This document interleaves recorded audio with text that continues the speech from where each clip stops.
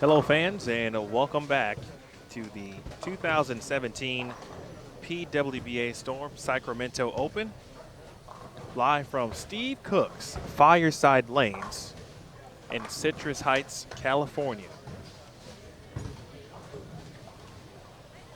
On behalf of all of our PWBA staff, to Neil Milligan, our tournament director, Kathy Waka, assistant tournament director, Jason Thomas, our brand manager, tour coordinator and merchandise manager, Kathy Kavicki, and anyone who I might be missing who works elsewhere and otherwise. We all appreciate and we say thank you, and most importantly, we welcome you to Bowl TV on Extra Frame. My name is Emil Williams Jr. I will bring you the final 6 games of qualifying this evening before we make our cut to the top 32. Of course, those in the top 32 will move on to tomorrow's Cashers Round, the Cashers Round tomorrow morning. Of course, essentially self-explanatory. If you make it to that round, you will cash. Round 2 just underway. This is game 1. We are behind lanes 11 and 12, along with 13 and 14. On 11 and 12, Jazriel Tan, Katie Sutphin,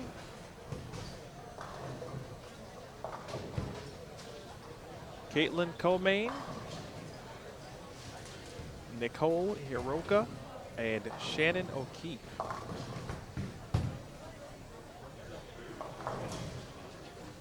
On 13 and 14, Dina Buxton from Australia. Brandy Branca was the number 2 seed for the Cubica AMF Sonoma County Open. Daria Payonk in the early conversation, or I should say in the conversation period, for the 2017 Rookie of the Year.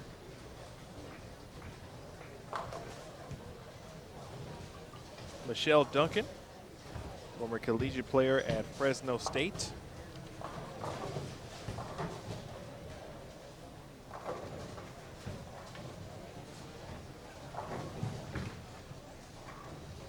And Wendy McPherson, USBC Hall of Famer and 20-time PWBA Tour titleist.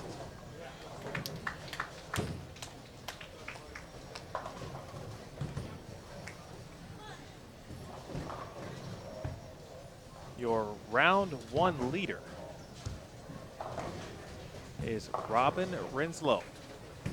Another individual will be and will remain in the conversation for Rookie of the Year, especially each time that she leads a round, for example.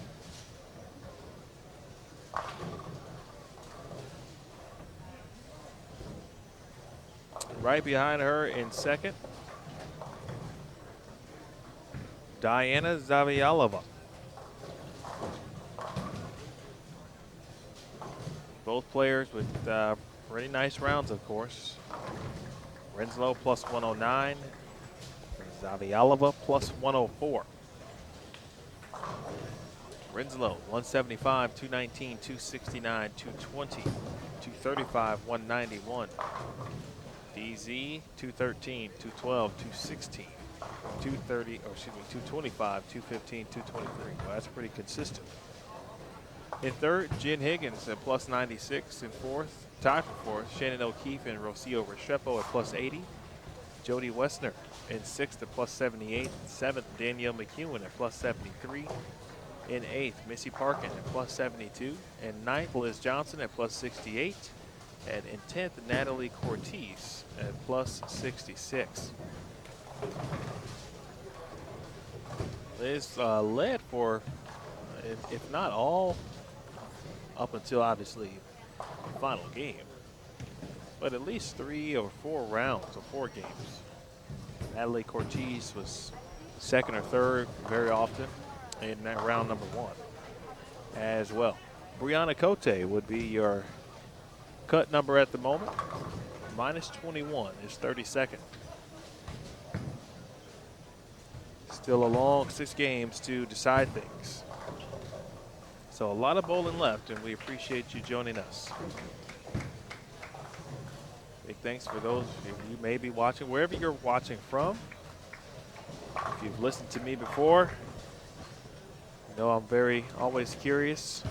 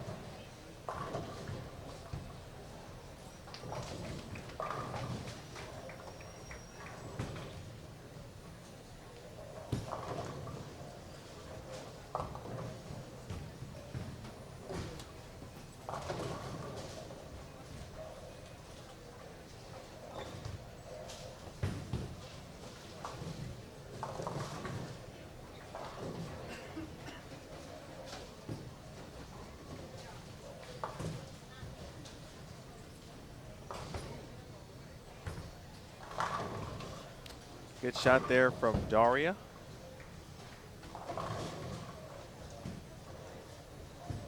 As I was saying, though, if you listen to me, you know, like to know where the viewers are watching or maybe watching from. Always curious. So we've got a live now link up for round 2. Round 1 is still up. We normally delete those just so folks won't be confused. They go on a Facebook page or any of our social media and expect something to be live, and it's not. But we got so many viewers and likes from that post earlier. I'm going to leave it up for a little bit. But round 2 is up as far as live now is concerned.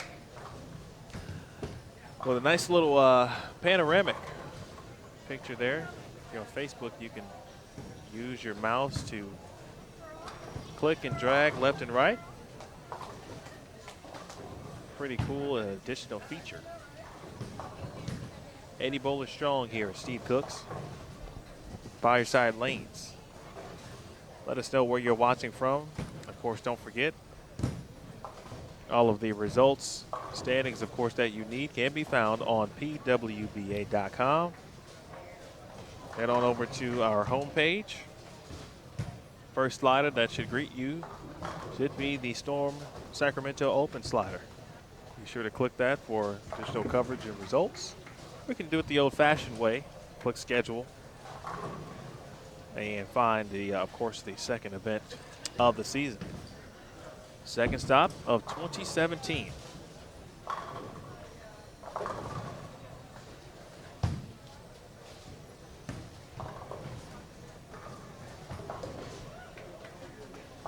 Team Australia, at least a couple members, to bowl next to one another here.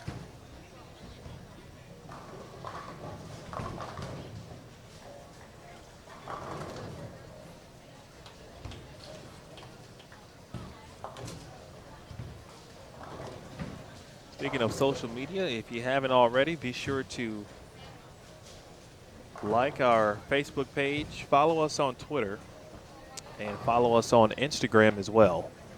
You can do all of those or find us at PWBA Tour. At PWBA Tour.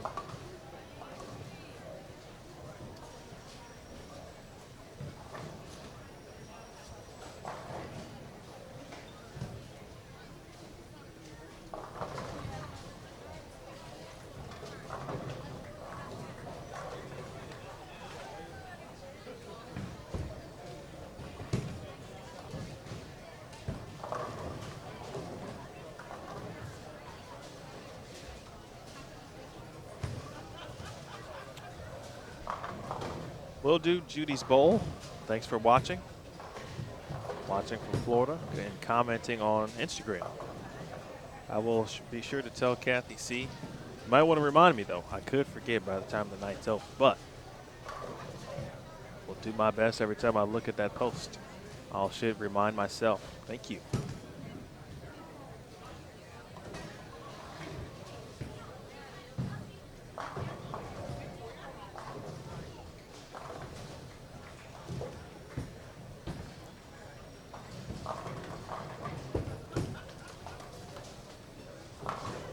If you are new to the PWBA at all,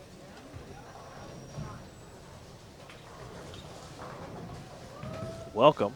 First and foremost, you get a chance to see many of the best female bowlers in the world.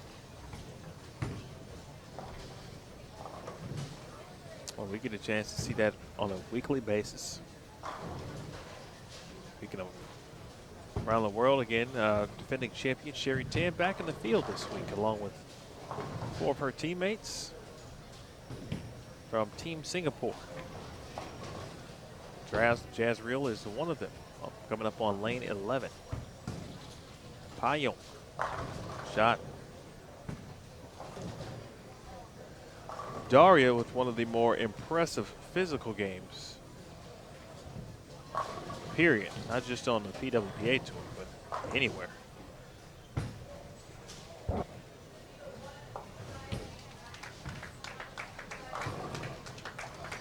last year,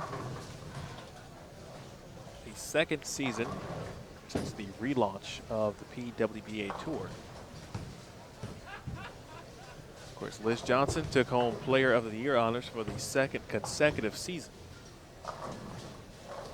Shot there from Tan as a double.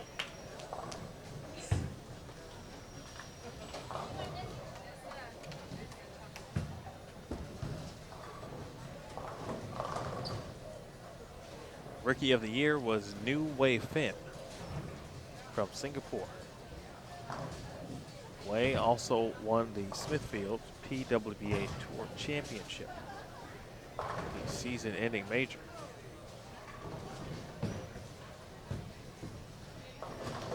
More Singapore news. Bernice Lim, as an amateur and or non-member, won the USBC Queens, a major event. Good shot there from Caitlin Comey. Clara Guerrero won the Go Bowling PWBA Players Championship. It was Clara's first PWBA title, and it happened to be a major title.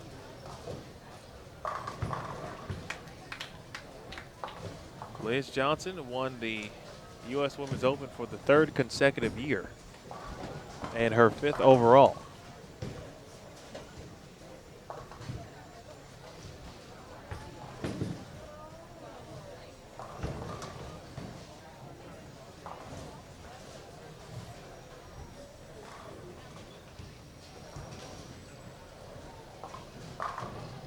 Nice shot there from Shannon O'Keefe. A single pin miss there off camera.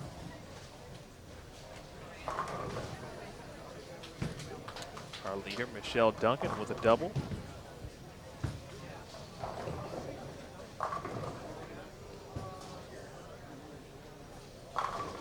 Let's see what else happened in 2016. We went over all of our major champions. Liz Johnson won two events, to the U.S. Women's Open and the first event, the Las Vegas Open. Shannon O'Keefe picked up her first professional singles title.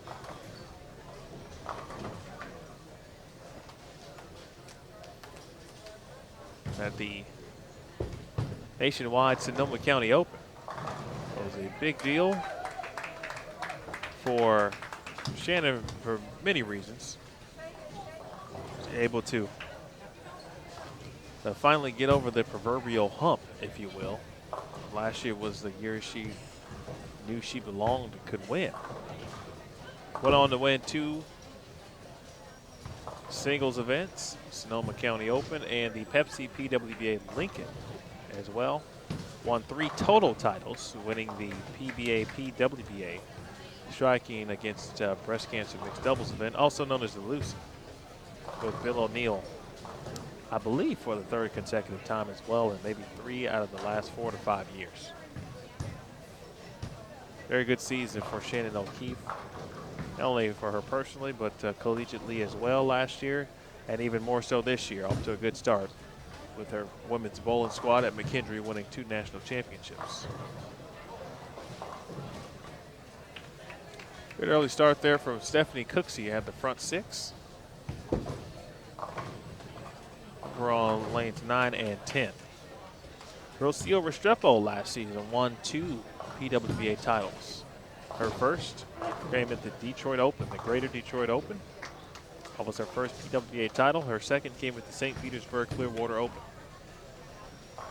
Rocio went on to, of course, make the semis, lost semifinal match, or in a semifinal match. There were 2 at the Smithfield Tour Championship. Finished runner-up, the Player of the Year race. Second in points behind Liz Johnson.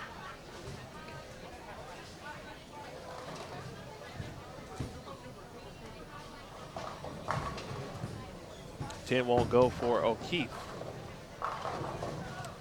Had several first-time champions last year. I've already mentioned a couple. Sherry Tan, the defending champion here. New Wave Finn, Clara Guerrero, Brianna Cote took home the Lexington Open. And Josie Ernest took home the PWBA Rochester Open. Danielle McEwen continued what has already been a phenomenal start to a career. She just continues to add and will continue. Of course, one of the best bowlers in the world, period, bar none. And she is very, very young still. I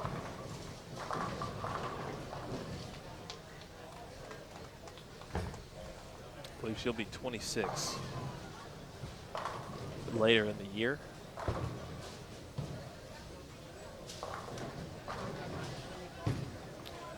I think we might be accounted for last season's recap. So if you missed anything in regards to 2016, you can still find all that information at PWBA.com. Greek church there for Payo.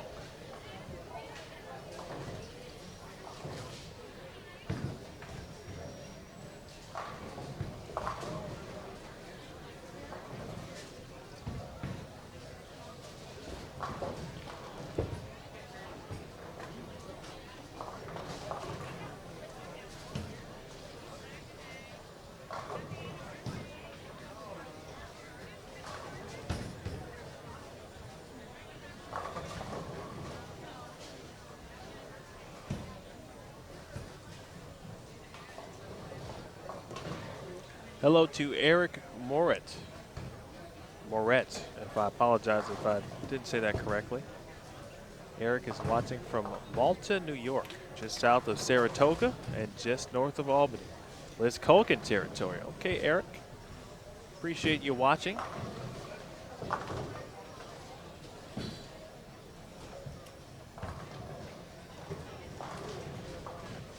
Hello to Sharon Ryan.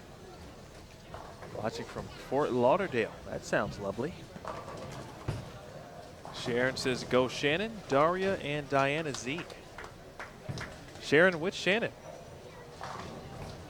We had two really good Shannons on tour, which is a plus.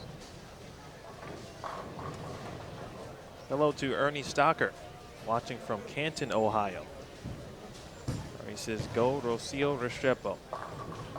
Vamos, indeed. Thank you to all of them for commenting. Feel free to do as they did.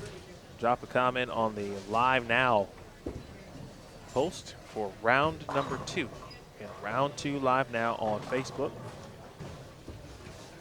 Also, if you're a bowling super fan, if you like bowling, Jason Thomas has posted a little in case you missed it in regards to last week's stepladder finals, group stepladder finals, that is, from the Cuba KMF PWBA Sonoma County Open. You can check that out also on YouTube. Match play and the group stepladder are uploaded on Bowl TV. So if you haven't subscribed there, be sure to do so. We will generally try to upload a previous week's event 4 to 5 days from that, from the finish or the conclusion. This week, I left the drive on the truck, so needless to say, we didn't get a chance to do that. But that's our goal for the season.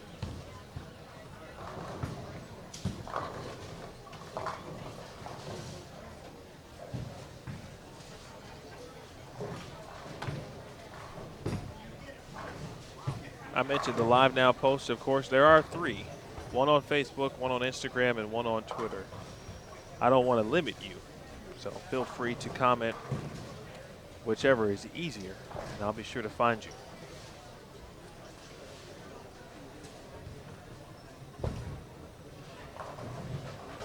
Eric knows what's happening. See, Eric has covered at least his bases. He's clearly on Facebook and Twitter, and he did what he had to do. Hello to Yvonne Dunnett, watching from Oak Lawn, Illinois. Ooh, that's my territory. Chi-Town. Oak Lawn, home of Arena Lanes.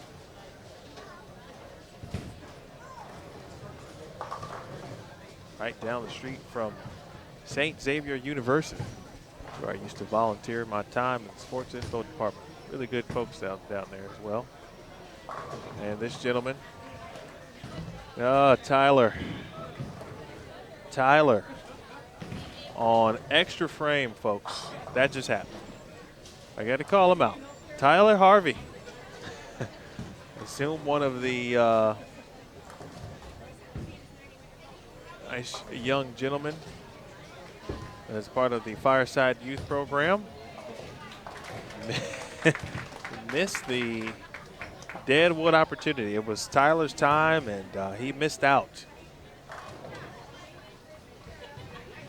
He may not ever get that opportunity again.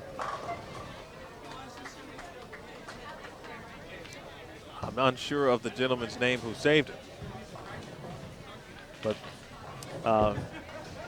good segue into giving all of the volunteers here, many of them again part of the Fireside Lanes Youth Program, a shout out because they've been great, helpful, and hospitable. And that goes to not only the volunteers, but the staff here at Fireside Lanes. Steve Cook, of course, our friend Jack, Brittany Shelby doing great things behind the counter. They've been fantastic. Brian Williams, big thanks to Brian Williams. He has been getting things lined up and assisting in many ways with local contacts, media, etc. Big thanks to Brian as well. It's nearing the end of game one of round number 2. Caitlin Comey, I liked it. Slapped it out as a very important four-bagger. Big thanks to the cafe staff here as well. Although it was a little busy, of course, during the break, not much time, but they were working extremely hard to get everyone's food out. And not only did they get it out in time, but it was very good. So thank you. A broadcaster's best friend.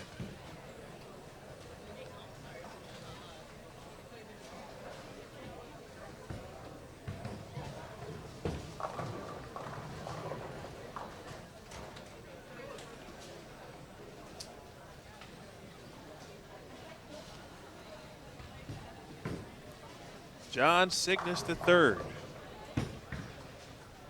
Good nickname, John. Siggy from Trumbull, Connecticut. John is working hard but watching bowling. That means, John, it's probably 9:46 your time, so we do appreciate that. I said some of our good viewers on the East Coast and on the Central or in the Central time zone may not make it throughout the night with us, but I certainly understand. We'll make up for it with our folks from Mountain Time, Pacific Time, and I'm just talking about the United States. We do have several international viewers. Of course, we have an international type tour. Daria Payuk, for example, from Poland. Let's take a look at her game. Not much to not like there.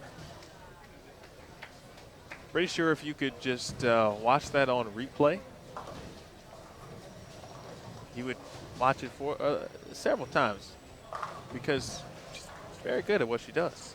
So is Caitlin Comey. She's got 5 in a row from Australia. Robin Renslow missed a single pin in the 6th frame, but immediately bounced back. That's off camera on 9 and 10. She will be up on lane 9, so you may get a chance to see essentially 2 pairs from where you see Shannon O'Keefe about to enter your screen.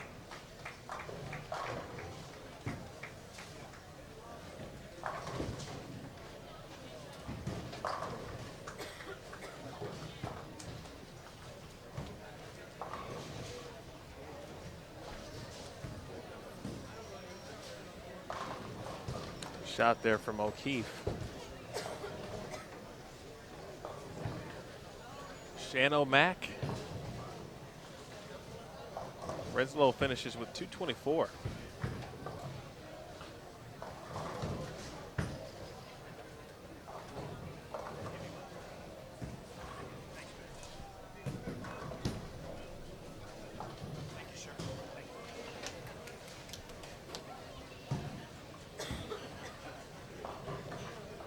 Renslow from Brentwood, California, again your leader after round number 1. Brentwood, not the SoCal Brentwood, the Brentwood that is in Contra Costa County, which is in the East Bay. That is in, of course, the San Francisco Bay Area, for those who may be unfamiliar.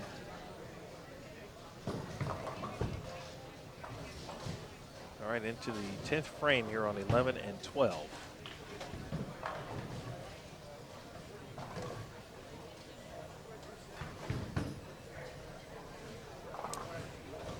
Check some other Facebook comments. My man Omar Arnett. Shout out to O. Been a long time when I think about it. Not saying that we're old, but used to bowl junior league together. I joined this league back in the day. Who knew we'd still be doing cool stuff in the bowling industry? Omar and his family, wife Anita, and son Mason.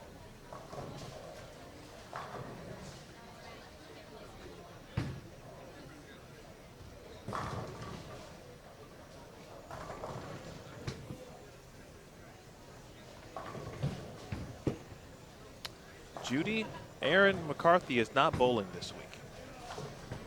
I believe Aaron McCarthy is going to a very cool wedding in Spain. If you joined us earlier, or if you missed that, we talked about Josie Ernest not bowling this week either. It is because Josie is jumping the broom this week in Spain. That's a pretty good trade-off, I think.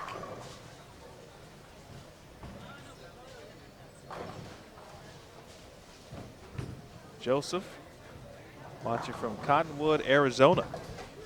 Let's go, Daria. Well, Joseph, you picked the right game.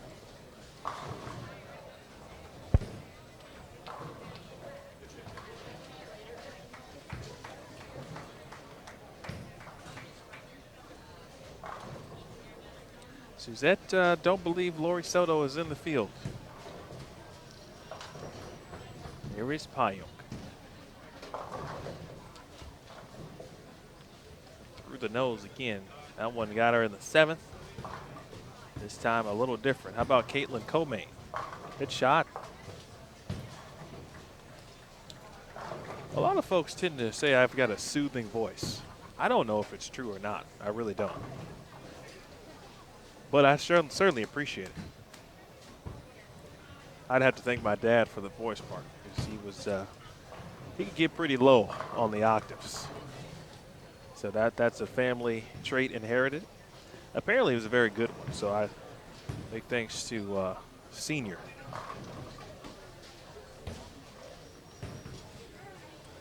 And Lizzie Johnson, Lizzie J, finishing things up to our left, 233. Kind of business as usual for Liz Johnson. How about you make it, Daria? Gave it a good run. Tough game and tough finish there. 187 for Daria. Caitlin Comey. Is that 7? Maybe, yes. 7 in a row for Caitlin Comey. Similar to what we saw in game number 1 earlier today, round number 1. saw some strings and a few high scores out the gates. We had a couple 240s, some 230s earlier. Had a couple 250 games. Saw some 260s sprinkled in towards the middle. And several 230s towards the end of a block. So the cut line and those who will be in it far from being determined and decided here.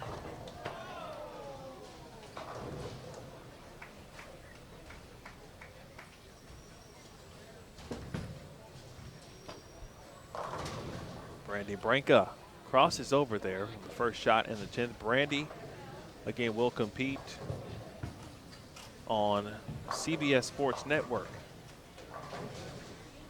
after earning the number 2 seed last week, the Cubica AMF PWBA Sonoma County Open.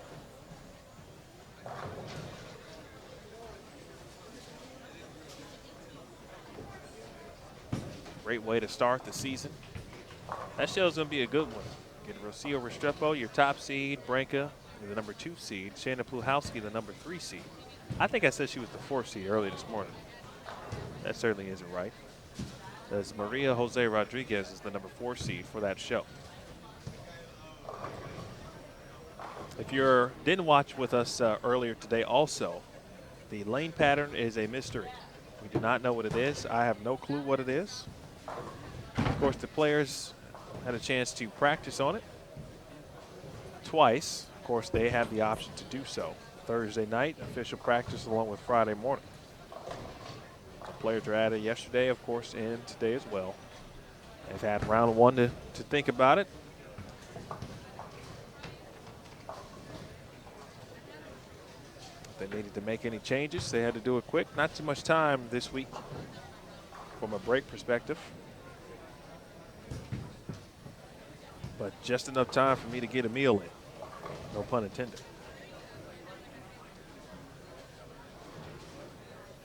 All right, Shannon O'Keefe, 9 spare in the 10th.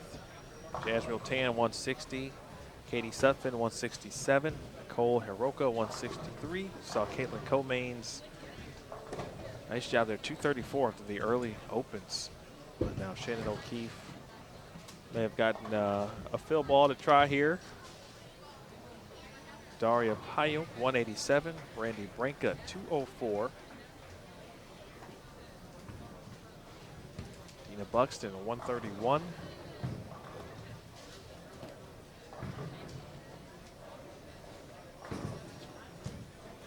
Michelle Duncan had to get up the hill. He's 2-8. Fill shot for Shannon O'Keefe. Pretty solid.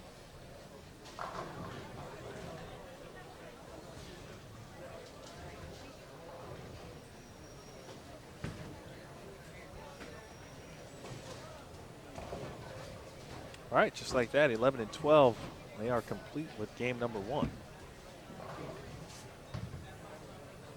You can follow the pairings, of course. You want to know where your favorite bowlers will compete or when will they hit the featured pairs. Guys, hit PWBA.com. Again, click on the slide banner. Got all the information there once you click that. Or you can go right to pwba.com/live. Click on pairings, and you'll see the schedule there. Wendy Mack, 168. And Michelle Duncan set to finish things out here on her fill shot. On 11 and 12. Saw this cross earlier on our other pair. The aforementioned Maria Jose Rodriguez. Diana Zavialova. Nice shot there from Michelle Duncan, 199 for the Lincoln, California native. And we are on to game 2, as Bill Belichick would say.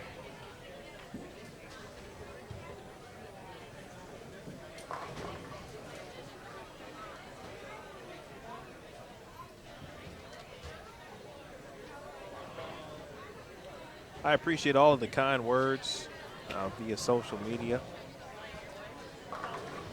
You know, I've got the fun part. I get to watch the best in the world on a weekly basis.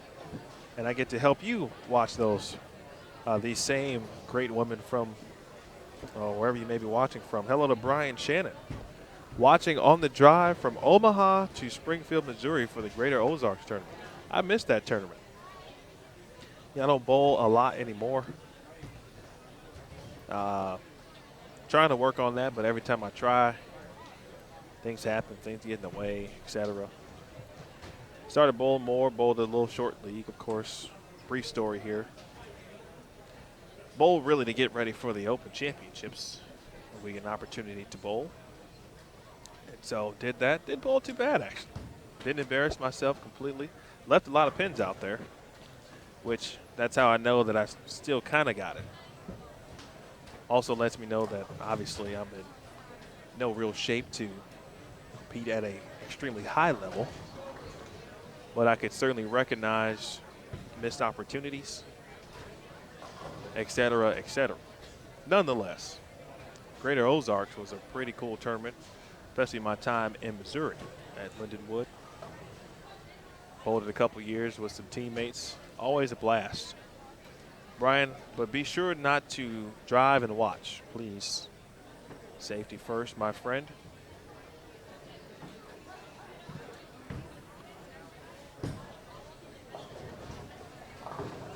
Correct? No, it's definitely not 40 feet flat. There's no doubt about that.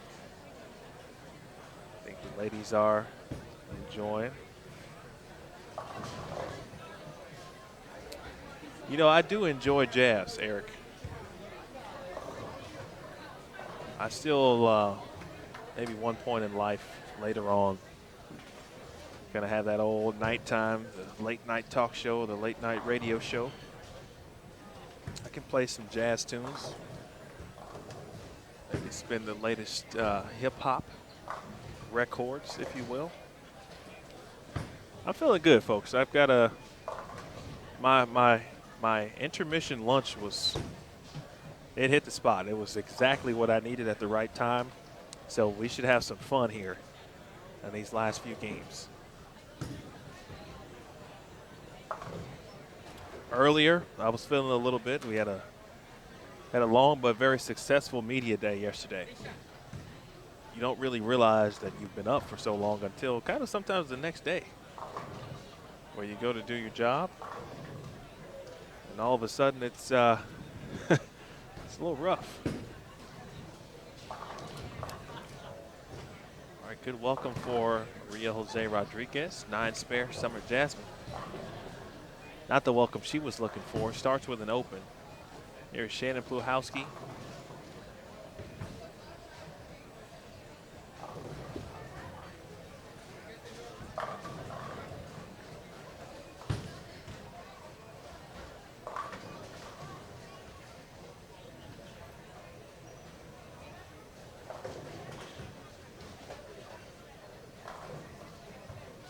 Folks, feel free to share this post. Either of the live nows you can share on Facebook, retweet via Twitter, repost on Instagram. Let everyone know and support the PWBA Tour. Next week we'll be in Fountain Valley, California. It'll be I think my first trip to, wow, will it be my first trip to the LA area? If it is, it's cool, but it's kind of bad. Should have gotten to LA or the area sooner. But another cool thing about what I do, what I have the opportunity to do, and that's visit places that I may not have visited. So we will head to Fountain Valley next week. Fountain Bowl.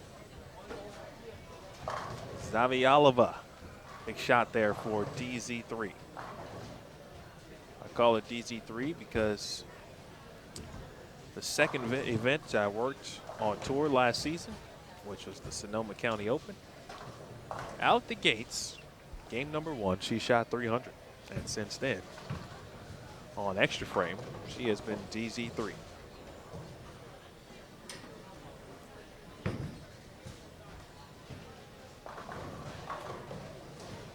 Missy also watches. So if Diana's mom is watching from Latvia, hello.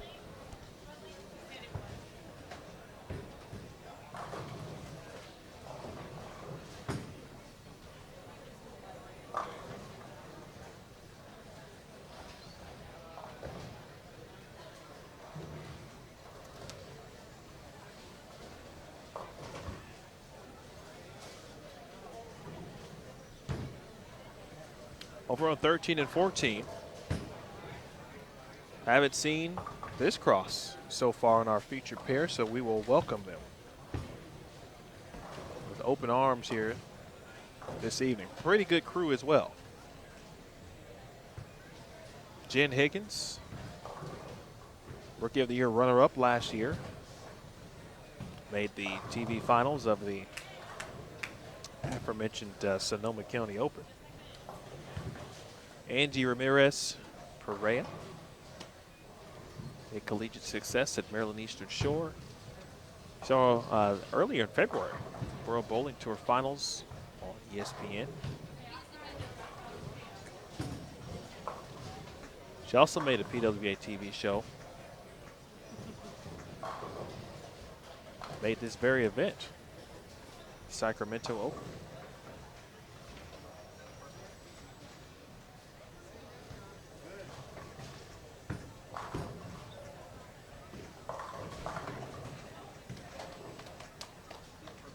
She finished 4th there. Alicia Current.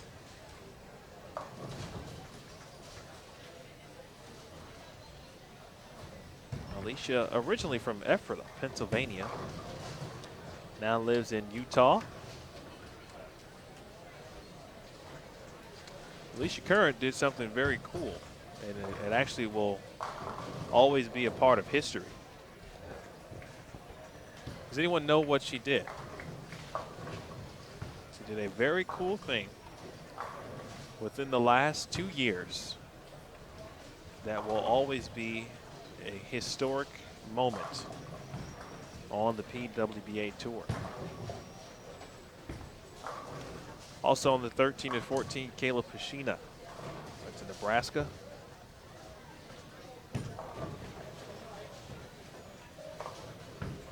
And Joanne Gonzalez,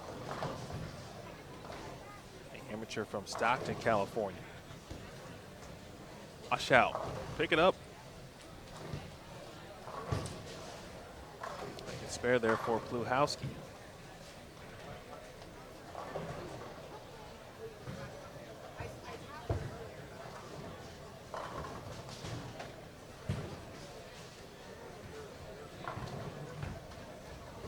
Hey, thanks, William.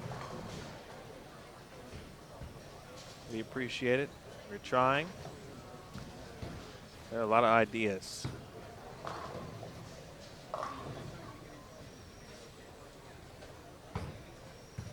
Jenny, watching from Melbourne, Australia. Indeed, she says go Dina and Caitlin. Thanks, Jenny, for tuning in. Be sure to check the pairings to see if they will return to the featured pairs today, or at least somewhere be close. Tomorrow we will trade 13 and 14 in for 15 and 16. We will essentially switch those pairs. That one will not be in play. It'll be 15 and 16 for tomorrow. Again, tomorrow, Cashers round at 8:30 a.m. local or Pacific time. We will cut then to the top 12 after 6 games for match play. We'll break them down into 2 groups based on odd and even seeds. And then we'll have match play. Position round, game 6. Those who lead their respective groups, Group A and Group B, those leaders will be the top 2 seeds. Of course, overall seed will be declared based on by total pinfall. Seeds 2, 3, and 4 in the respective groups will then meet and battle it out in the group step ladder finals. Those do not disappoint. Certainly obviously not the finals of the event, of course, but it is a way for the host center to kind of still have that finals type feel. And, you know, we decide essentially 2 additional TV final spots. So there's a lot on the line. All right, Jen Higgins won another Ohio Queens during the offseason. Take a look at Joanne Gonzalez, the lefty. That one looked like it never read. Leaves a makeable spare.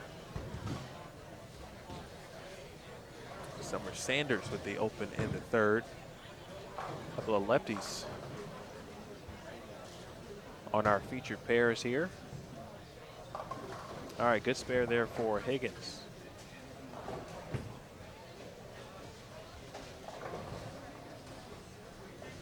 If you are just joining us, you are watching. Uh-oh, did I change it? I did change it. Game 2.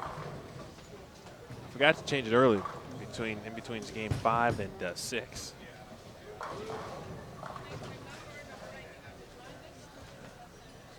All right, let's take a look at our scoreboard update.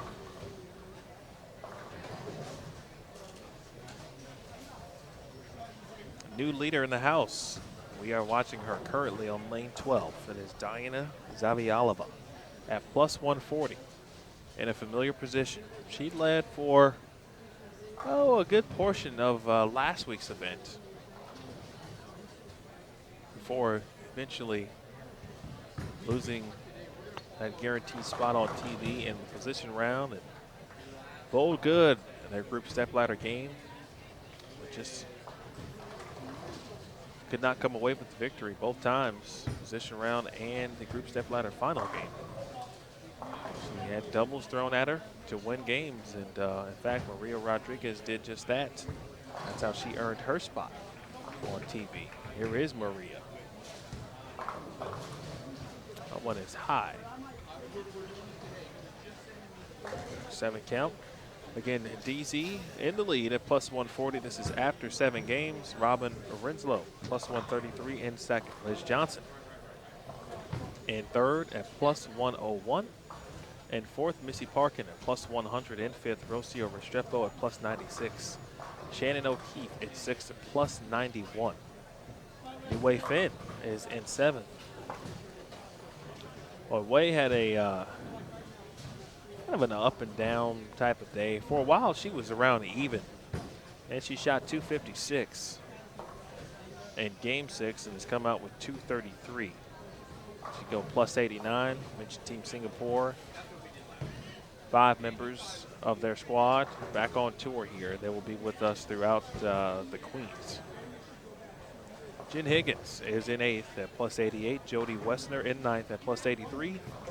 Danielle McEwen is in 10th at plus 76. There's a good shot from Gonzalez.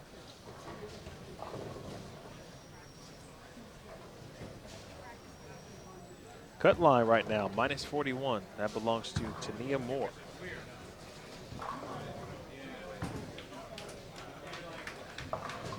Still early, of course, in the season, so some players making their debuts this week who did not bowl last week, some who did not bowl last week or did bowl last week, aren't here for various reasons.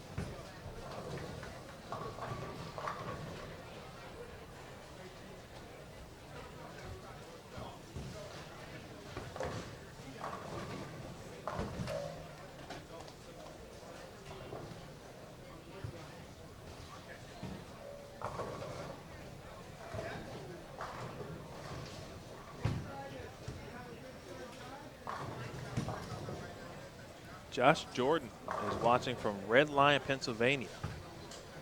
Let's go Team EBI, watching with a 14-month-old baby girl who loves to watch bowling.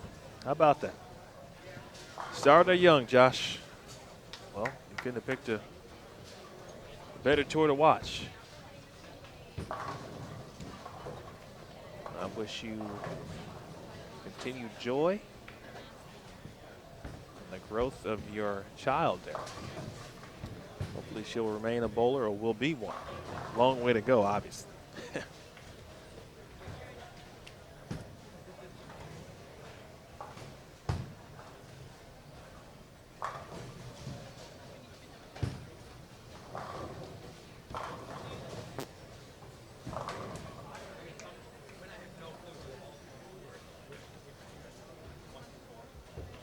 Sal, that is the correct answer.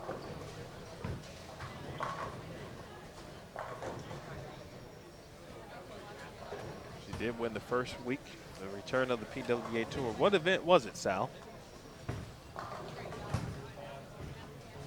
You got to get that one right. Tamara or Tamara, I apologize. It's Tamara Barker. Hello. She says hello, everyone. Join the bowling from Minden City, Michigan. I wonder where that is in relation. Let's find out.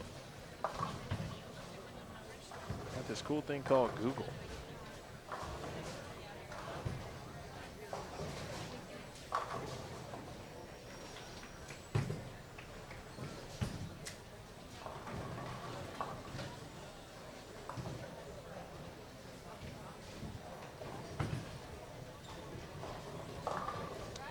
Minden City. I've looked it up and I still don't know where it's at.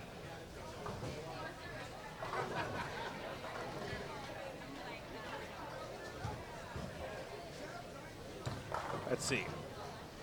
In relation to the nearest city. Looks like it's near a border though. Well, maybe not. It's up there.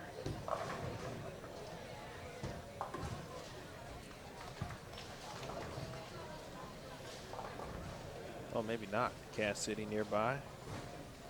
Bay City, Saginaw, and kind of the vicinity. There's Detroit. Okay. Well, thank you all for watching.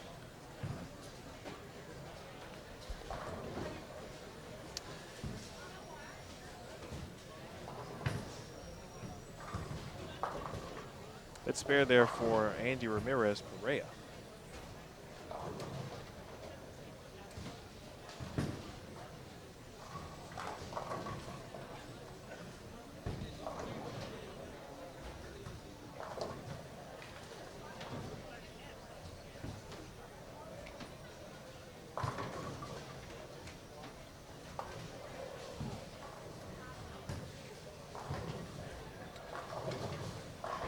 Almost through 5 complete.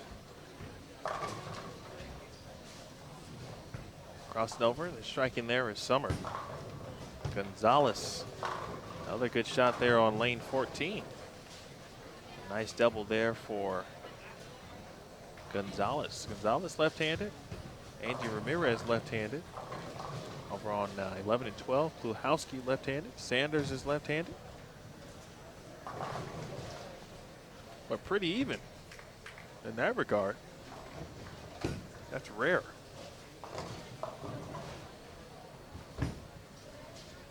There's ARP, not AARP, but ARP. Angie Ramirez Perea.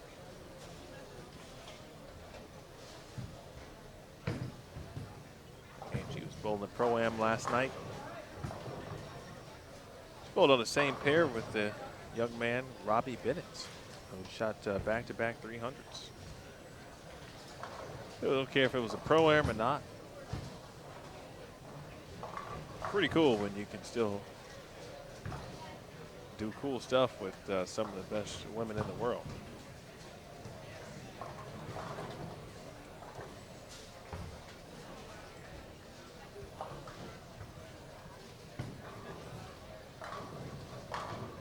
That's a pretty good shot there for Maria.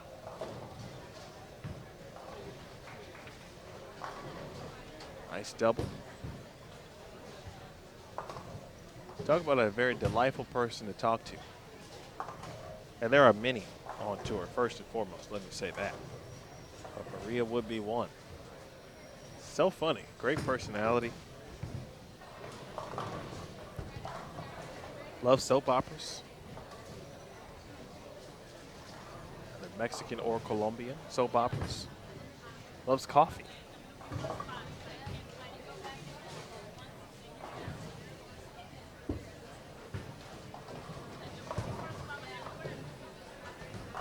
James, not completely sure. So when you don't know, you don't comment on that. So I'm not completely sure. But she does live in Utah, although I don't think she works at Storm. I do think her significant other does. In fact, almost positive that.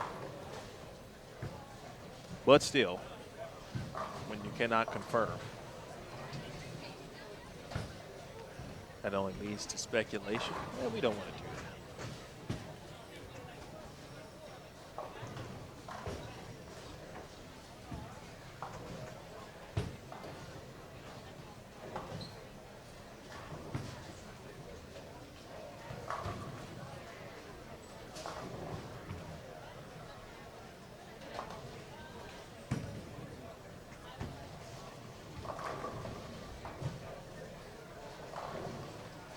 Amanda, thank you for watching. She said our baby girl will start bowling this summer. That's fantastic. I hope she enjoys it. Even if she doesn't love it, she will continue to do it because she likes it or enjoys to just be able to bowl. Essentially, but that's what it's all about. It's a very good youth program here at Fireside Lanes. So when you start them young, but you start them, of course, in a variety of things. And then, you know, kind of give them that option to choose. That's generally how it works. That is correct, Sal. My man.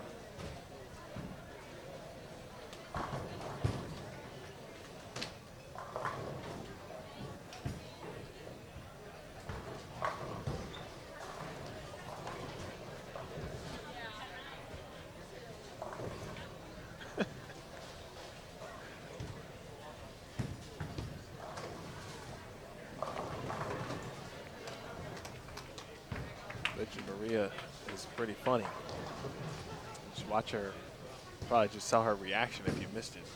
You should check it out on the archive replay or hit rewind on the toolbar timeline there on Extra Frame.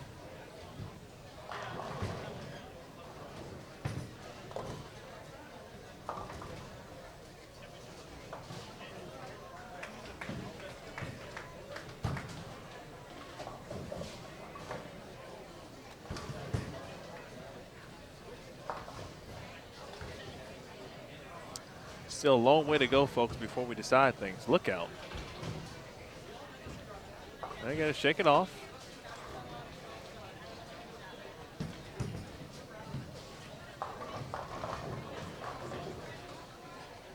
See some pins start to fly a little bit here. Good shot there from Kulhowski. Shannon always kind of gives the subtle fist pump. Just kind of brings it back a little bit. Boom. Really gets down on the shot. You can tell as well.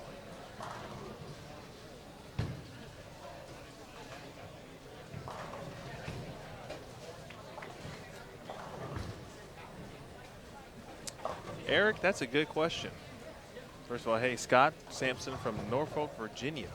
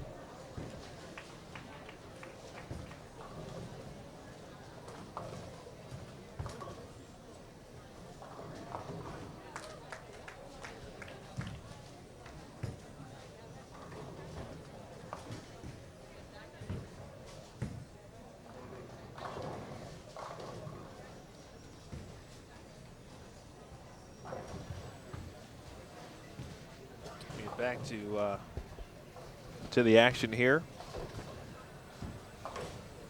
Again, Scott, hello. Tamara. Oh, no problem, Tamara. Hey, I've got access to the computer. I should be able to look up Minden City, Michigan, find out where it is. I did see east of Bay City. We appreciate you tuning in. Eric, the most surprising country, I don't know if any country surprises me, because I had to realize that we do a lot of international events on Bold TV. And so it's not even like a surprise. It's more of a, at first it was kind of like, oh, wow. You know, we've got someone from the Netherlands watching, for example. But when you realize we cover a lot of Team USA events, for example, you then get viewers who subscribe to our channel and understand what we do and want to watch bowling. Now, I would say that almost regular viewers sometimes will include the Netherlands and Sweden. Generally, at least one viewer every time we're live on Bold TV. Generally get one viewer from each of those areas.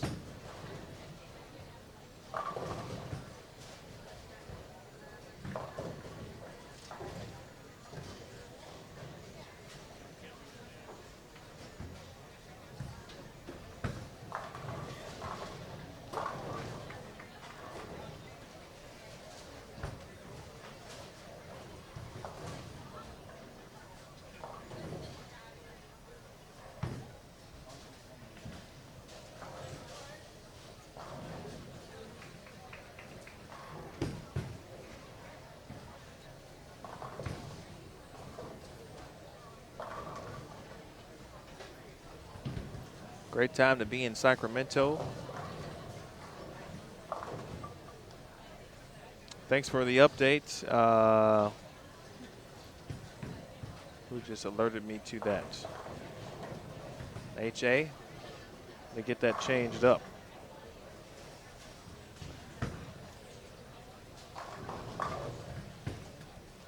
We'll have that changed in a jiffy.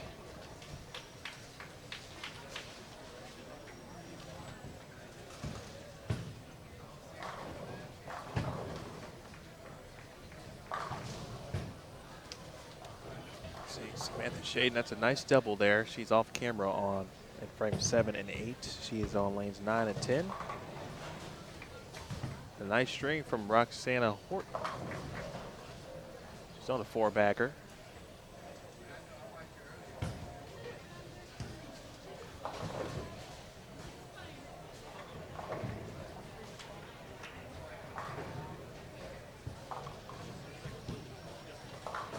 Wulowski takes care of business on the spare.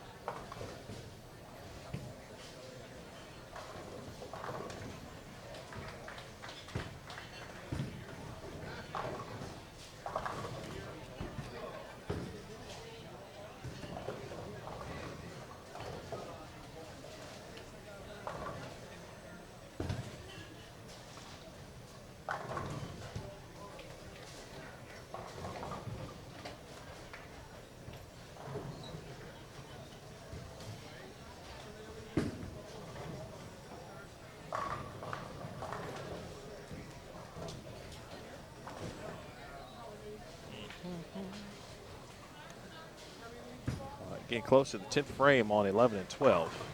Alicia Current, good shot in the 8th.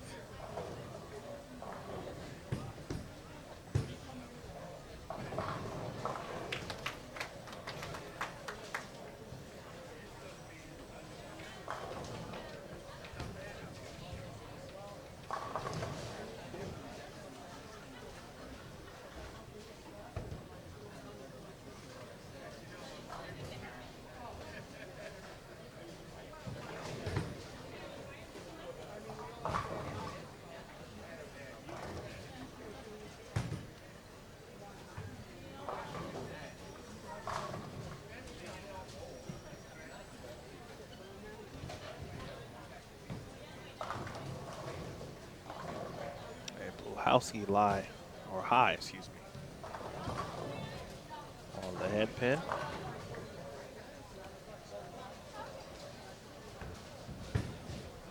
Just leaves the 6. Still clean.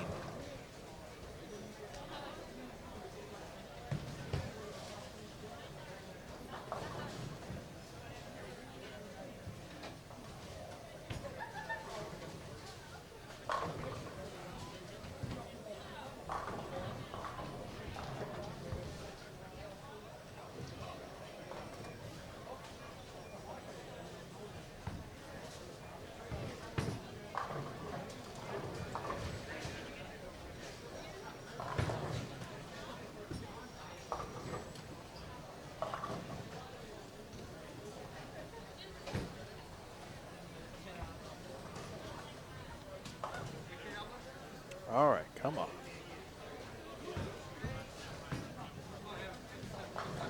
All right. Okay. Thanks to HA again in Facebook on that post letting me know that qualifying round 2 still linked to last week's scores. So that is updated now.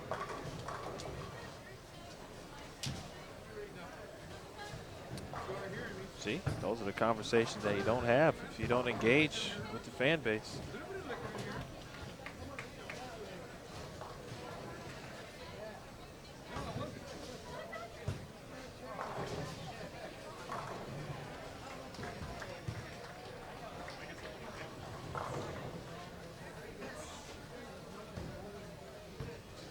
Rodriguez,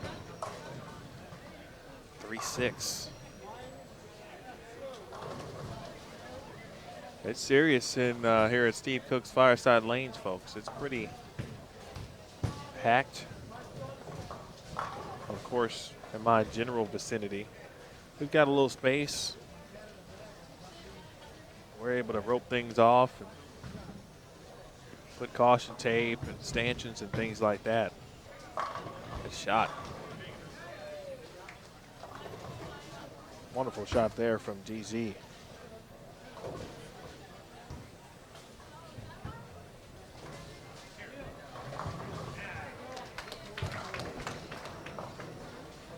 I mentioned there are a lot of local players in the field. Amber Vega being one of them. She has herself a 4-bagger just on 9 and 10. She finished 31st as an amateur last season at this event. But many of the players represented. You see a good shot there from Angie Ramirez. Summer Jasmine on the 3-bagger. How about the first one in the 10th? 9-pin last to fall, but she'll take it. I'm just going to go just down the list on our pairing sheet. Kristen Romero, Lincoln, California. Again, just down the street. Amanda Duplin is right here in Citrus Heights. Already at 2. Heather Detry from Lincoln. Jeanette Adams from Sacramento. That's 4. Jennifer Dirks is from Antioch. That's in the Bay Area. So that still counts in the Northern California realm. So we're at 5, if my count is correct. Then Jenny Scott from Sacramento, 6. Kimberly Powers from San Leandro. That too is in the Bay Area. So that will count. I believe that's 7. Adriana Tatiello from Oakley. That's local, which is 8. Jennifer Reven from West Sacramento, 9. Jasmine again.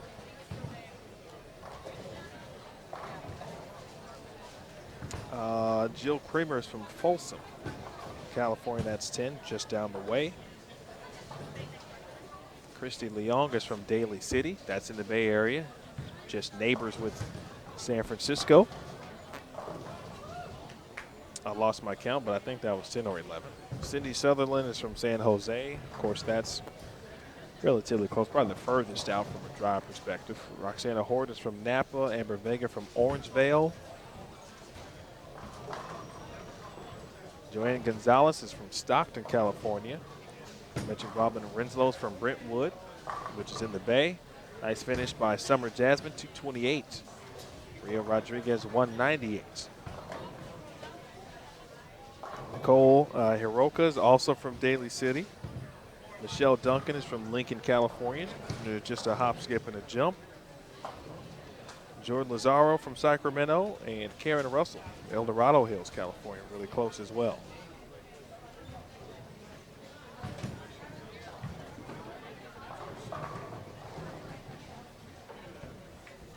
So by my count,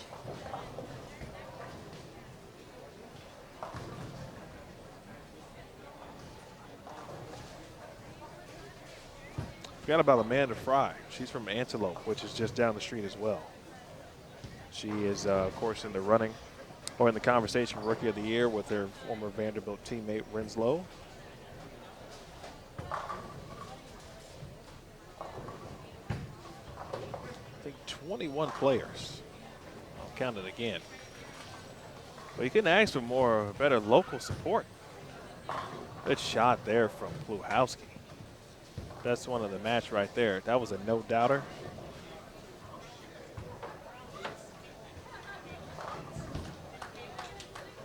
But that's, you know, exactly what you want to see.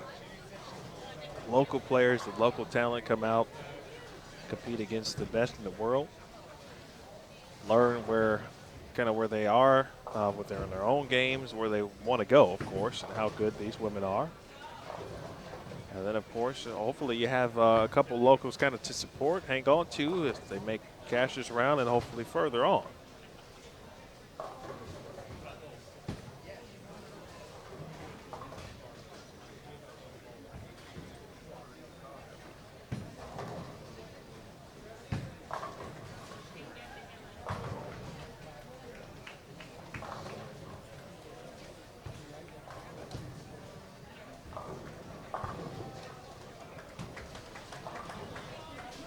Owski doubles.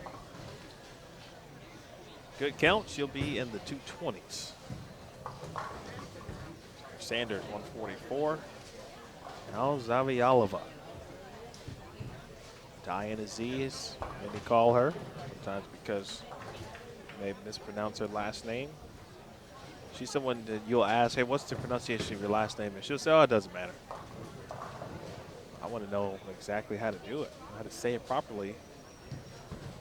The best shot there, so there's a 2.810 in the 10th frame. And Alicia Current. I went in the channel beforehand.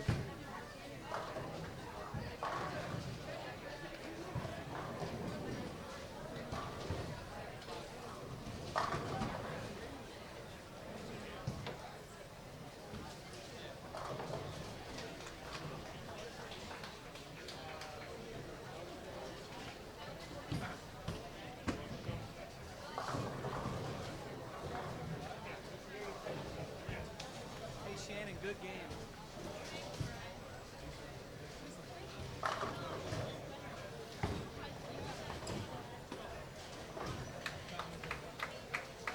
All right, the open in the 10th for DZ3, 194. That's her final tally.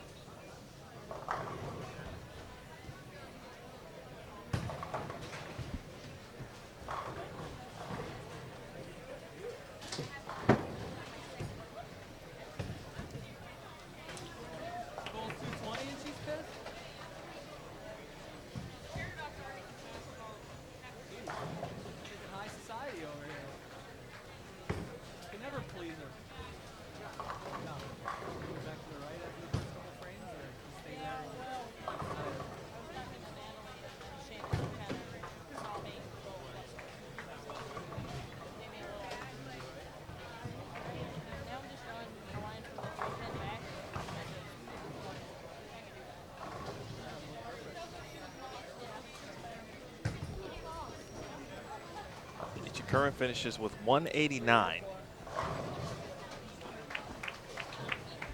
Jen Higgins strikes first shot in the 10th, 7-pin. Takes care of that. 206. And getting some corrections.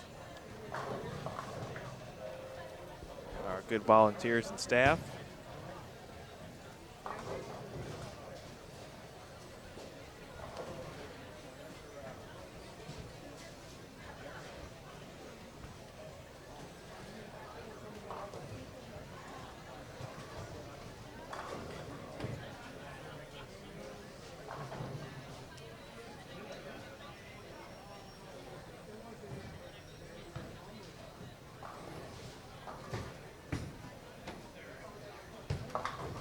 Oh, a break. A much needed one there for Angie. Angie, very talented player. Talk about international squads. It's a big year internationally. Around the bowling scene.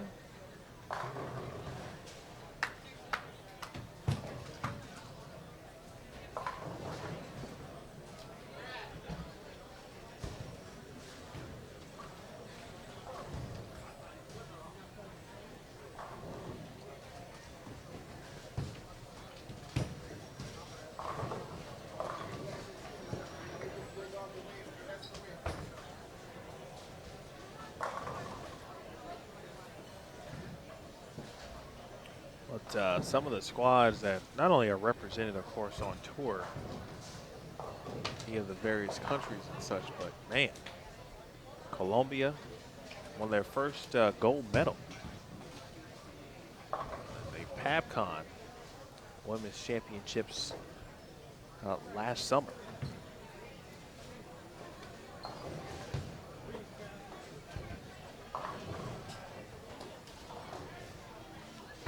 You already know about Colombia, of course, Angie. There's Clara, Maria.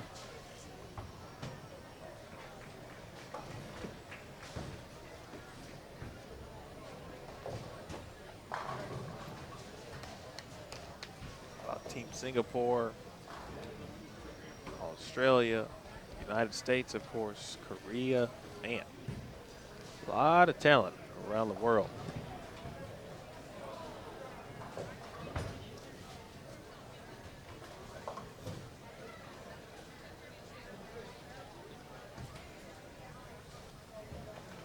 The World Championships will take place this year in December. December 4th through the 18th in Kuwait.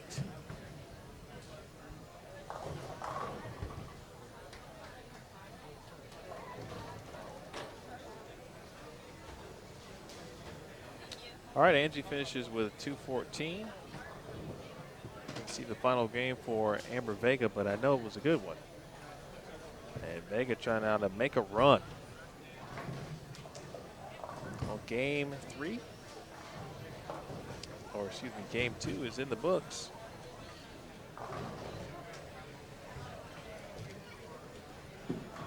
Folks, if you're just joining us, again, my name is Emil Williams Jr.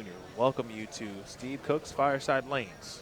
That's where we are this weekend. Second tour stop, the 2017 PWBA season. We're about a week and a quarter in, and it's already been phenomenal. We've got a long way to go. Rest of the season to talk about. We also got kind of next year to talk a little bit about as well as we move along in the season. Schedule released yesterday. A couple new markets, venues, and areas to travel to. Someone posted, I believe, on our Live Now Facebook post, being from Connecticut. There's a stop in East Hartford next season.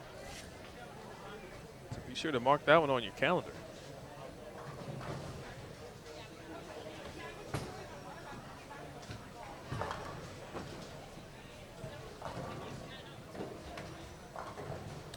All right, Linda Barnes, Tish Johnson, Brittany Himmelreich, Christy Leong, and Tania Moore. Now on 11 and 12. 13 and 14, Samantha Shaden. The aforementioned Amber Vega, Amanda Green, Roxana Horton, and Cindy Sutherland. Saw this group a little earlier today during round 1. Moving right along here, already again in game 3.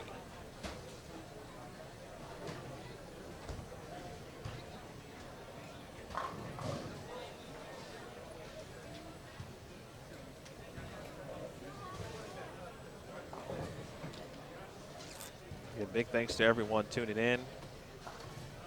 I know it's getting later, of course, in the respective time zones, so thank you.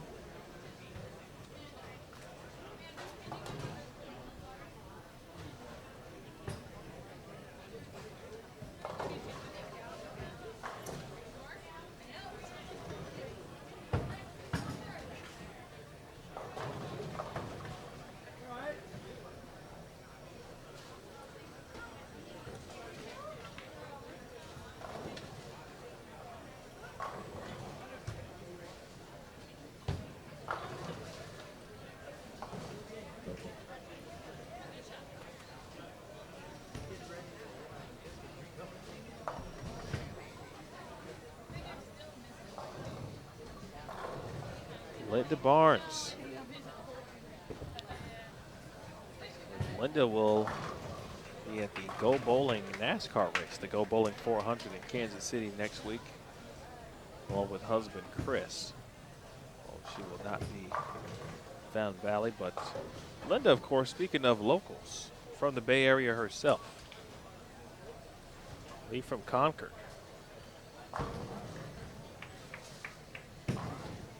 The Bay Area is a pretty cool place. I spent 18 months in the area. The only thing I can say about it, of course, is if you can afford it, by all means, go ahead and give it a whirl.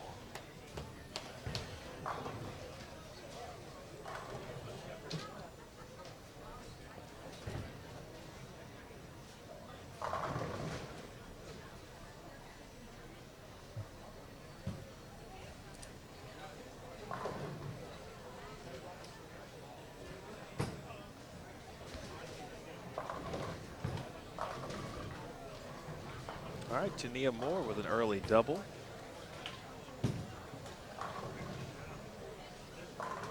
Nice shot there from Cindy Sutherland. Tish Johnson, both USBC and PWBA Hall of Fame. If you're near a PWBA event this season, be sure to come on out.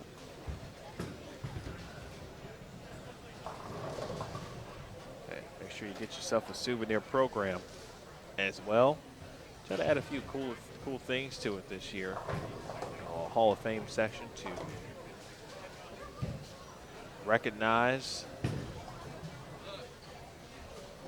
all those iconic players, members, both performance, builder, and pioneer categories. Also, there's a history piece in the program as well.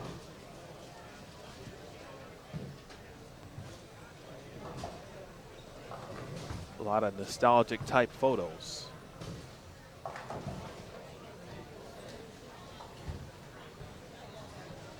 Tish, that look on her face, probably couldn't believe it didn't hook.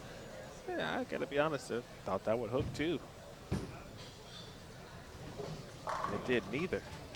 Samantha Shaden, she's been striking, I feel like, since game 5 of round 1.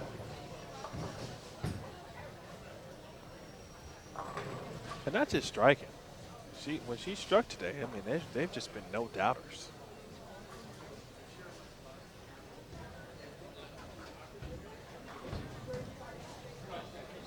Christy Leong had a big game.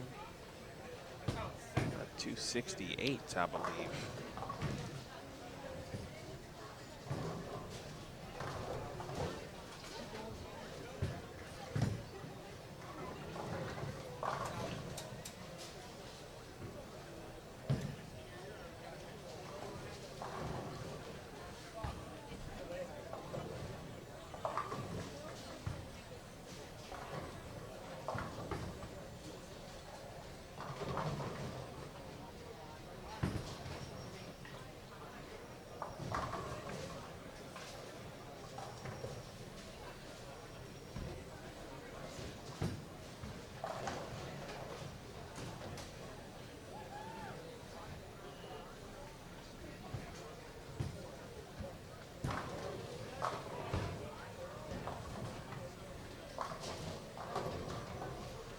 Early doubles to start on 13 to 14. Can Amber Vega join the club?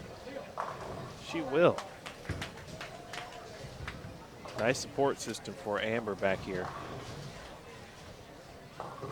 She was one of the, the only woman to win the Greater Sacramento Open Masters, or Sacramento Masters, I should say, event.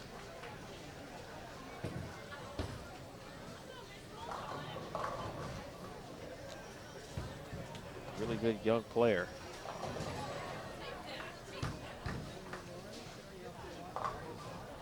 Looked up to Leanne Holstenberg, Kelly Kulick. It's gotta be cool to have a literal local legend to kind of aspire to be. Leanne Holstenberg is from Roseville, which is literally, I mentioned all of some of those local cities. It's just down the street. Of course, Leanne now lives in Utah, working with Storm, but I mean, imagine just having that type of individual, and many have had someone like that. But not everyone gets to kind of say, hey, there's an iconic Hall of Fame type figure. Oh, wow, what a shot there. 8-pin for Amber. And of course, you can never go wrong with Kelly Kulick. Here's a Hall of Fame shot from Tish Johnson.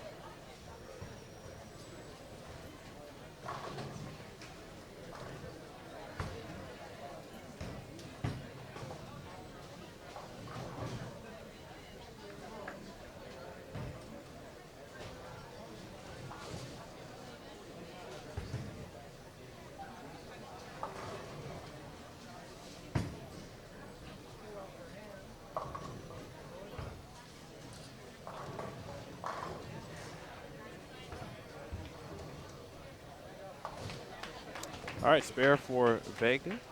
10-pin for Samantha Shaden. Way to shoot that Greek church there for Christy Leon. Brittany Himmelreich looking for mark on the board. That one a little wide, and she leaves the 1-2. Anybody ready for a scoreboard update? Even if you're not, here it is. Plus 135. Danielle McEwen. Not 259. Game 2 of this round. She is now atop the leaderboard by a pin over Diana Zavialova. Robin Renslow at plus 132 in third. Shannon O'Keefe in fourth at plus 126. Rocio Restrepo is in fifth at plus 117. In sixth, Missy Parkin at plus 116. Liz Johnson is in seventh at plus 102. And eighth, Jennifer Higgins plus 94. Natalie Cortez in ninth at plus 91. And Jody Westner now into the top 10 at plus 72.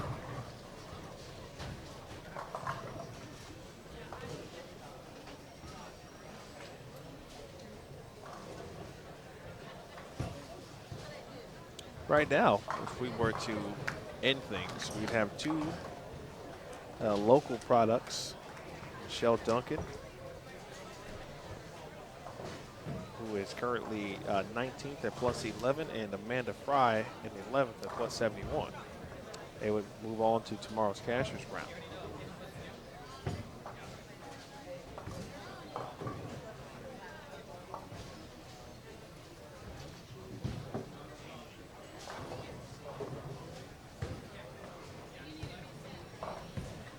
Amber Vega is close. She is 37th at minus 50.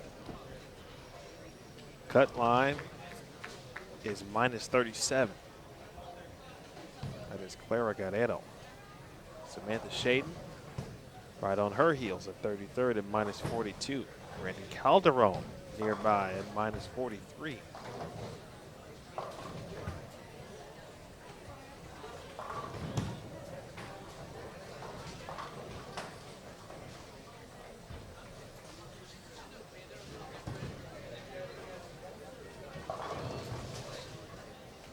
Players Volunteers taking care of Deadwood.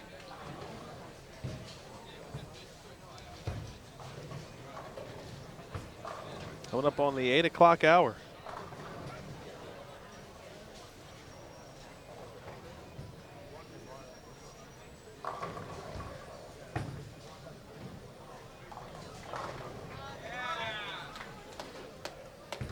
All right, Christy Leon back on it here, striking the 4th.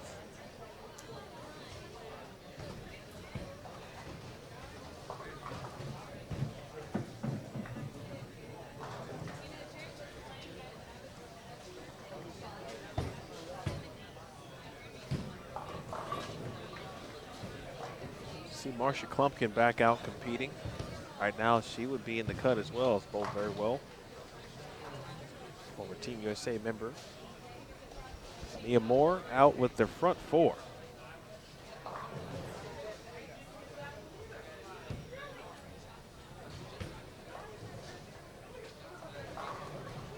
A lot of success. Maryland Eastern Shore. ITC and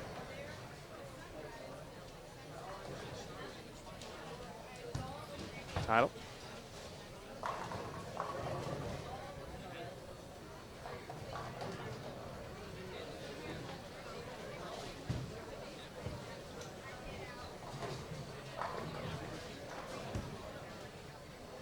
So a brief delay over on 13 and 14. Mechanic taking care of business.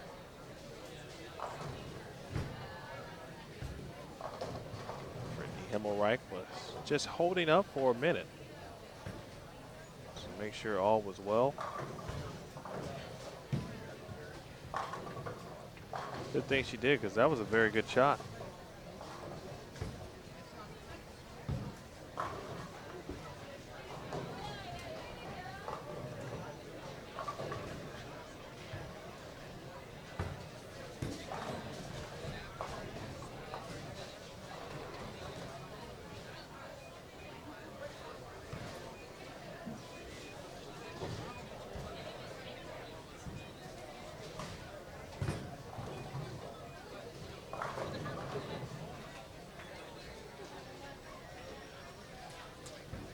Rest of the season, of course, mentioned Fountain Valley next week, then the USBC Queens. That is the first major of the 2017 PWBA Tour season. Familiar with PWBA Tour at this point? We know that we also tape standard events at major events, essentially. There's more out of trouble there, it just leaves the 2-pin. The Midwest swing is very similar to what it has been in the past. We will hit Wichita, Lincoln, Nebraska, Wichita, Kansas, that is, Lincoln, Nebraska, and then the Detroit area, Canton, Michigan, to be specific. We had North Rock Lanes in Wichita, Sun Valley Lanes in Lincoln, Nebraska, and Super Bowl in Canton, Michigan. And we'll head to the Ashwaubenon Bowling Alley. Great folks there. In fact, all of those centers I just named, well ran, including the Ashwaubenon. Talk about a nostalgic type feel and look. Ashwaubenon is just that. Mascots are priceless. Once the Midwest swing is complete, we'll head east.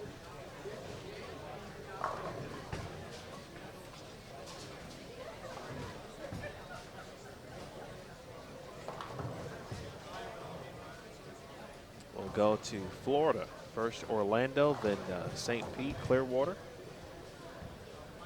So Seminole, Florida is the exact city. And then Rochester, New York. The Lucy, of course, the PBA, PWBA striking against breast cancer mixed doubles. And then the U.S. Women's Open. Of course, this year, Smithfield, big thanks to all of our sponsors, Smithfield, Pepsi, GoBowling.com, Cubica AMF, new this year.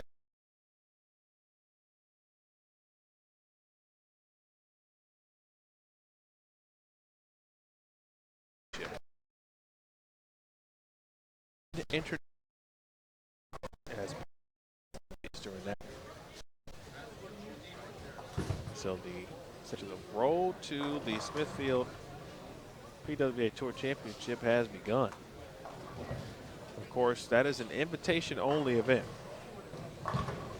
Season ending, the only way you can participate is by one of two ways. One, either you win a championship, you win a title, that automatically guarantees you a spot.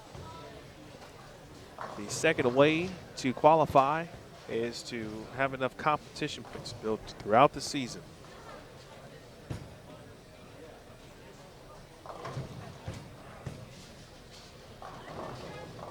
So, questions, it is very possible that someone who is 35th on the points list could make the Tour Championship.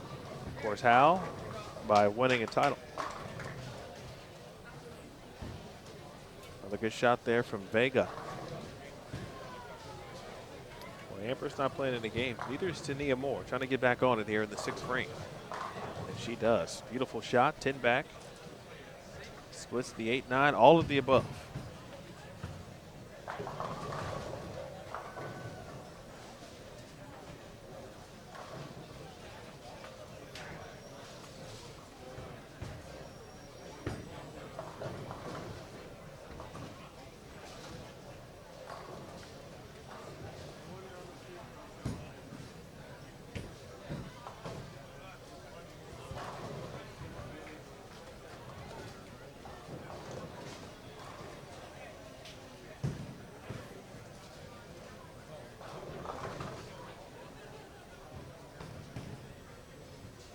Miss Ernie's second message there. That's a good story.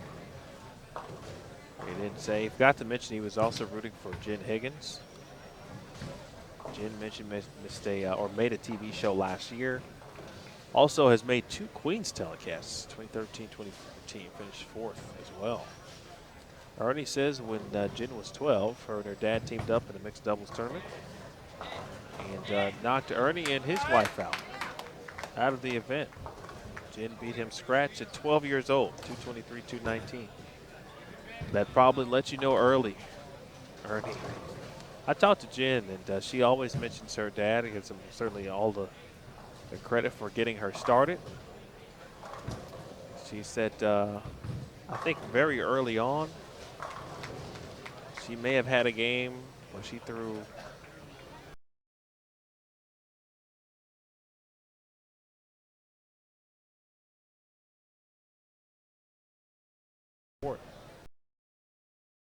Kristen Leon with a 3-bagger. Represent Daly City and the Bay Area.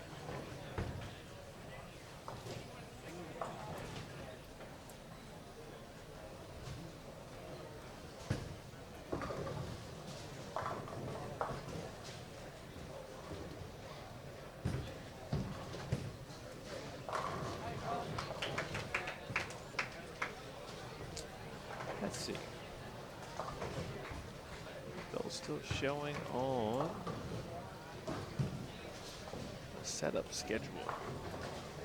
Elizabeth, let me double check that for you. It may not be changed in only one place, maybe not 2. Oh, they should be working now. Should be working in every place. Whether you get to the schedule from tournaments on PWBA.com or if you're on the live page, it should say qualifying round 2. I did just change it probably about 10 minutes ago. So maybe clear your cache or hit the refresh, and it should show the current scores. Apologize for that brief inconvenience.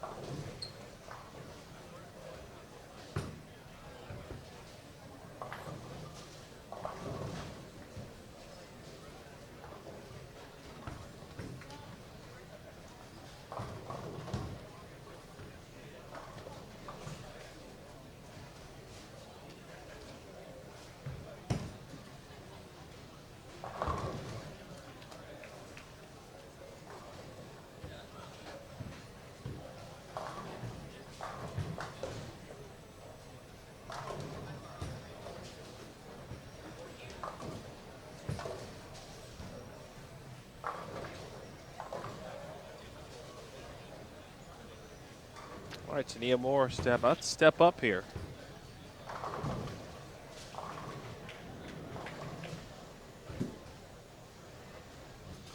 A good game brewing.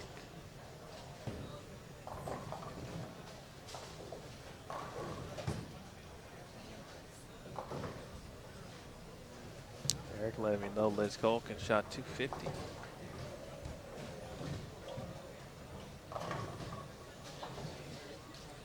A good carry there for Tania Moore.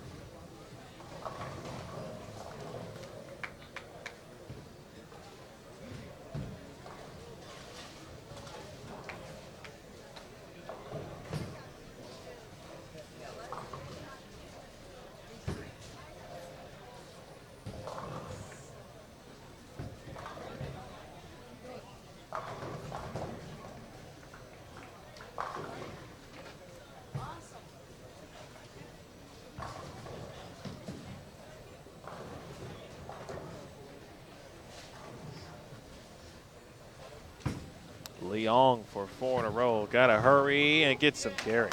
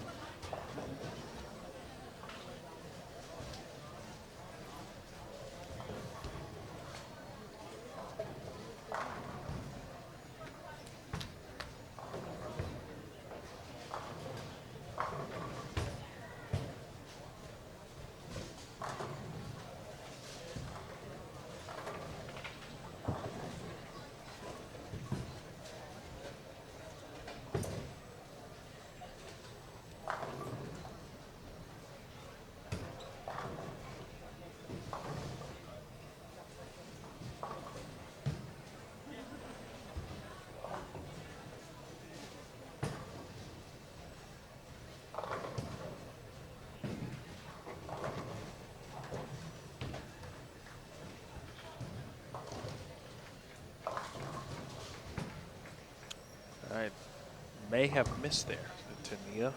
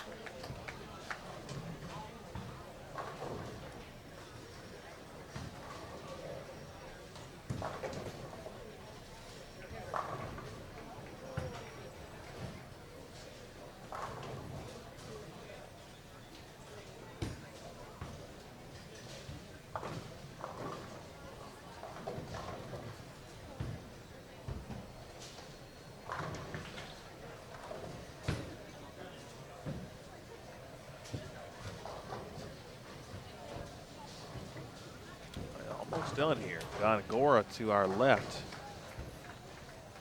Sandra had a couple opens in frames 6 and 7. Trying to close the door on those opens and finish strong. Meanwhile, Puhowski now with 5 in a row. Yeah! And Christy Leong.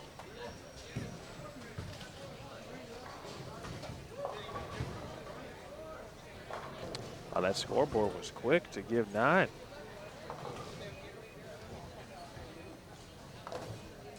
By the way, appreciate you tuning in, Elizabeth.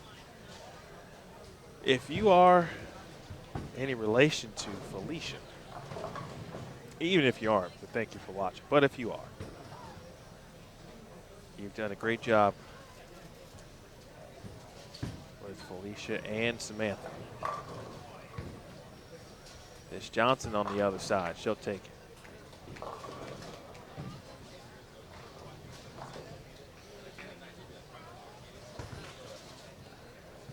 Cool thing about the PWBA Tour at this point is the good mix of champions. Great shot there from Linda Barnes. Champions covering many decades. New champions, of course, since the relaunch. Champions who have transcended both eras, essentially. Like a Liz Johnson, for example. 7-10 for Amanda Green. Players like Tish Johnson, Hall of Fame type players. Still out competing. I know Tish will more than likely be competing in the Senior Queens coming up this month. Trying to get that elusive title. Robin Romeo's had a hold on it for a long time.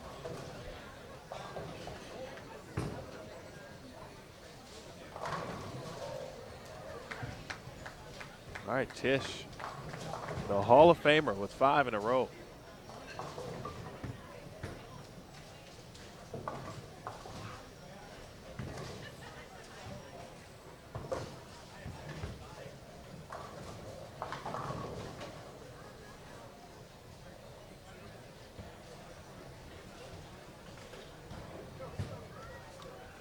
I enjoyed my conversation with everyone who has commented via Facebook or Twitter or Instagram for that matter.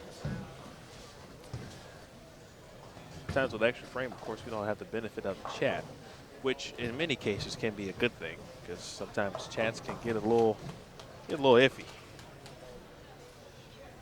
to put it lightly.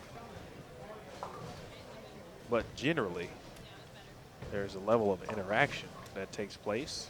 We'll have questions. We get to talk directly to individuals that we know are watching. And so I enjoy that part. I enjoy being able to say, here's Samantha Shade on lane 13, and she gets the carry. A strike in the 7th. How about Christy Leong? 5 in a row. Put some strings together today. Let's see where she is currently. 44th.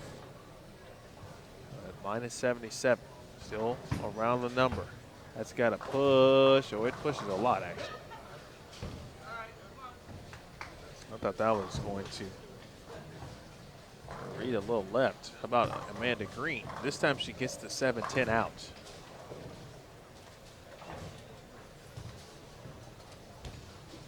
Hemmelreich. All right, Brittany struggling a little bit. Linda Barnes struggling just a tad.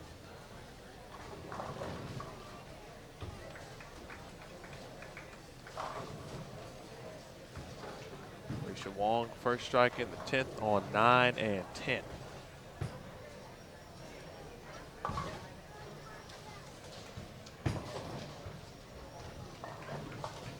All right, spare taken care of for Christy. Christy was competing last week as well in Sonoma County. Big thanks to all of our proprietors and hosts. Last week it was Jim Decker, Dennis Gandulia, Curtis Woods, the Double Decker Lane staff. This week, Steve Cook, and Jack, Brittany, Shelby, and everyone involved here.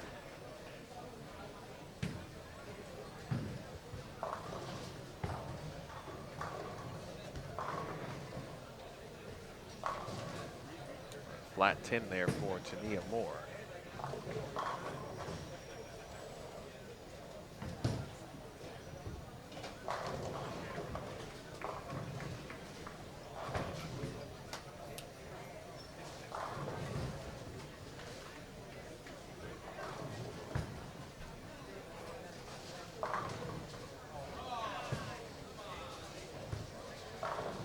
kind of game for Linda Barnes.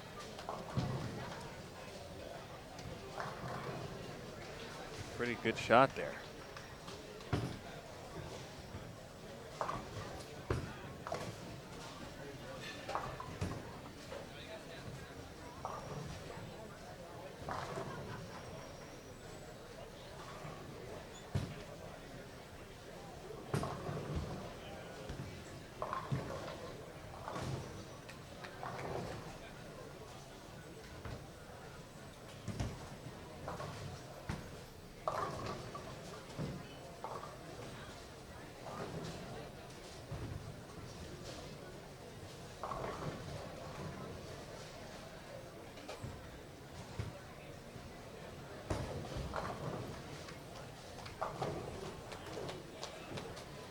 All right, spare for Linda.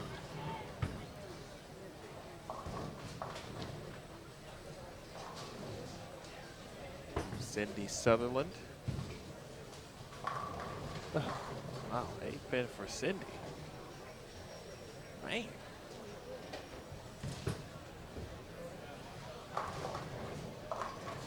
Nice game for Chania Moore.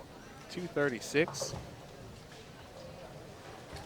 Let's see what that might do for Chania's score. Remember, she was around the cut line. She was at -44. Down to -8. That might get her in the number at the moment. A 147 for Linda Barnes. I believe this is game 3. It's what I've got on the screen. At certain points of the night, I can't be trusted because sometimes it kind of starts to run together a little bit. Folks, to keep me honest out there, appreciate you.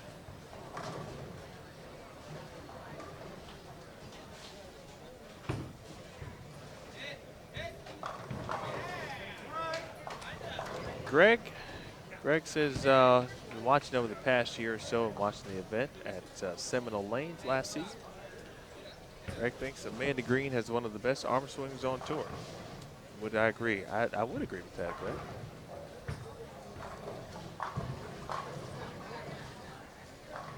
Amanda's very fluid motion. She got a very kind of quick release. Just comes kind of flick of the wrist right off the hand. Of course, of course you want that, but it's not everyone can do it.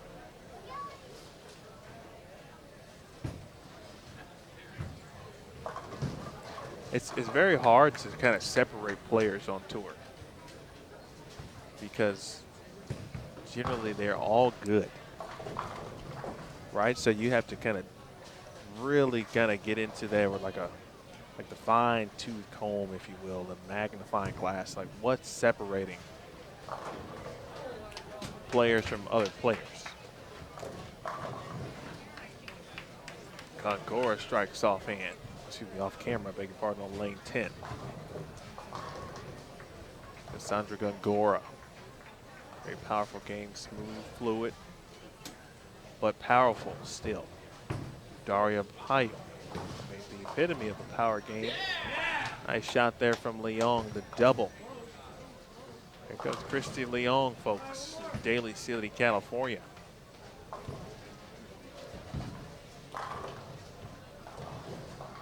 Shannon Pluhowski, 246 with a lefty. Gongora, big double.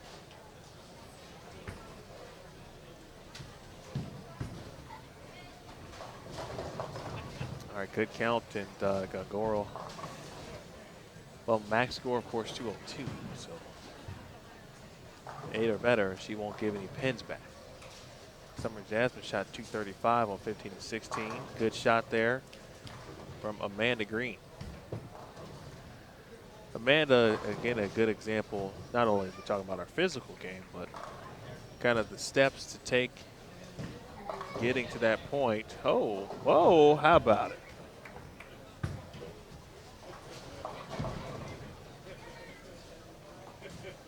202 for Sandra Gongor. You couldn't see it off camera. You may have been able to peek. Moving pin on your screen. 7 count on the field, and Christy Leon back in business, 229. She is out there working hard, too.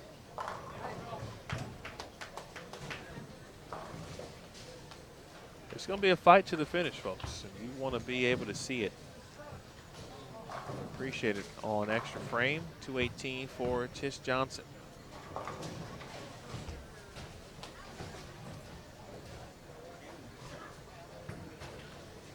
Samantha Shaden trying to save a game here. Don't want to give too many away. Shot in the 9th frame, 245.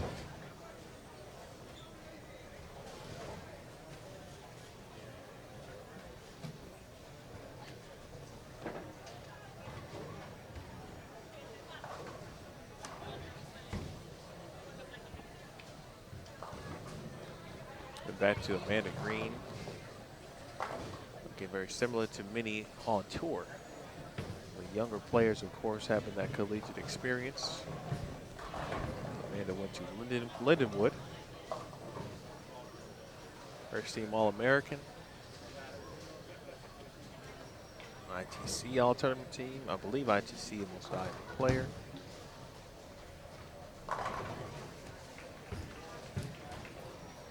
Pretty cool story. Her parents own a bowling center in their hometown of Romney, West Virginia, Wilson Lanes. So she's been in the bowling alley literally her entire life.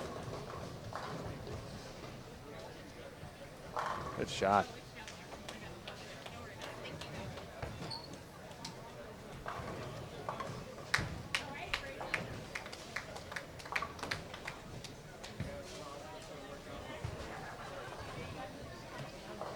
Emma Wright to finish it out on 11 and 12.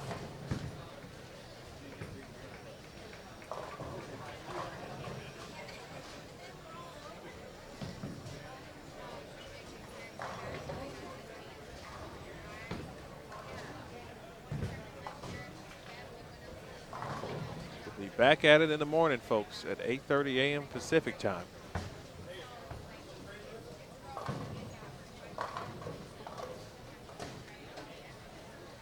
And then an early flight out on Sunday morning, which anyone who knows me knows that it's not my cup of tea.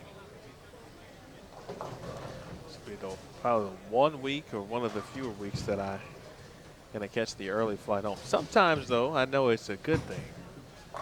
For example, last week, flying home back to Texas from San Francisco, had some flight delays due to high winds in Texas.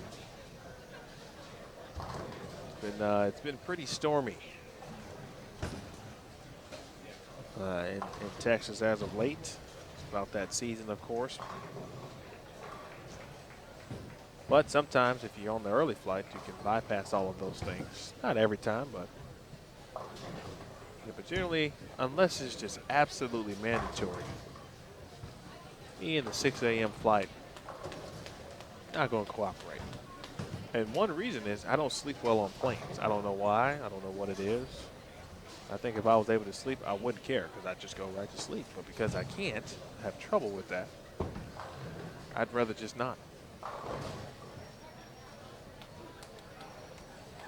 All right, small tidbit about me here this evening on Extra Frame.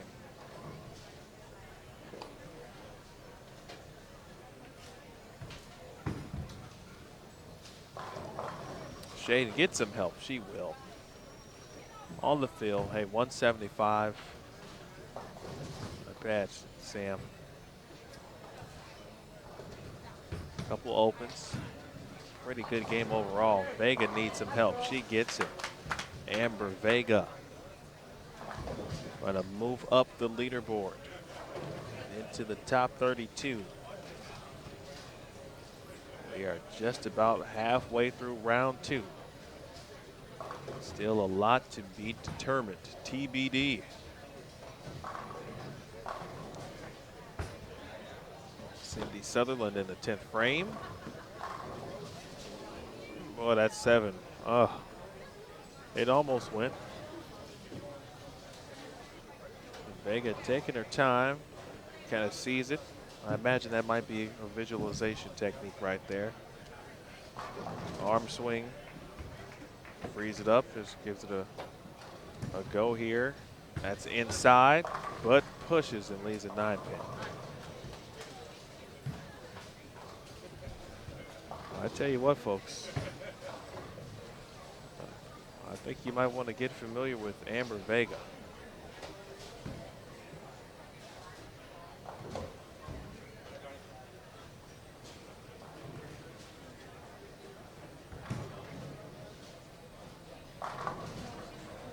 All right, good spare.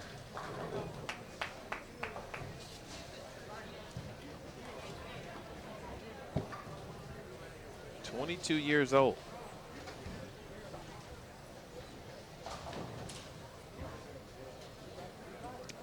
And that is really, when you think about it, Amber, 22 years old, and has a PWBA tour to go compete on if she chooses to, which she has done. That couldn't be said for some 22-year-olds a few years ago.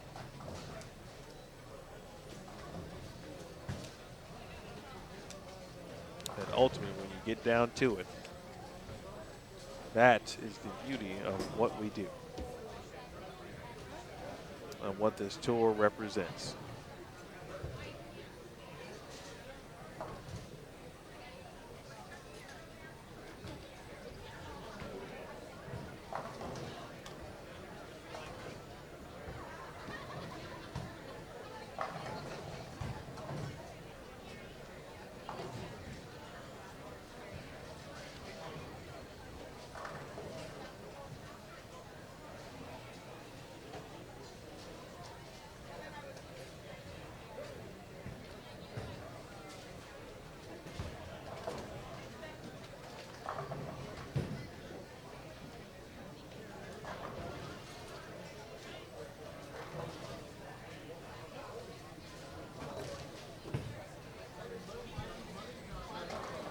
Momentary delay on lane 14.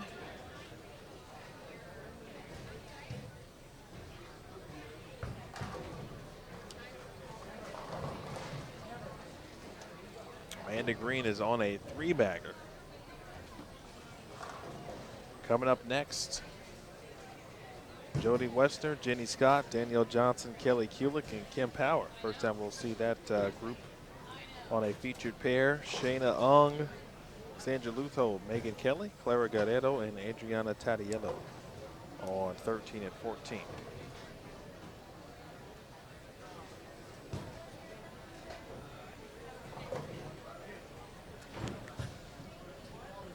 Amanda Green, nice shot.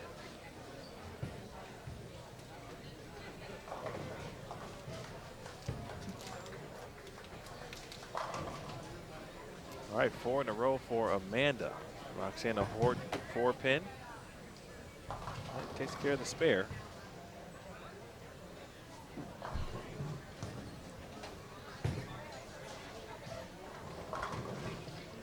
Roxana in 50th at -114 after 7 games. Still some time left. A Green, gotta get some help there. And Amanda, just a touch right. You can see, don't know what the pattern is. Of course, mysterious, not sure what it is. I think the players now, of course, after bowling on it earlier and through a couple practice sessions, pretty good handle on it. Pretty good scores here this round. Bowlers are smart, of course, making adjustments, right moves to begin things. All right, 213 for Amanda Green.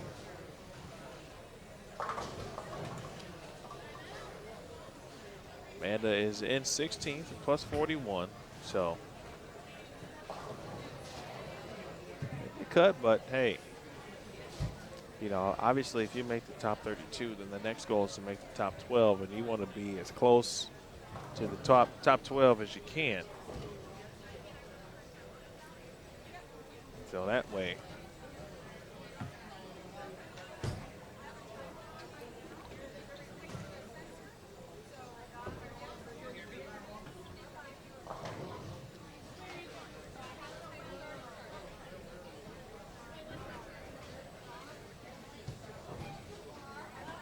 finish that point. So that way, you won't have as much ground to make up. But it can be done.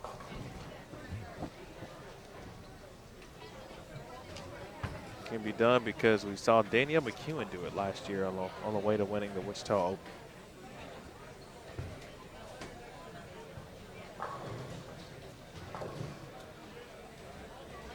All right, we talked about our players. We mentioned who they were.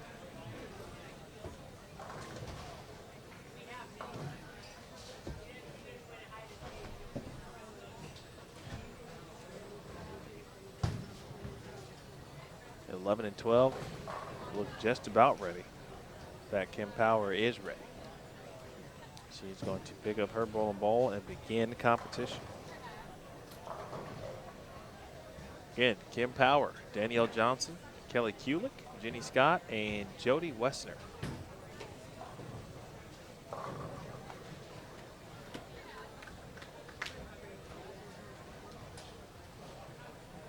I foresee, whether in match play or group step ladder, the pin carry here is pretty good. Some cool fortuitous breaks for someone this weekend in a big moment.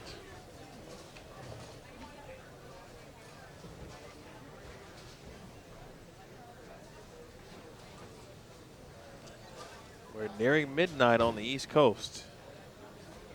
It's kind of like New Year's Eve at this point. Just wondering who's still up watching.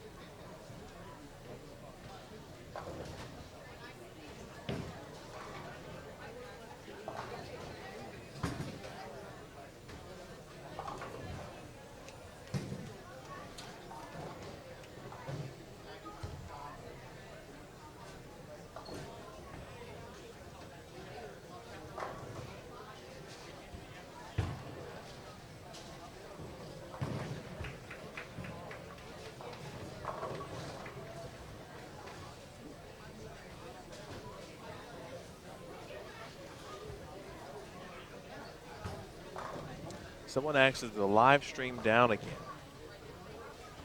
The answer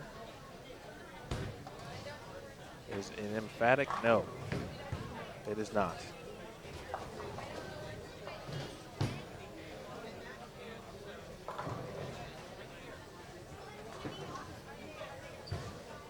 I've been watching it all year. Well, not all year, but all night. Oh, Eric. Eric, I'm gonna know some you just don't touch. Just keep on going on. That's funny though.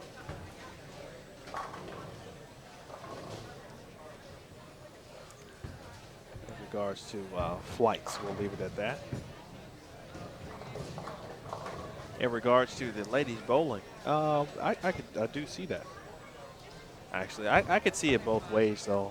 You know, kind of watching guys bowl as well. But, you know, from a slower perspective, yeah, you can see that a little bit too, for sure. Fluidity. In most cases, most ladies are, you know, the old saying goes, at least a lot of people told me, hey, ladies generally are more fundamentally sound. They kind of take pride in making sure fundamentally they're okay first. Especially as kids, you know, sometimes it's when you're a young lad, you want to be able to mimic what you see on TV, and sometimes you develop some habits, and as you get older, you kind of iron them out. Sometimes, though, and this is why bowling is so cool. It's shot there from Clara Garnero. Sometimes those kinks never get ironed out, but it makes you like the bowler that you are. And if you're really good at whatever it is you do, of course, as long as you can repeat it, then that's what's most important. But from an aesthetic situation, you can't go wrong with the PWBA Tour.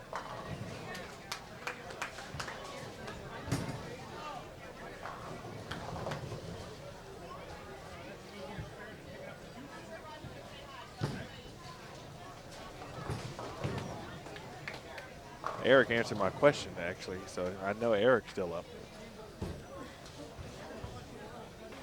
And in fact, I learned that Eric is always watching today, so I appreciate Eric and everyone else.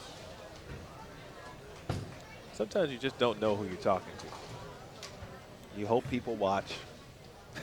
I mean, obviously we know people watch because we can look those kind of things up, but you know what I mean. Been calling stuff games and such for a very long time. And, you know, hey, I get to have a conversation with those, whether you're watching from your computer, your mobile device, of course now, and has been for a considerable amount of time. There's other devices and ways you can watch now. You can hook things up to Chromecast, watch it on your big screen TV, and watch bowling at 70 inches and all that kind of stuff. So whatever it is, whether it's your iPad, Samsung tablet, Windows tablet, yeah, you got to cover all bases. No one's paying me, so we you say everybody. But thank you.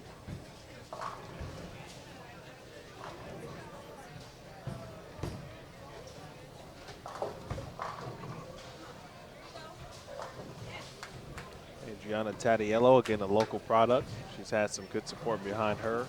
She was here, competed last week as well in Sonoma County.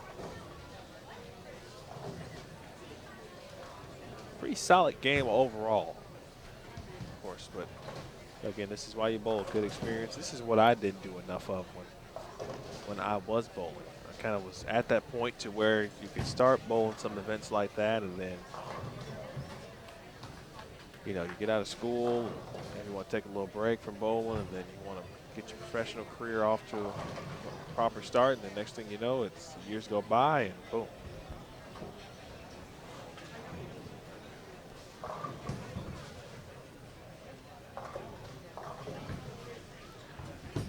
Game update should be coming shortly.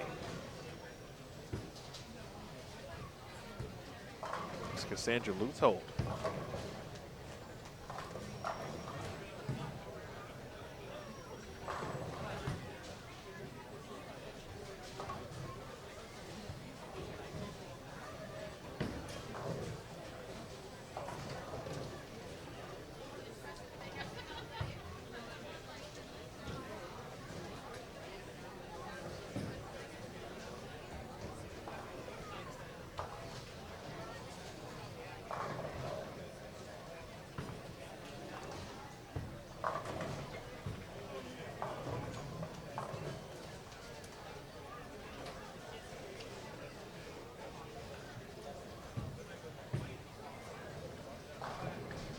Big thanks to Nationwide, one of our sponsors on the PWBA Tour.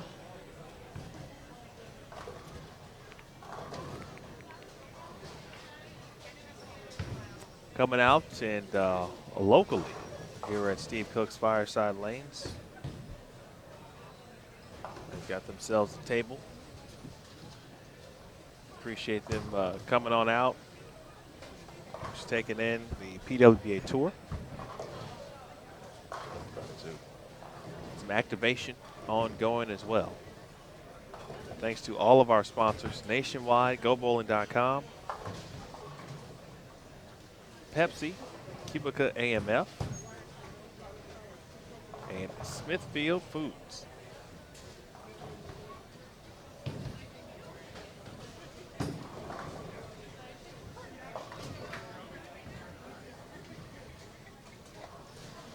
local presence continues to be strong, and I'm talking about from a fan perspective.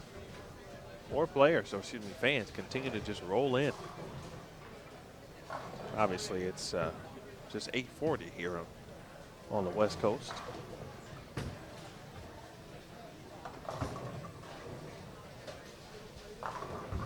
Oh, but the late tap on the 10 for Cassandra Lutho.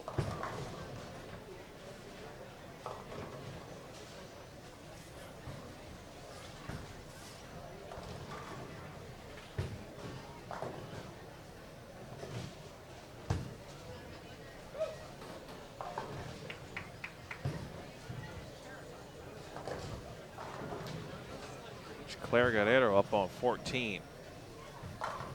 Clara is such an accomplished player. You know, one thing left to do on her resume, and that was win a PWBA title. Obviously, when she got out of school, Clara is a good example of what I mentioned earlier in regards to kind of bridging the gap and having that good mix of young players, folks who transcend essentially both portions or both eras of the tour, if you will. And then those who were obviously directly affected. Everyone was, but from a standpoint of the collegiate to or college to professional transition, Clara was one player who was affected by that. Missy Parkin would be another example as well. So they kind of had to delay their starts on this tour, but both had some success in the PBA, the regional events, etc. In fact, Clara has made a PBA show at World Series of Bowling a few years back at the Cheetah Championship. She's won a PBA regional title, as has Missy Parkin. Won a couple, actually.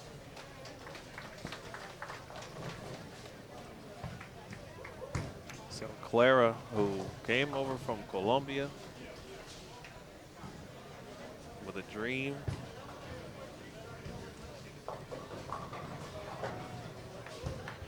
had to learn English at Wichita State, struggled a little bit, stuck with it. She wanted to be on tour. Then, of course, she didn't have that option. So you grow and become the best bowler you can. Represented Team Colombia, has won back-to-back World Cups. And now she can call herself a PWBA champion. And no one will ever take that away from her. And a major champion at that.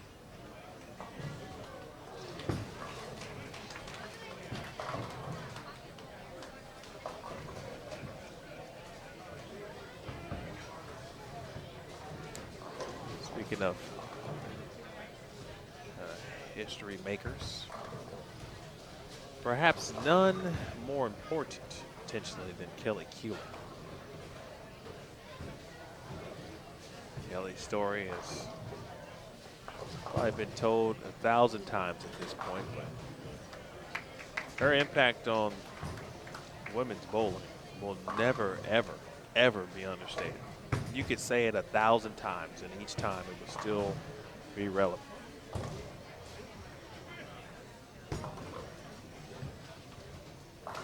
Another example of kind of collegiate to pro. Of course, she still had that chance to get a few years in on the tour prior to its hiatus. Morehead State won the national championship.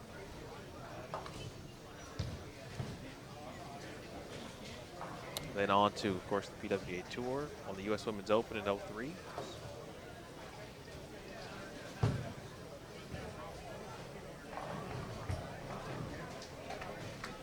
That's her only official, keyword there, official PWBA Tour title. But not her only professional title, obviously. She's got a total of 6 majors. She's won the Queens twice, 2007, 2010. She's won the U.S. Women's Open twice, or 3 times, excuse me.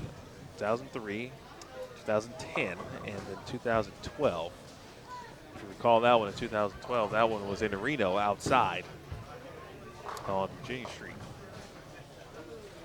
And of course, the title that many non-bowlers are kind of familiar with when they think bowling. They think Kelly Kulick because she won the PBA Tournament of Champions. Her and Liz Johnson. Liz is the first woman to make a PBA show, TV show, national title. I mean, you could argue up and down several things about her. One of them may go down as the greatest bowler of all time. That's a pretty cool argument. I don't even know who I'd take right now.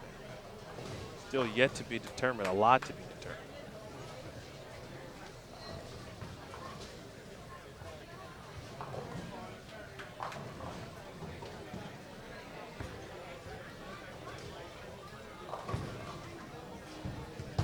Nice shot there from Kelly. It's Jody Wessner.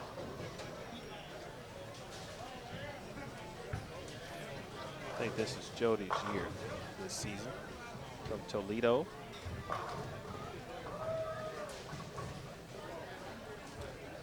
I've mentioned the PWBA Vault, kind of that Throwback Thursday segment that we generally do on Facebook, on social media.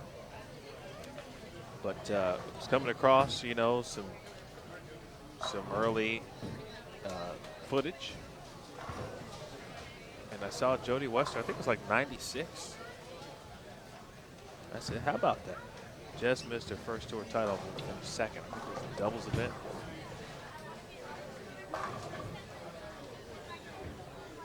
But Jody pretty accomplished.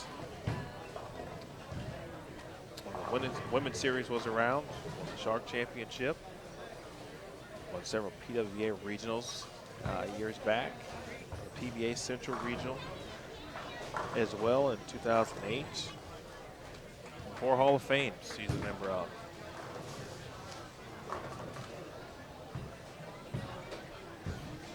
Hey folks, this tour is not it's no gimme.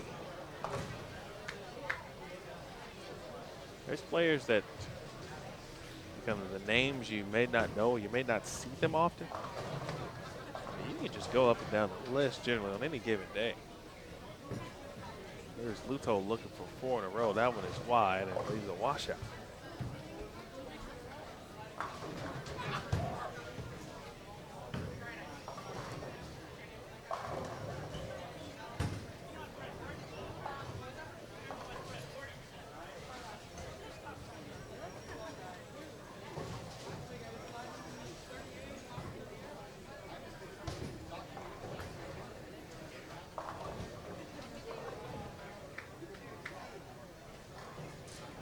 Hello, Russ.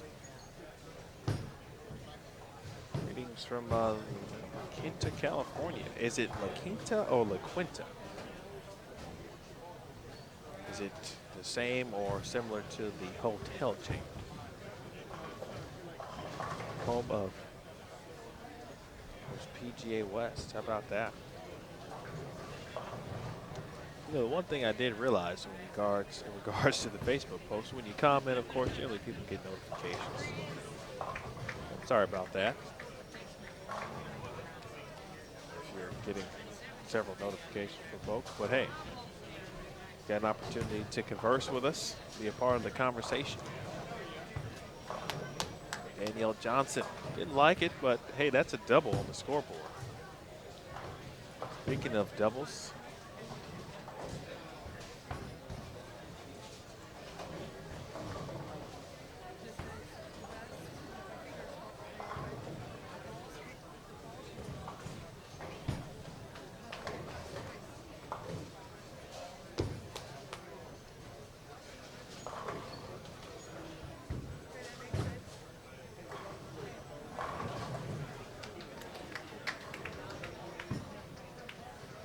let's my best celebrity Jeopardy, Alex Trebek.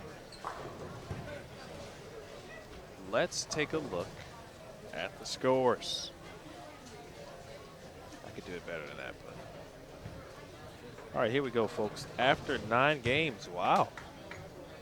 Well, look at Shannon O'Mac has made her way to the top of the leaderboard. Shannon O'Keefe plus 146. Danielle McEwen now second, plus 142. Rocio Restrepo third at plus 136. Three-way tie for fourth. Natalie Cortez, Liz Johnson, and Diana Zavialova plus 124. Robin Renslow is in seventh at plus 119. Missy Parkin in eighth at plus 102. In ninth, New Wei Finn at plus 88. Tie for 10th, Shayna Ung has gotten it together. She shot 267, game 6, round 1. Back at it, round 2, 181, 239, 235 has made her way into 10th place, tied with Summer Jasmine at plus 77.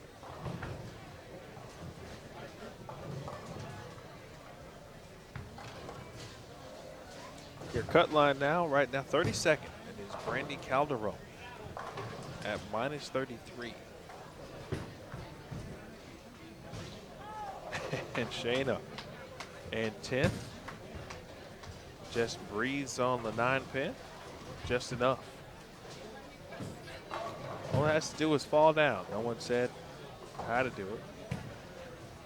Whatever way you got to do it to get it done.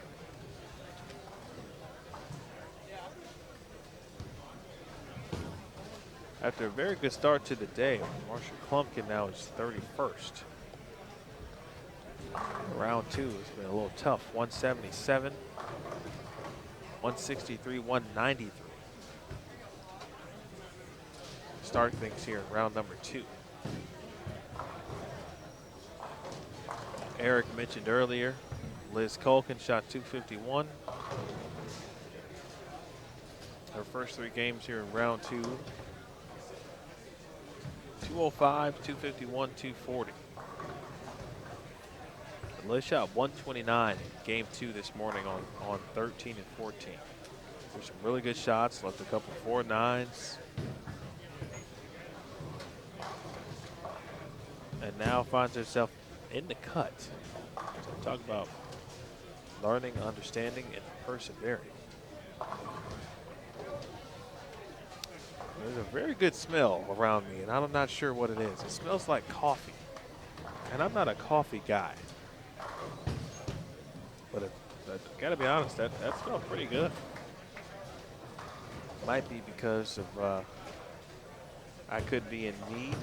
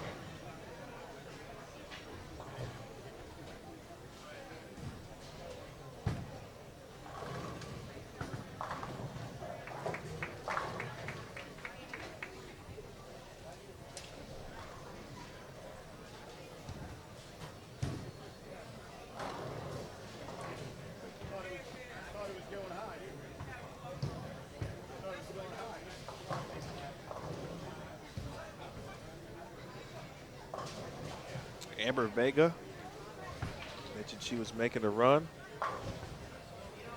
She is 30th at minus 28. Wendy Mack, 29th at minus 23. Daria Payong in the cut as well, 27th at minus 11. Tania Moore at minus 8.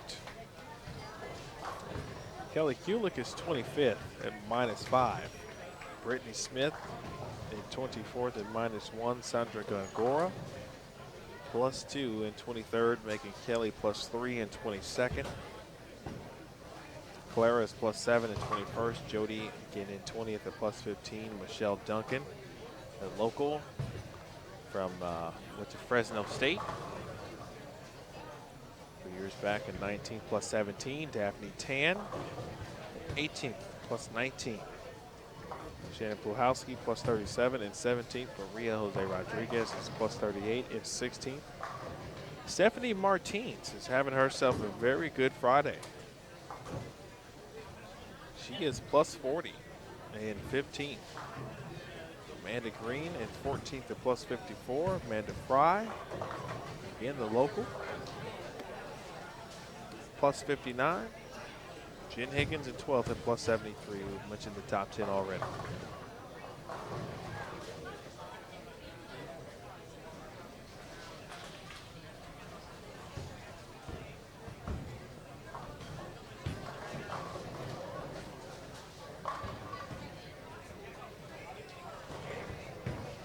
So many cool questions and storylines and hypotheticals you can always ask. Some of them will be really cool though. I'll give it, you know, maybe after like the first major, for example, you could say, who's the best player on tour? That would be a very good question. And there'd be a lot of answers probably. We'll make a note of that to talk about it during the Queens.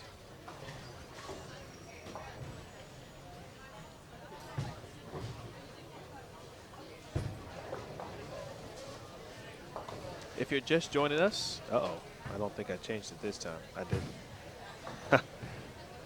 I knew it. I know I was going to forget once.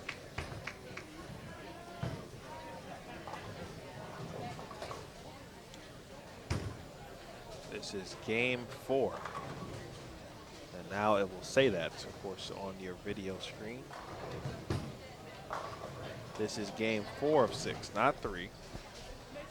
A little slow on the draw there. This is game 4 of round 2. In essence, game 10 overall of the day.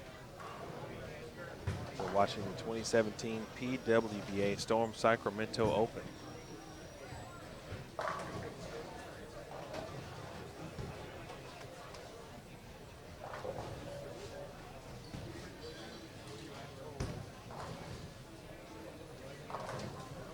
On behalf of all of our staff, welcome you to Bowl TV on Extra Frame. My name is Emil Williams Jr. Big thanks. Appreciate you tuning in, folks. For those who watched early on round 1, I say thank you. Those who may have watched early and checked out, get some sleep, rest. It is coming up on midnight on the East Coast. Again, thank you very much. If you're still listening, you're still watching, thank you.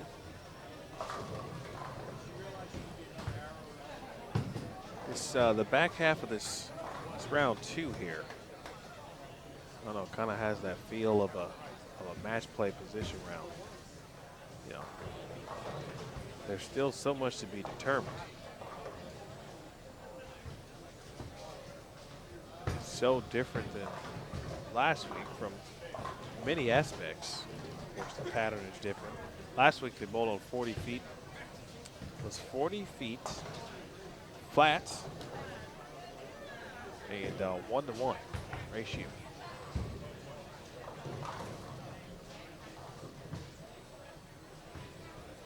This week, unsure of what the pattern is, but everyone is aware that just by looking at it, it is not that.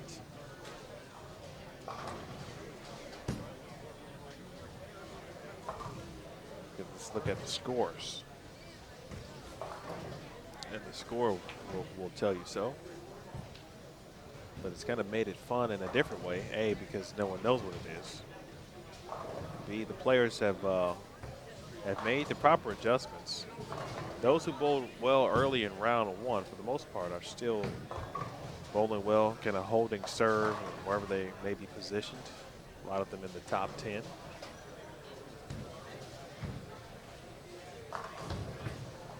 Some have made, again, the necessary adjustments to succeed here in round number 2.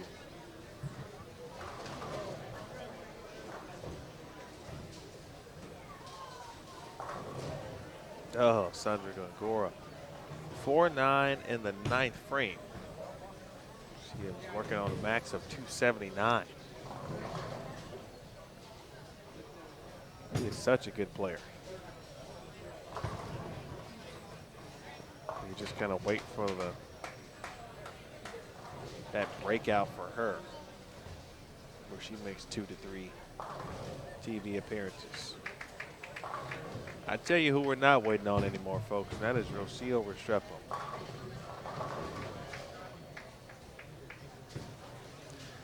I talked about that poll question earlier, what it could be. The best player on tour right now. If you were to say Rocio Restrepo, no one would argue with you, I don't think.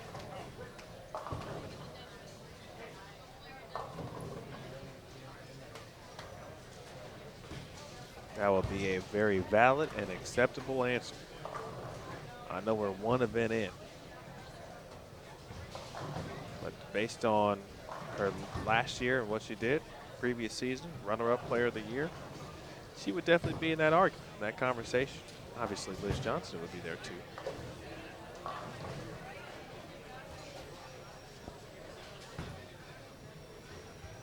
I mean, right now, it would be those two. You take into other factors, of course. Obviously, just best player, of course, Kelly Kulick, obviously. Shannon Puhalski, Shannon O'Keefe. New Way Finn is back. You got to throw her in there. Gets a little tougher, doesn't it? Ha-ha.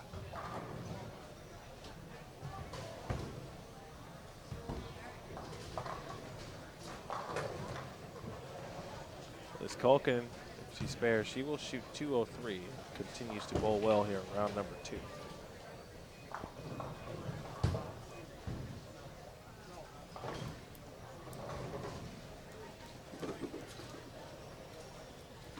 Saw us a very familiar face earlier today.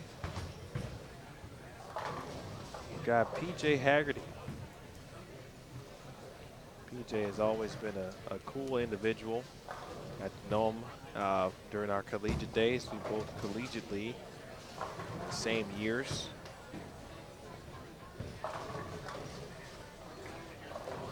PJ started at Fresno State. I've mentioned Fresno State a few times today, but got some good local players from there. PJ lives pretty close, about 15 minutes away. Came down toward the end of round 1. Had his wife Janae and his twins, Cooper and Sloan, and boy, they were having a good time. They were fun to watch. A joy to be around. Also saw PJ's mom is here as well, Debbie. Pretty cool when you get with local support. Scott Norton is also here, cheering on and watching his good friend Missy Park.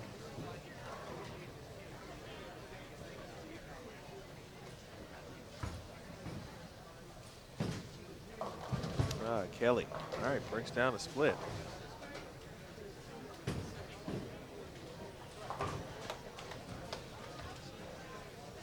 Well, Kelly Kulick was, she finished tied for 7th last week.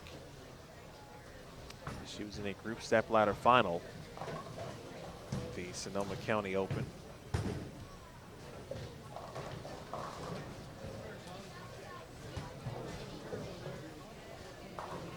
She lost the semifinal of that group step ladder to Karen Rosburn by 1 pin. And just went around Leanne Holsenberg to be involved in the group step ladder in the final game of the position round.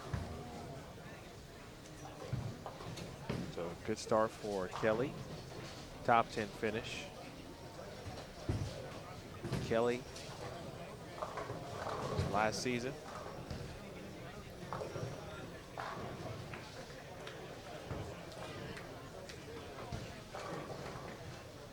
Four TV appearances.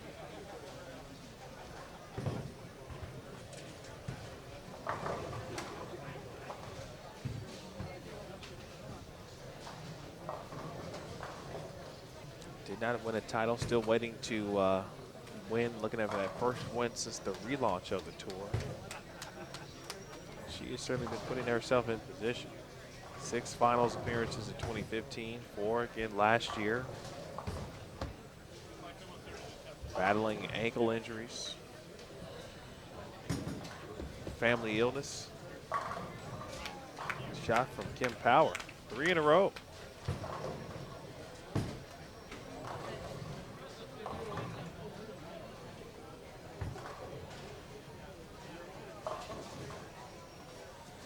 Here's the list who made TV appearances last season. Liz Johnson, Shannon O'Keefe, Shannon Puhowski. All 3 made 5. Kelly Kulick, New Wave Finn, made 4.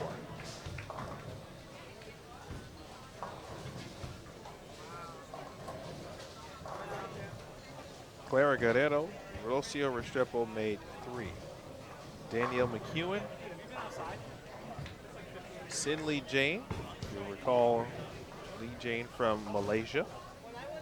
Stephanie Johnson and Sherry Tan all made 2. The list for 1 apiece: Sandra Gungor, Maria Jose Rodriguez, Jen Higgins, Tanya Remimper, Shaidal Hamidi from Malaysia, Angie Ramirez Perea, April Ellis, Brianna Cote, Josie Ernest, Carolyn Doran Ballard, and Shayna On. It's a pretty good list. We can already add for 2017. This is 2017 I'm talking about from last week. Rocio Restrepo, Brandy Branca, Shannon Puhowski, and Maria Jose Rodriguez.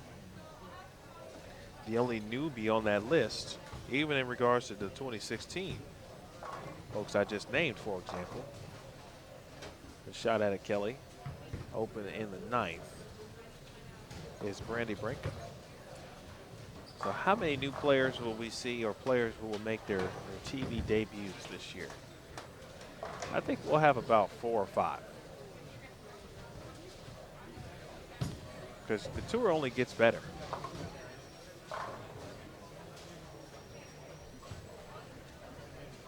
The players on it, and the competition just keeps getting better every week.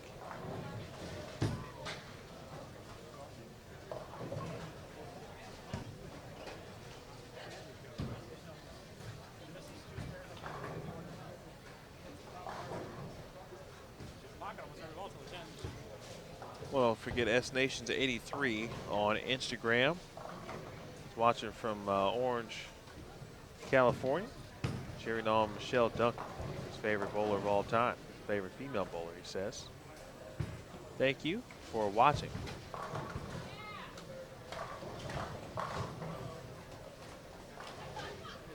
Be sure to follow us, folks, on Instagram, Twitter, and Facebook.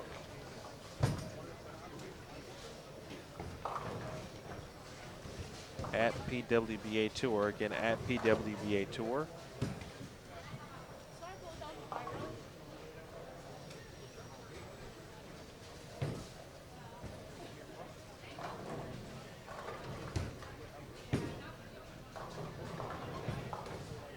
Couple of cool things going on.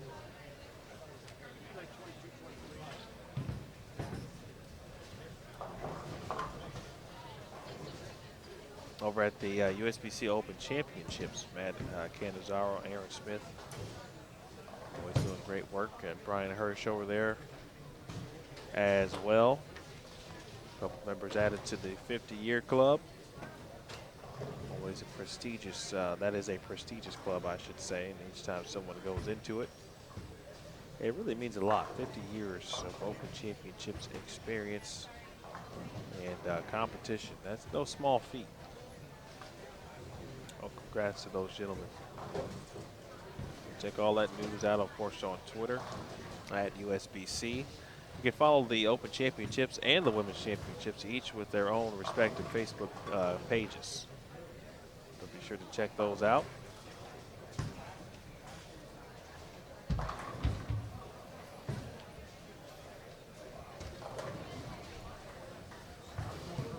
All right, 180 for Kim Power.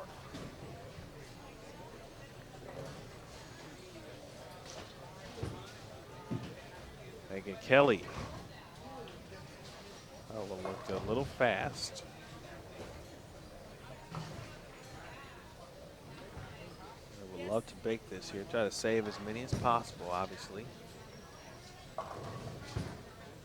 Danielle Johnson. All right, four-bagger with the first one in the 10th.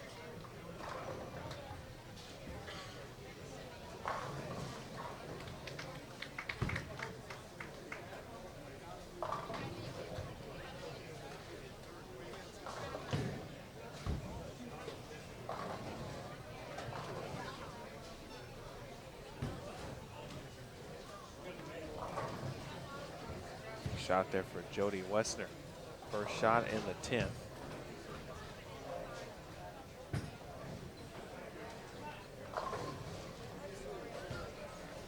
And Missy Parkin, 5'7". First shot in the 10th, and of course Megan Kelly. That's got to be one of the worst leaves or breaks in the world. You make a washout or think you've made it, it just kind of adds that insult to injury. When the head pin just wraps around the 10. Like, there's just no way that should happen. But it happens all the time with wrap 10s.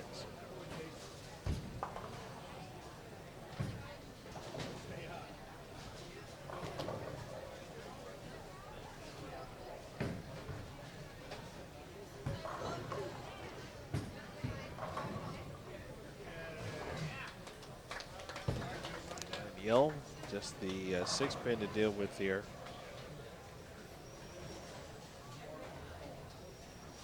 Went to Arizona State.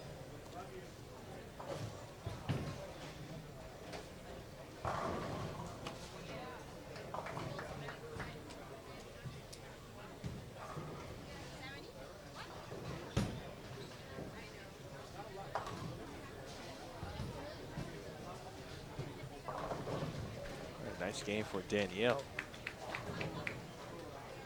234.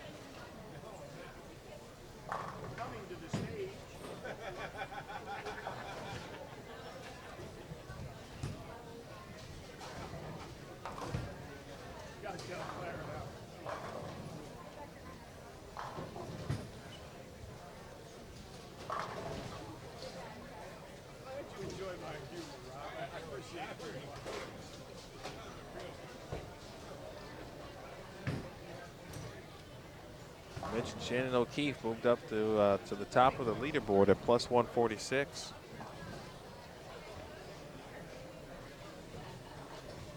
We'll keep an eye out as game 4 winds down.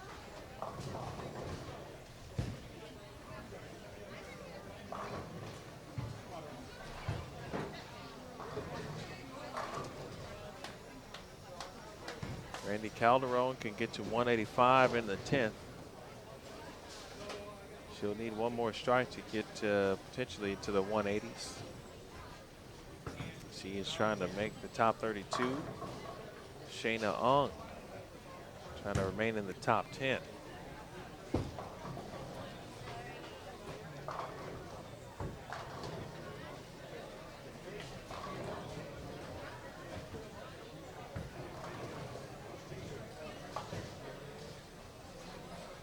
All right, Clara, after that tough break in the 3rd frame, rebounded very nicely to shoot 234. Kind of business as usual. Not business as usual. Last couple frames for Kelly Kulik here.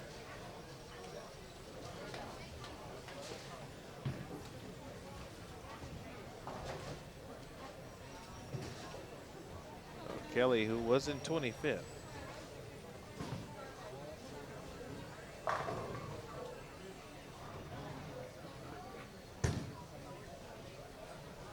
A shot there again from Shayna Ong.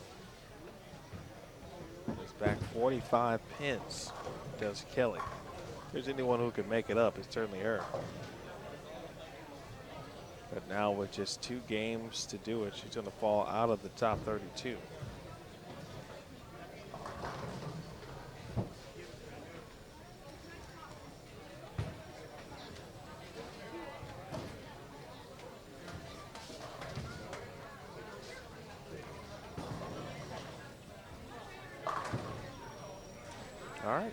9 pin for Shannon, 201.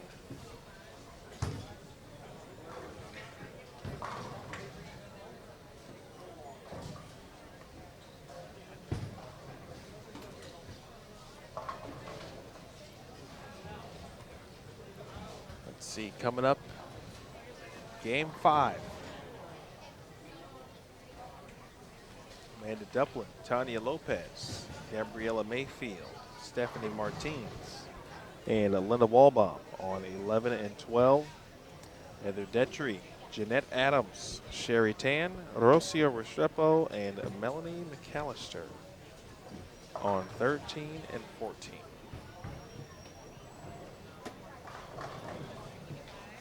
Then finally in game 6, we'll have Danielle McEwen, Kayla Johnson, Jordan Lazaro, Mariana Ayala, and Karen Russell. With Brianna Cote, Sarah Minch, Kristen Romero, Leanne Holsenberg, and Ashley Galante. Those are game 6 competitors.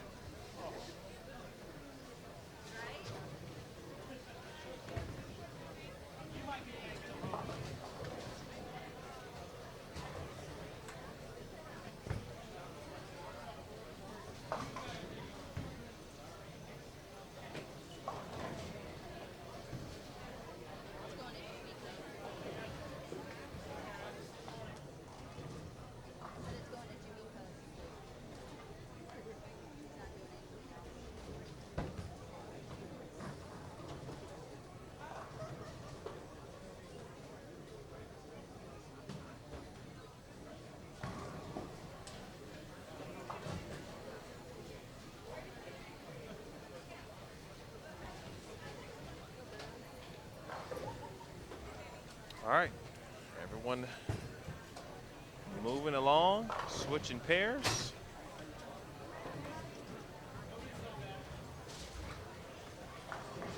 We're heading to game 5.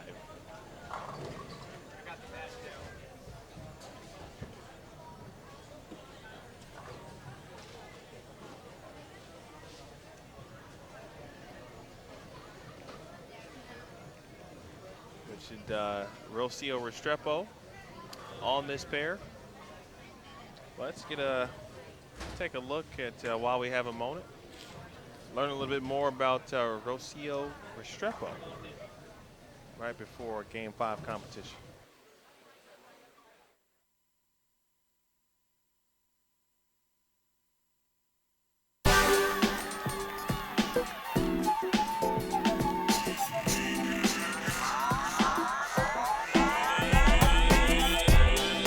I used to love like rollerblading.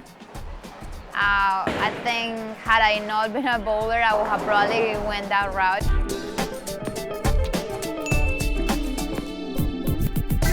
In my town, there is one place where they make these wedding bells cupcake, and it's like my favorite. I usually do lattes, so a skim milk latte. Sunset. I'm not a morning person. The trees, the ocean, the people, the food. I love Colombia. Believe it or not, I love reggae music. I used to listen to Bob Marley when I was little. The whole Colombian national team, they call me muñeca, which means doll. I feel like if I wasn't a bowler today, I could actually be in politics, or I could be a judge. I used to be a musician when I was little. I went to a music school from when I was 4 years old. I used to sing. I can't really sing anymore because I don't really practice much. I used to play the violin. A lot of people don't know I have a sister that's gonna be a brain surgeon. I feel like if I give my best and I make people happy, I have succeeded. Because at the end of the day, people always remember how you make them feel. It's not so much about how many titles you won. I know that our society, unfortunately, is really focused on how much money you have and how many titles or how famous you are. To me, is when I see someone and I interact with a person, if I can bring a smile to their day and how I make them feel. So to me, that's success.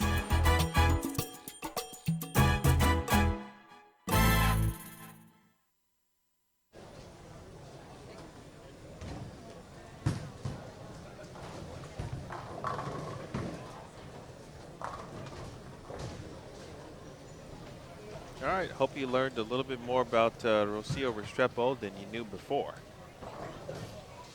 Again, we shot that at the Smithfield PWBA Tour Championship and ran those throughout the off season. They shot from Stephanie Martins. We shot one with Stephanie yesterday. We shot one with about 5 players on our Thursday, and throughout the season we will try to do that. Or throughout the season, I should say, on Thursdays. We'll try to do that when we can. Those all edited up and give you kind of more, what you don't see when you're watching extra framing. You don't know them personally. They kind of give you a sneak peek into their lives and them as people and not just bowlers.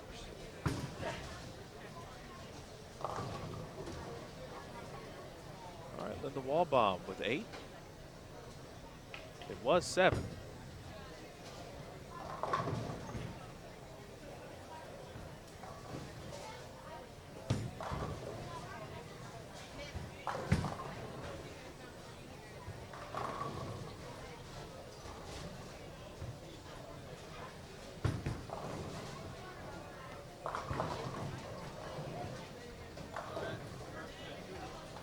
I'd be really impressed if Linda's family is still watching.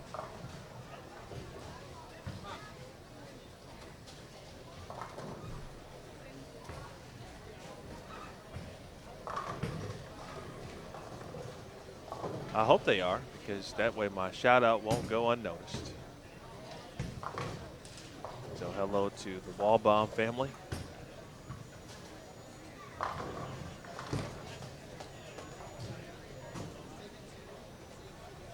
Colorado, but mountain time might be okay there. Just 10:23. Our East Coast family, I appreciate it. They may be out for the count. Game 5, one more to go. Let's check our live now post. See if we've missed any comments. The number has grown, but my man Eric, I missed it every. No early turn in for Eric. Friday night. Eric, it's Friday night though. I mean, you kind of said it in the post. It's Friday night. But because it's Friday night, that means you could be doing a lot of things. But I appreciate you hanging with me. Essentially, I'm the party, right? Storm Sacramento Open is the party. I'm the DJ. That's basically what we have. What we have is a Restrepo strike. That's not uncommon in today's world.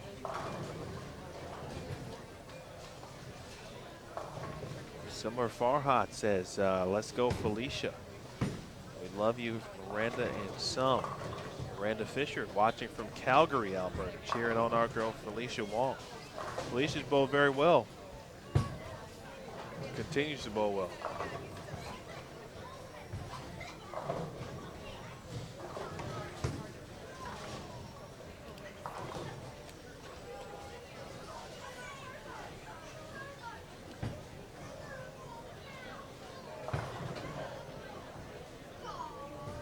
Beck Whiting, apologize, I missed that one an hour ago. She said, let's go Shannon P.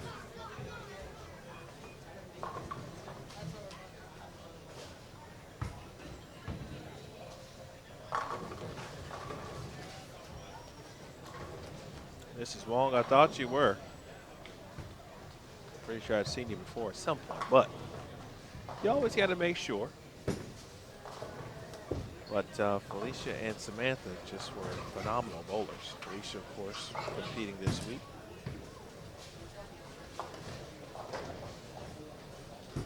Both went to Wichita State.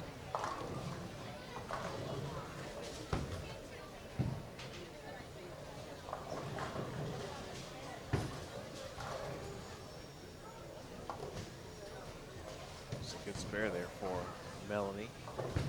Just couldn't clip the 9 pin there. Tanya Lopez looking to take care of business here on this 10 pin.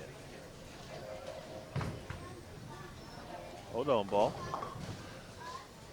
If you missed the earlier, I talked a little bit about Tanya and kind of her upcoming schedule, if you will, of PWBA Tour events.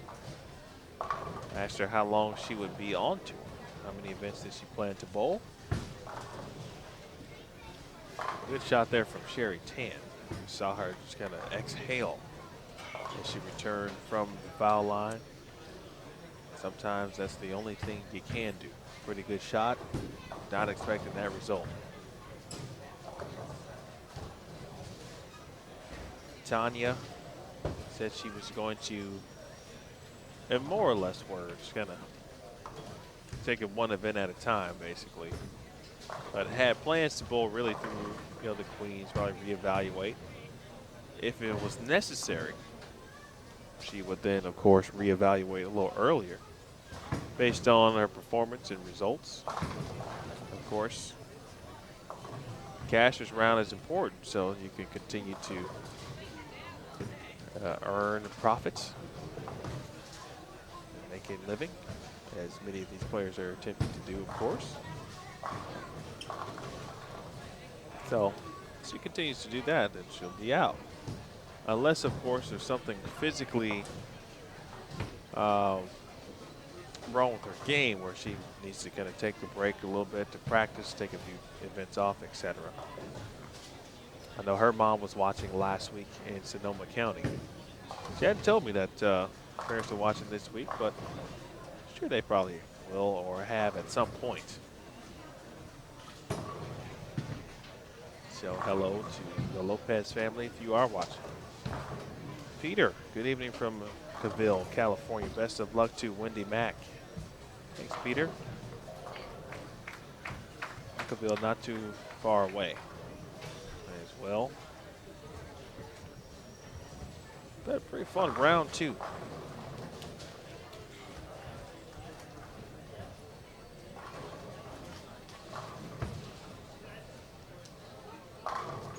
This shot from Stephanie Martins.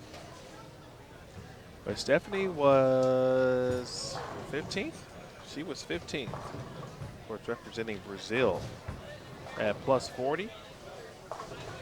All right, here's our scoreboard update after 10 games. Now a tie for first. Shannon O'Keefe and Rocio Restrepo at plus 172.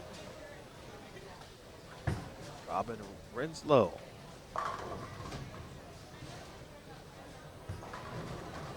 In third at plus 151, Diana Zavialova, plus 147. In fourth, Liz Johnson at fifth, plus 139. In sixth, Danielle McEwen, plus 135. Natalie Cortez is in seventh at plus 125.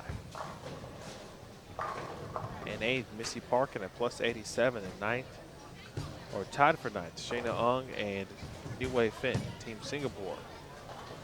Teammates. Plus 78. Shannon Puhalski tied with Summer Jasmine for 11th at plus 71. Amanda Fry plus 64.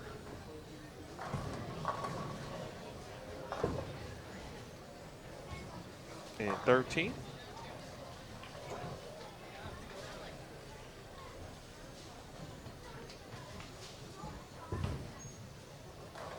And 14th, Clara Guerrero, plus 41. It's big 234. In fact, Clara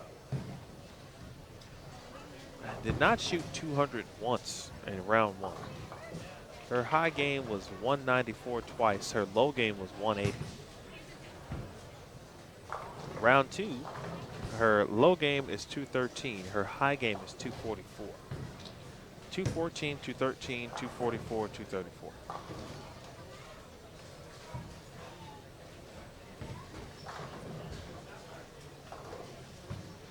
Sandra Gongora in 15th at plus 37. She is working hard to maintain and stay not only in this cup, but of course near the top 12. Of course, the cut today to top 32. Stephanie Martins dropped one spot at plus 35. Jen Higgins in 17th at plus 33. Jody Westner in 18th at plus 22. Amanda Green is 19th at plus 20. Maria Jose Rodriguez is in 20th at plus 13. Daphne Tan in 21st at plus 9.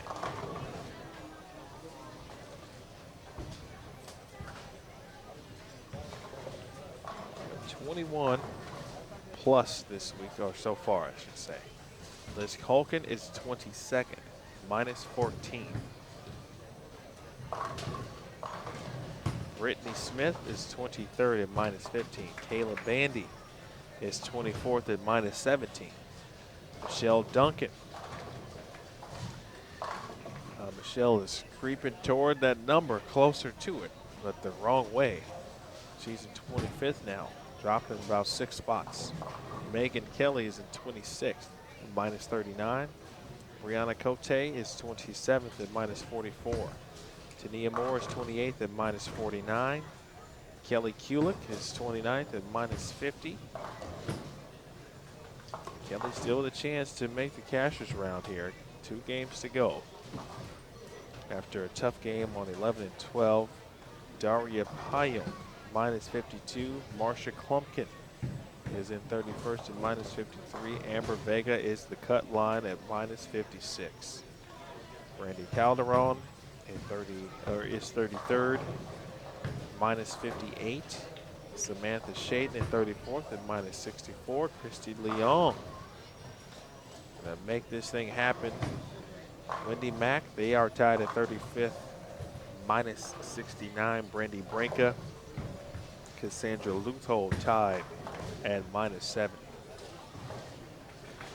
Sherry Tan, your defending champion, is in 9th. Well, she's 39th at -71.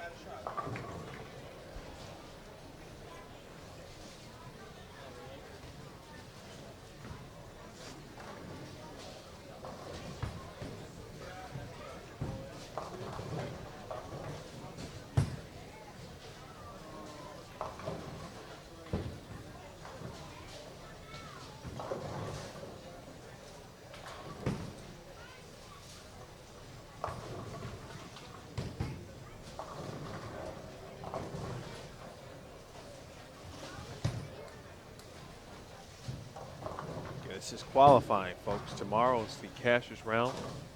Tomorrow morning, match play in the afternoon, group step ladder finals in the evening. Boom, boom, boom, goes pretty fast. Seems like, anyway. Yeah, sometimes. Kind of depends on how long you've been up at that point.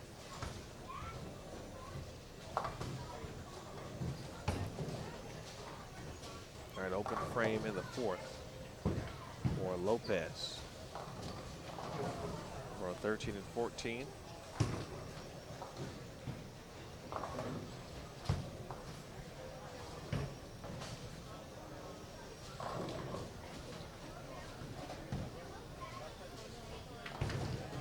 Jeanette Adams taking care of the single pin. Melon McAllister, the bucket.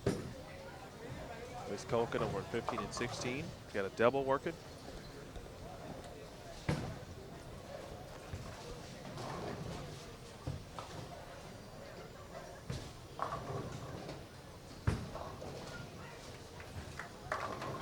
It's shot 4 pin. How about Gabby Mayfield? That sounded good, and it was good.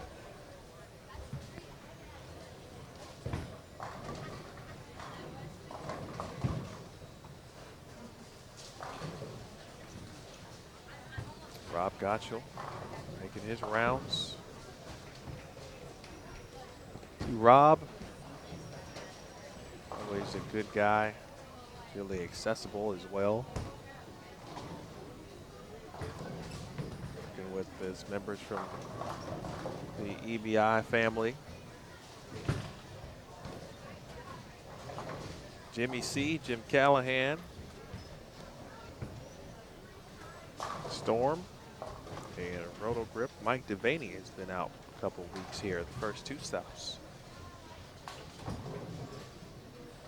Saw Del Ballard Jr., of course, last week. Which I just realized that CDB was not here. How about that? Nathan Bohr. Shot from Martins again, representing Motive. He's always out doing his thing. Brian O'Keefe. DD8, Brunswick.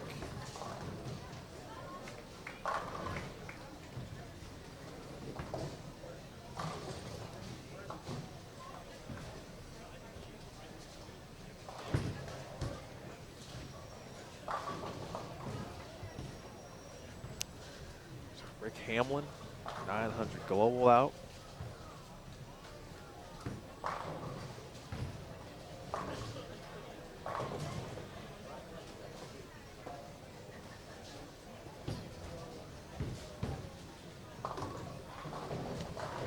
Well, Jason Thomas has got the camera out. What that means. There's action. Ball bomb. Oh, good shot. Speaking of standings.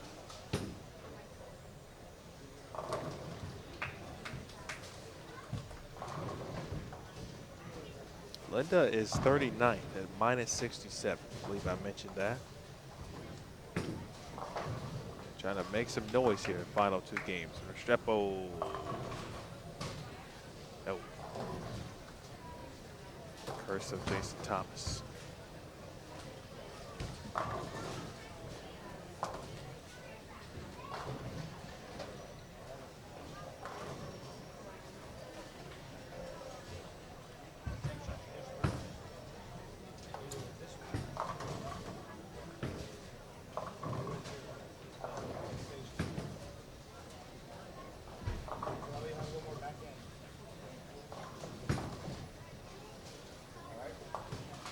All right, good spare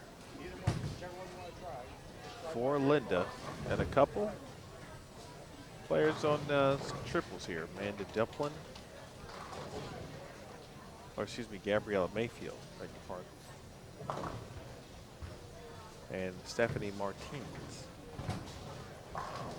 13 and 14. A couple circles, a lot of circles for some players.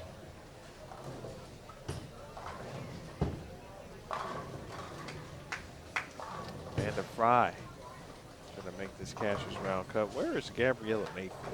There she is, 61st. Gabby's struggling a little bit this week.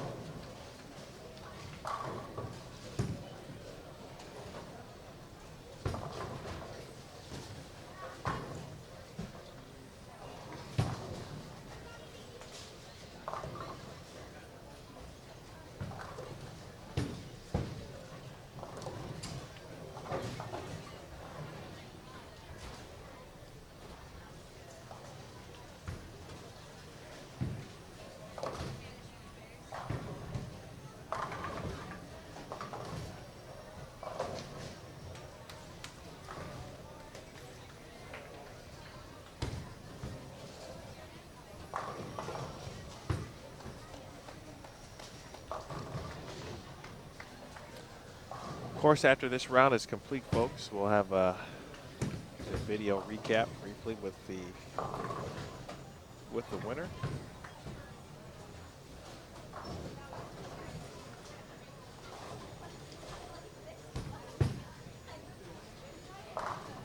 Oh, high flush. Very good shot from Stephanie Martins.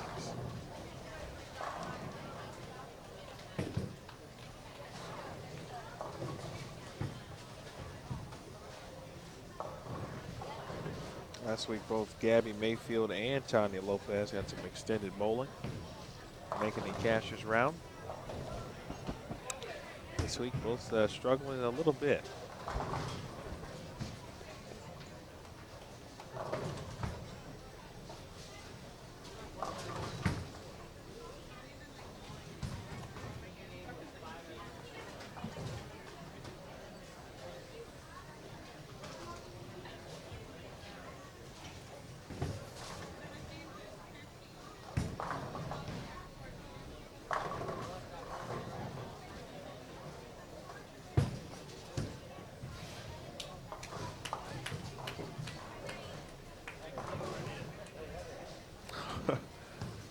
Martins makes the spare.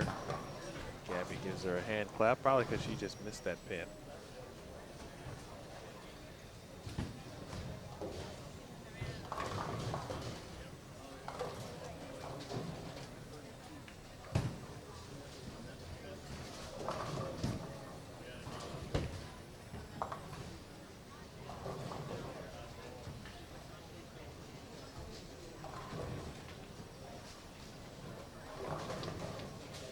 All right, halfway home here in game number 5. Talked about the scores. About a game and a half left, and again, the cut number currently is -56. Can Linda Wallbaum make it happen? Got 245 max.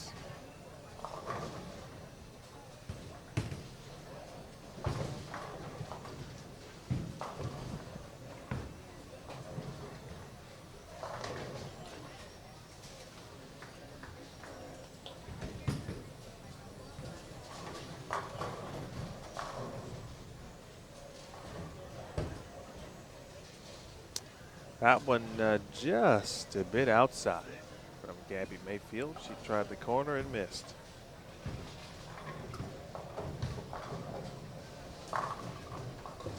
Sherry Tan crossing over. You know, this pattern is different from last week, but it doesn't mean it's even less demanding.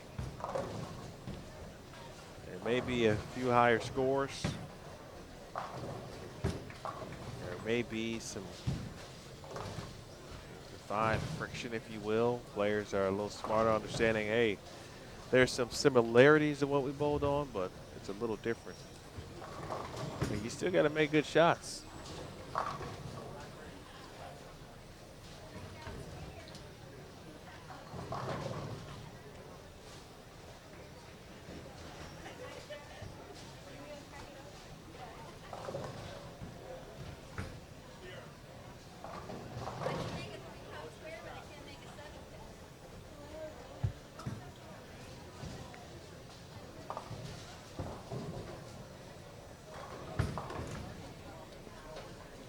Spare there for Mayfield.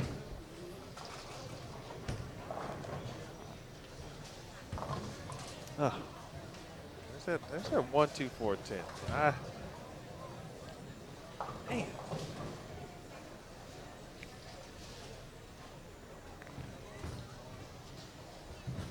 I mean, how many people actually get perturbed by the 1, 2, 4, 10 when the headband goes around the 10? I know it can't just be me, and or vice versa if you're left-handed. Martins, that's got a hook. Leaves the bucket.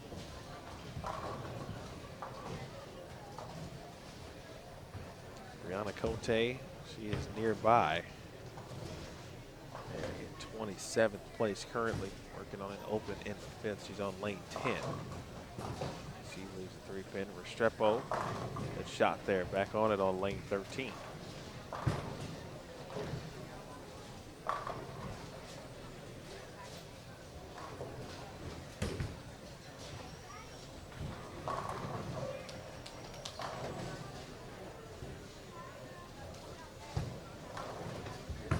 Rocio had a very similar story or experience from a moving over, of course, to the United States for college at Wichita State, to learn English, go through their classes. Even ended up majoring in broadcast journalism, if I'm not mistaken, at Wichita State.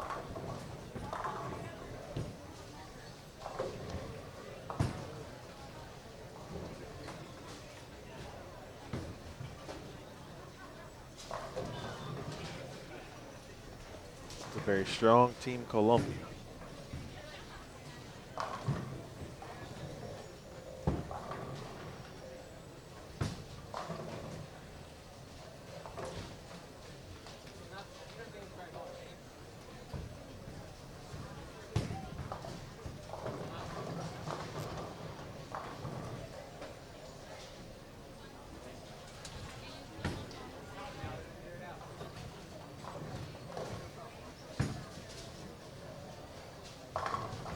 All right, big double for Linda.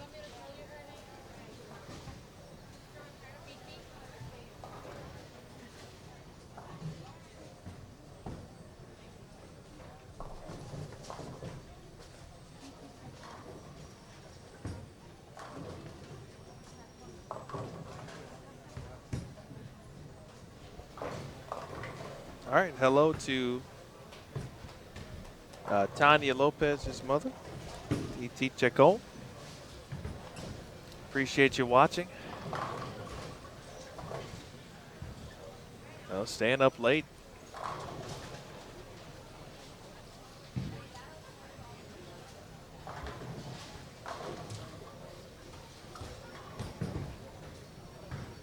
Sherry Tan, oh ho, ho, ho.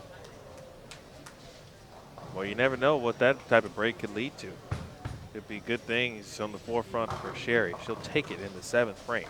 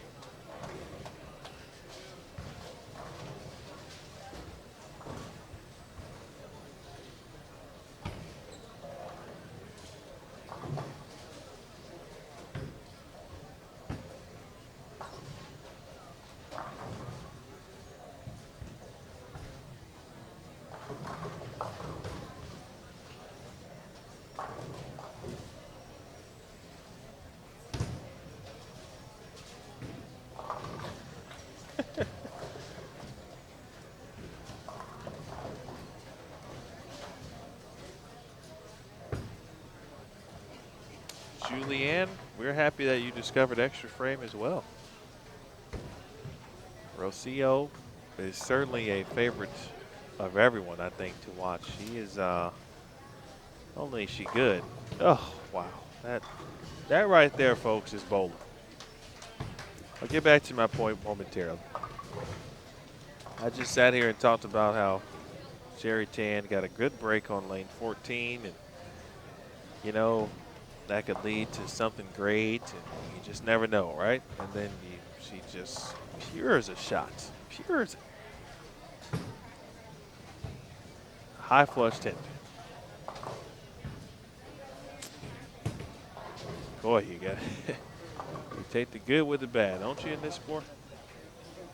Nonetheless, thank you, Julianne, for appreciate discovering again extra frame. And Rocio certainly fan favorite. If this is your first time watching Rocio, I doubt it is, but if it is, I haven't really seen Rocio be Rocio. I can't really describe it. I just have to see it. I have to see her in a moment where it's on the line and she kind of allows herself to get to express the emotion.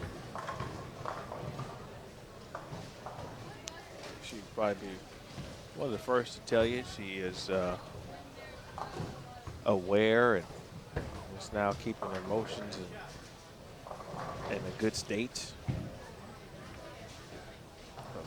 She needs it, hey, gotta have it, bring it out. She does. It's fun to watch. It's generally in a very good situation.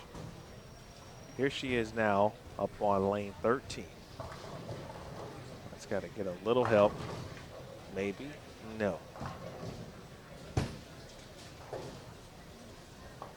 While Linda Walbaum. Oh, just textbook on the 310. She got 223 max out there as we get closer to the end of game 5.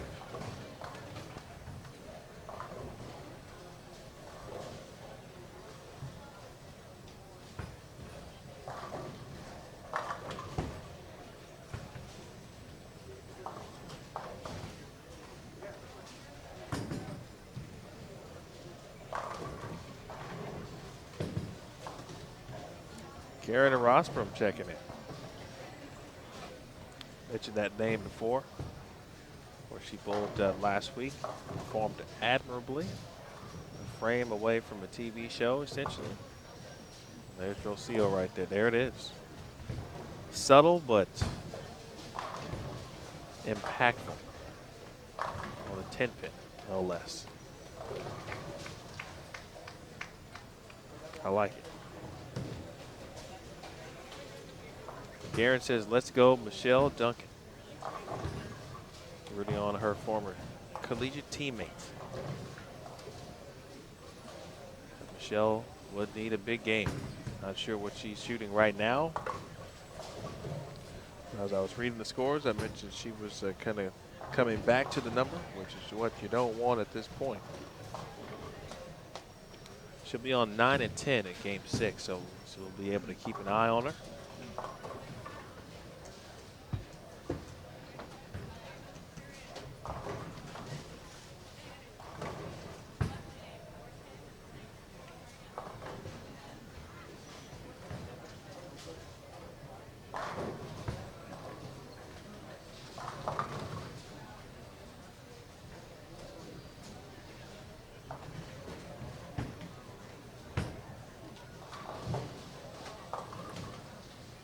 Jeanette Adams, 1, 3, 6, 7. Hopefully she gives this run a run and the head pin doesn't go around at 7.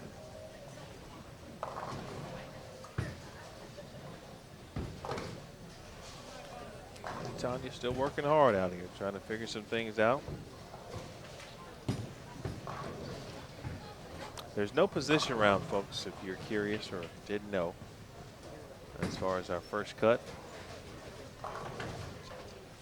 pairs, of course, determine the skipping procedure. So players just go right to the pair that should be on for game 6 and continue to bowl.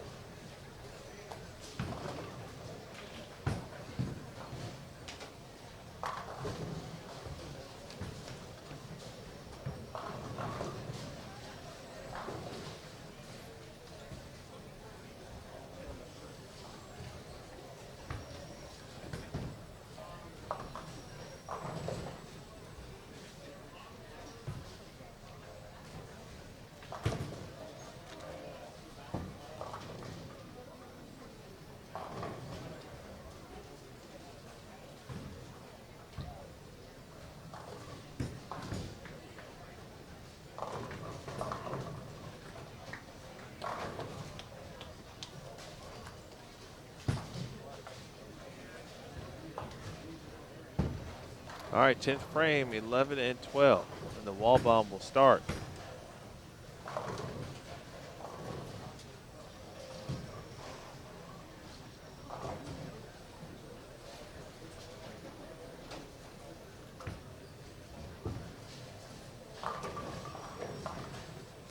The 2, 4, 5, 7. Really not the easiest of spares.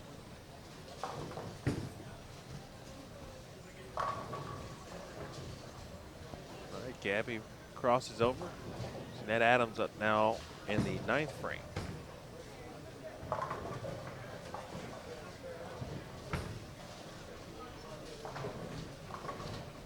At this point, sometimes everyone in the building, to make sure that you don't get caught up in the fatigue.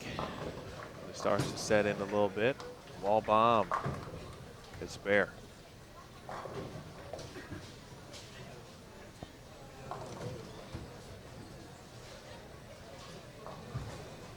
It's been a very good Friday, though.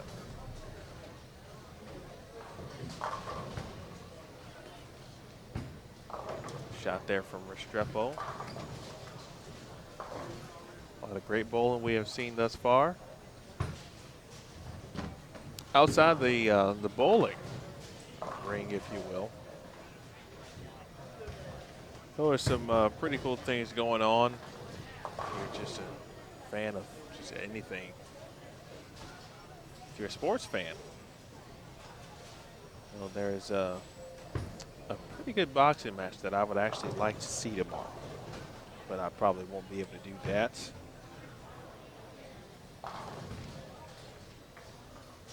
Chavez and Canelo.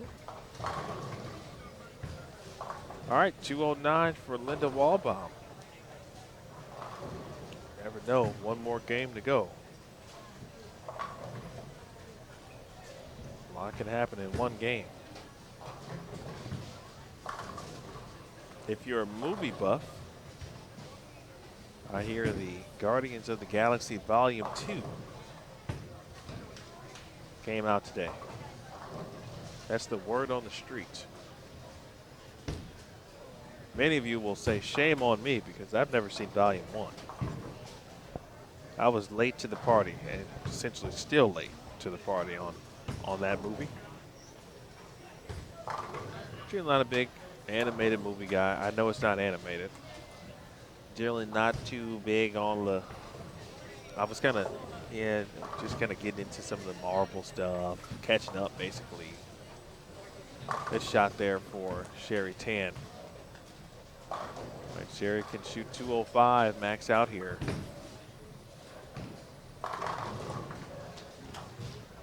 I don't remember the movie I initially went to see when I first saw the trailer for Guardians of the Galaxy. And I said, why would I want to go see that? That's exactly what I said. Then not too long after, of course, you hear, wow, that movie was really, really good. Like, really, really, really good. I still haven't seen it, but it's on my list. So I know I'm not going to see Volume 2 without seeing Volume 1. So I'll check that out at some point. But I generally am all about movies.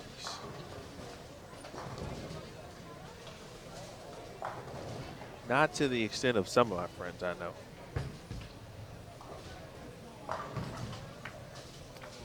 be very big for Tan, and she gets some carry.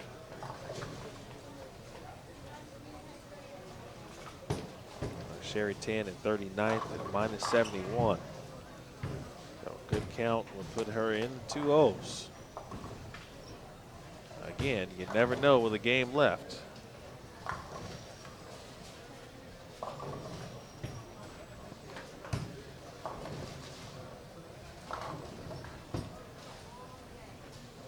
Garcia will be on till tomorrow. 32 lane center here at Steve Cook's Fireside Lanes. Sold out field. Max of 80 this week. Of course, 5 on a pair.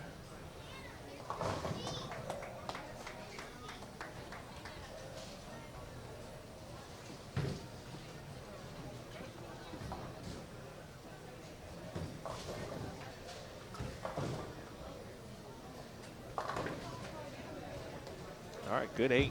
203 for Sherry Tan. Again, coming up, Game 6, 13 and 14, Brianna Cote, Sarah Minch, Kristen Romero, Leanne Holstenberg, and Ashley Galante. 11 and 12, Danielle McEwen, Kayla Johnson, Mariana Ayala, Karen Russell, and Jordan Lazaro.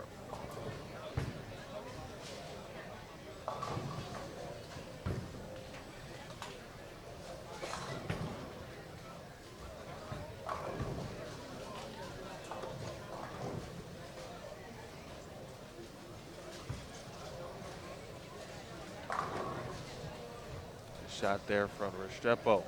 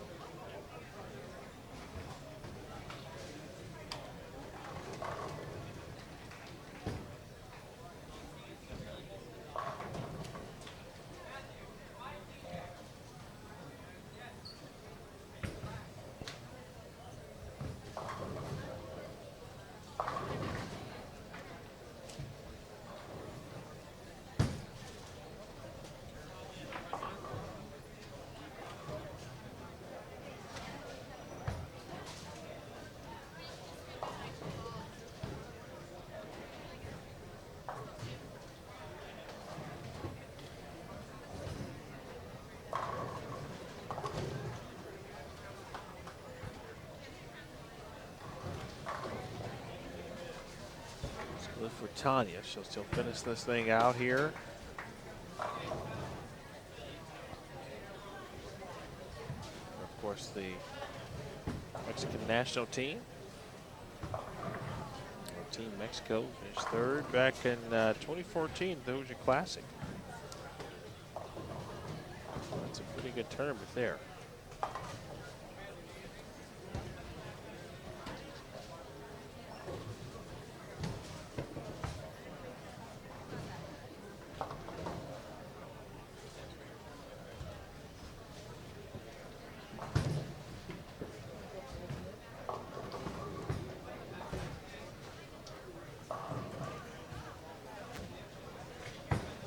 All right, 11 and 12.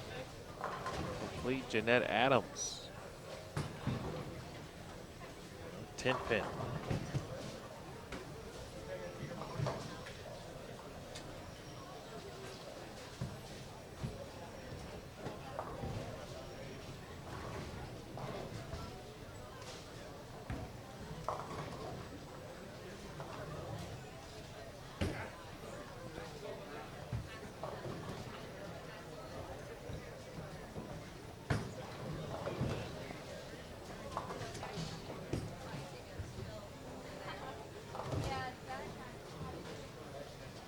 On the field, Jeanette Adams. Meanwhile, 11 and 12. They're just about ready.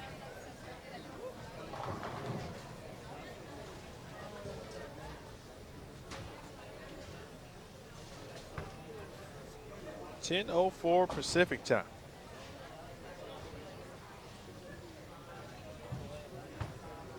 A couple long days and some short turnarounds, but we'll be back on it here, folks. All right, 184 for Jeanette. Game 6. Game 6 of round 2. 12th and final game overall.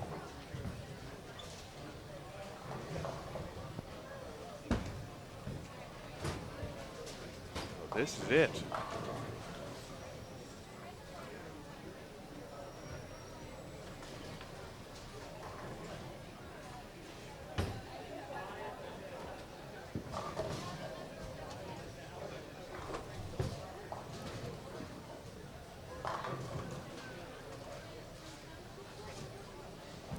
It's going to be close on this cut line. I'm predicting here a minimum of 10 people in between 5 pins either way, plus and or minus the cut number.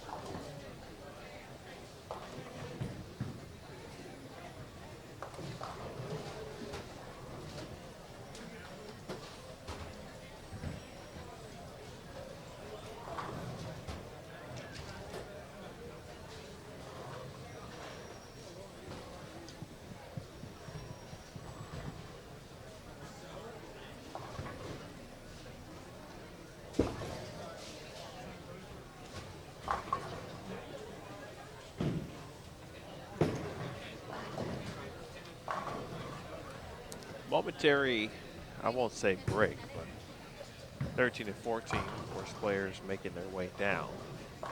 Bowling has started on 11 and 12. I'm going to take a small break. And when I return, of course, we will have obviously the final game, final frames, and we will move on to the top 32 for tomorrow's cashers round. So don't go anywhere. I'll be right back. The 2017 PWBA Storm Sacramento Open. Gold TV on Extra Frame.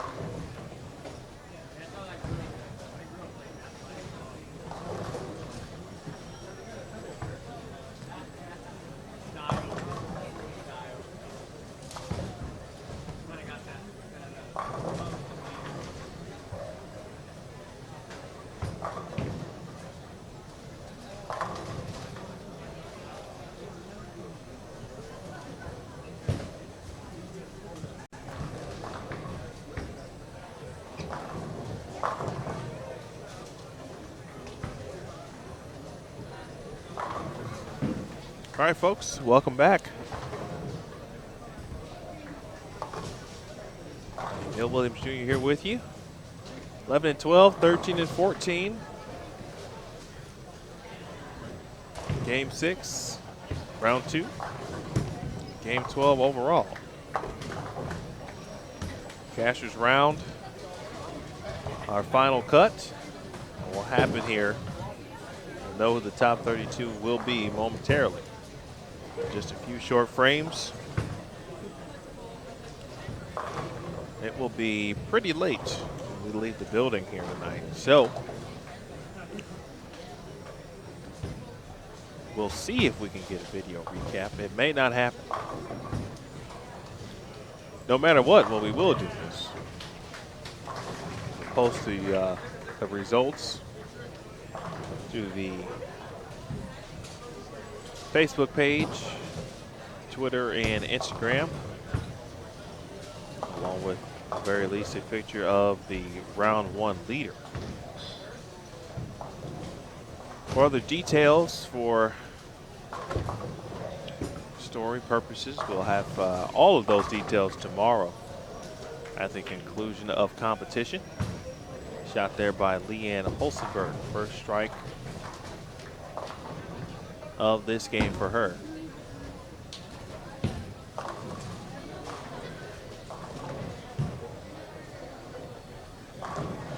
Luckily, if you just, if you've been joining us or been watching all day, you will gonna already know and have an idea on who and what, where and why and when.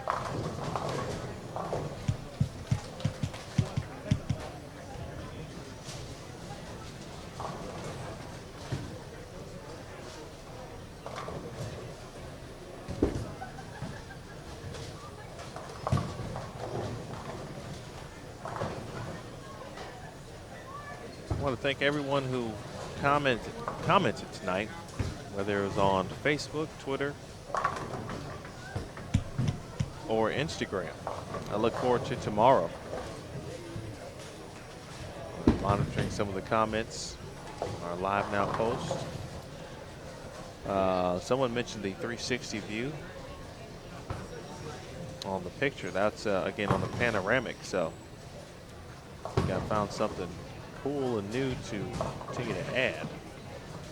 Every now and then add some panoramics. The view of the center, especially in Facebook, will allow you to then give it the old 360 look. So thanks, Facebook. All right, here we go. Standings after 11 games. Liz Johnson, plus 176. Liz had a couple of tough games, games 5 and 6 in round 1. Specifically game 6, I should say, 170. So she can stay away from that. She'll still be in the leader conversation. Rocio Restrepo is in second, plus 174. Shannon O'Keefe in third at plus 167. Diana Zavialova, plus 145. Danielle McEwen is in fifth at plus 144. Robin Renslow is in sixth at plus 128. In seventh, Natalie Cortez at plus 105. Missy Parkin in eighth at plus 92. Shannon Pulhowski in ninth at plus 85. Maria Jose Rodriguez plus 61 in 10. Move on down to the cut line. Boy, we've got a tie. Amber Vega and Marcia Klumpkin tied at minus 70.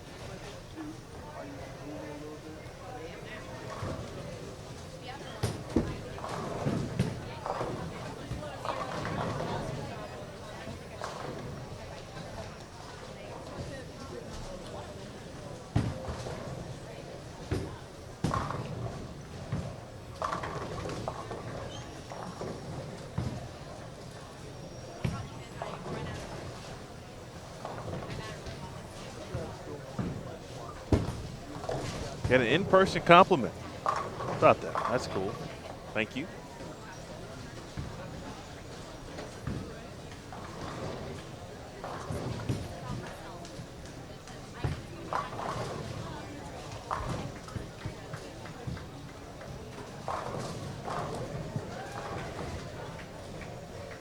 Let's see.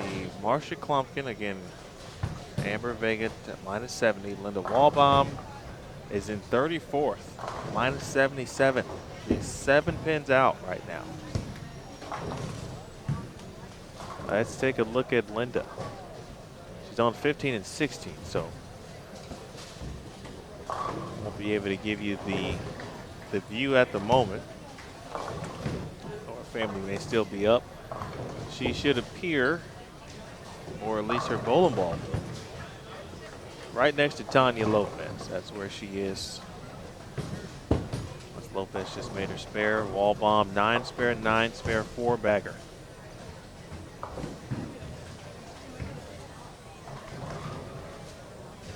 Here's Romero.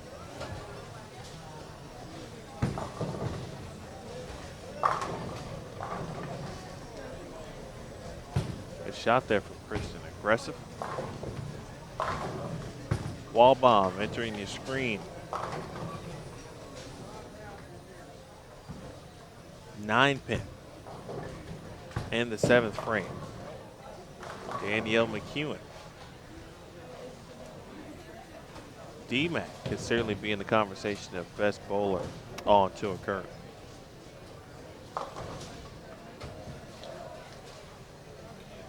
A world traveler. Competes almost in everything. Michelle Duncan. Talked about players needing big games. Michelle is 26 at -50. He's given some pins back. Shot 162, 171. Last 2 games. A good shot from Holsenberg.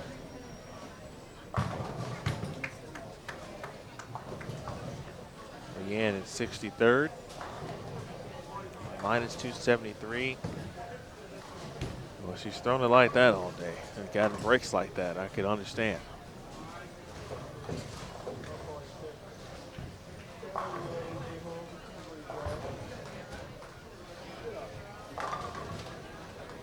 All right, Cote with a strike.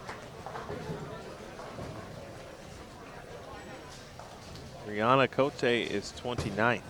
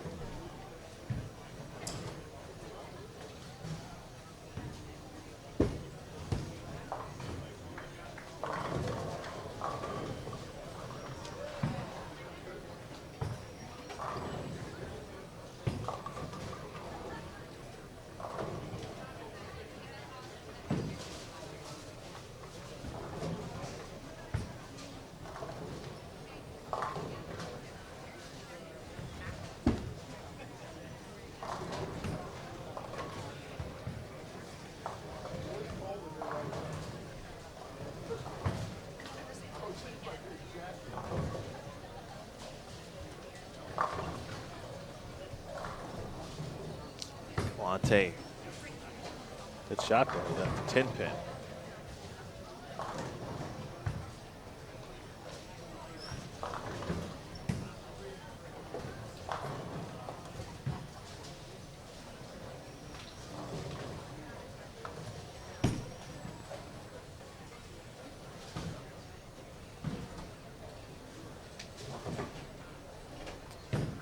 Right now, one of the storylines is, again, happening off camera, and that's Linda Walbaum. who can jump into this cashier's round cut. It's clean through 7. And off a 4-bagger, spare in the 7th. He's got 258 max. That certainly would go a long way, but may not even need all of that. If she got it, she'd be probably securely in.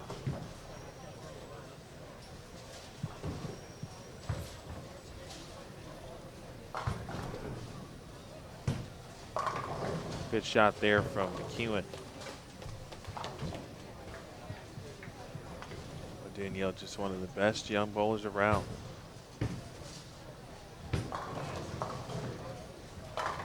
Career full of greatness awaits. It's actually already happened, and it's still happening and will continue to happen. Works hard at her craft in the gym. Sure to follow her on social media. You can check out all of Danielle's world travels, escapades, workout regimen. Of course, and everything that happens on tour as well. 3-6-10 for Brianna Cote. Bouncy, but 10 back.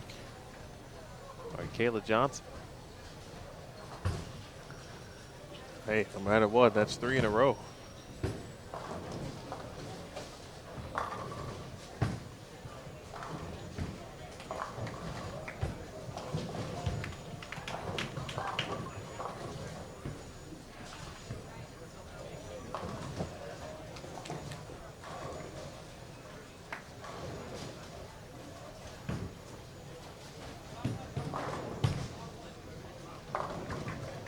Cote with the spare.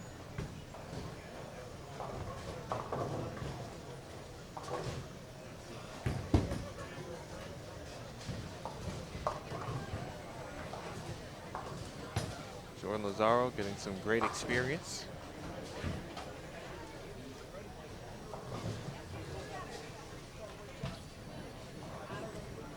Well, we had a lot of folks checking in on Felicia Wong. See where she is in the standings. Felicia was 43rd. This round did not go too well. Shot 265 to end round 1.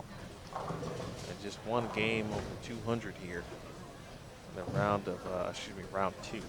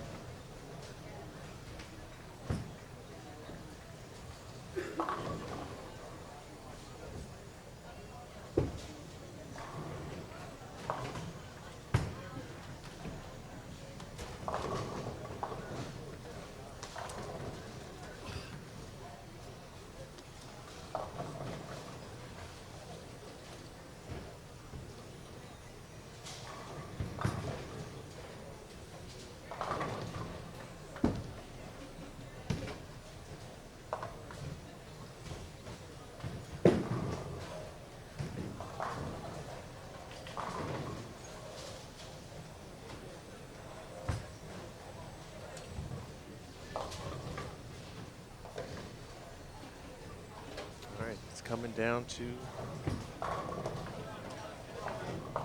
wire here.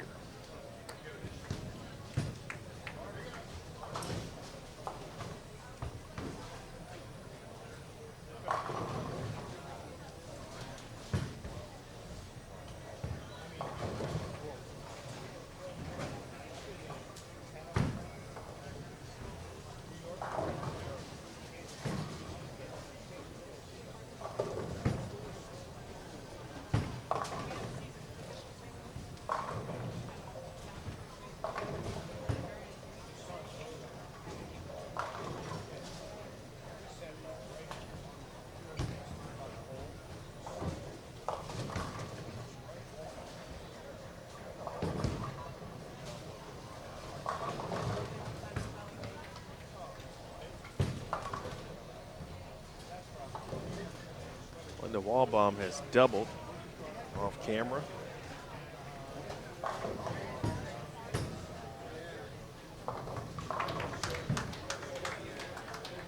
Michelle Duncan open in the 6th, spare in the 7th.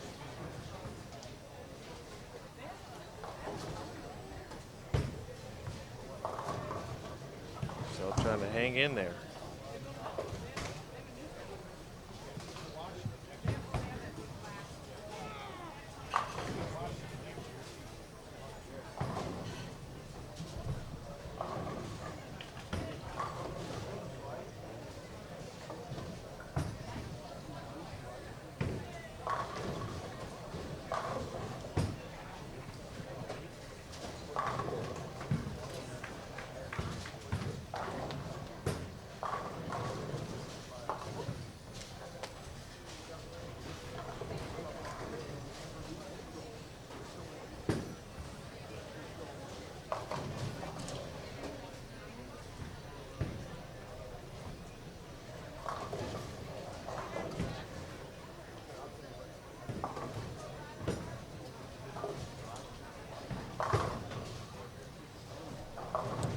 Johnson made match play last week.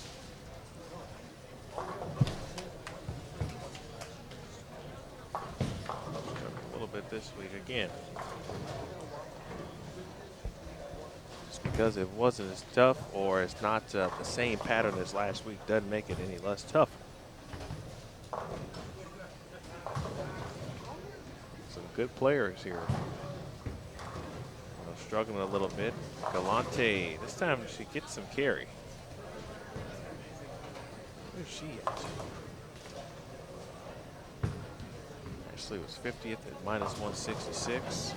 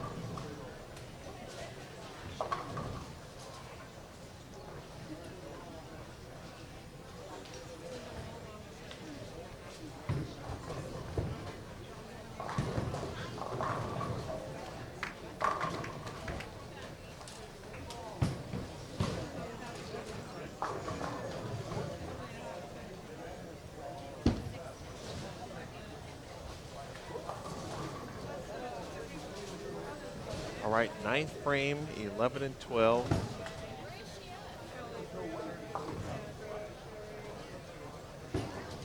Eighth frame, 13 and 14.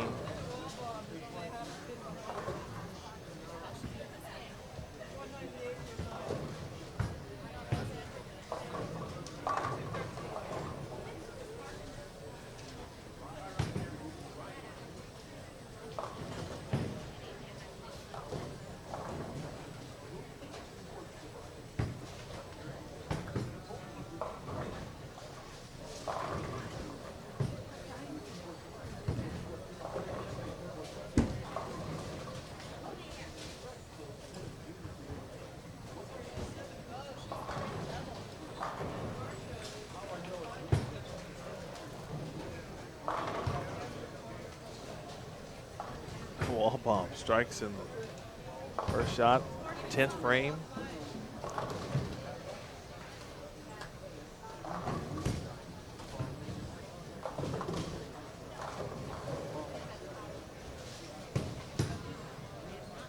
She's already in the 230s at this point.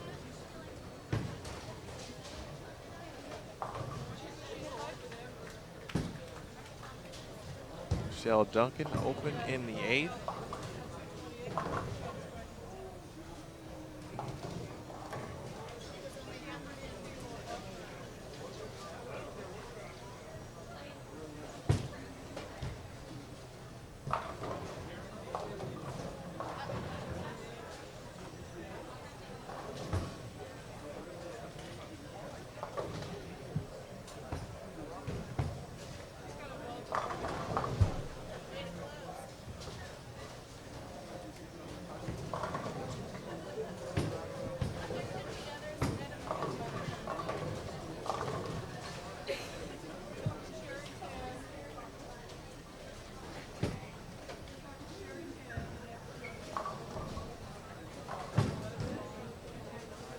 All right, Wall Bomb has done essentially what she needed to do. If she's not in the top 32, something's wrong. Everyone bowled good this game. Now she is in the 250s. She's going to have extra bowling tomorrow. 258. Well done. And Linda, I think if Linda's family is still up, they can probably go to sleep on a happy note. At 258, we'll give her 2381 unofficial.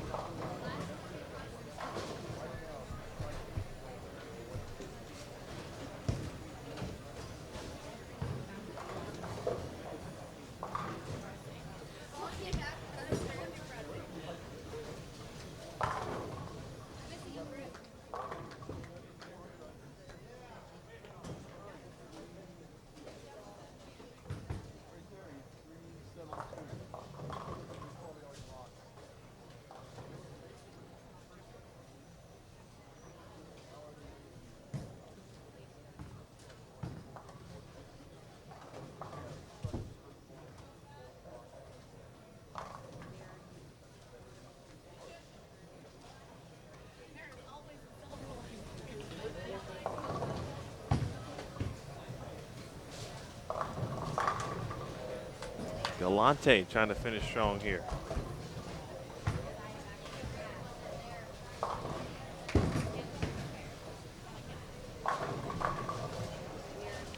Well, Linda Wallbaum's going to get to 19 under for the day. So if Linda is in, someone may be bumped out. Start looking at where the claps are coming from. It's a big shot for Michelle Duncan again to our left. 9 and 10.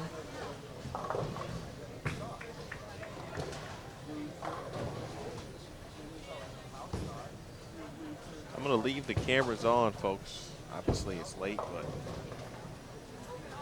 there are several folks, again, around the number.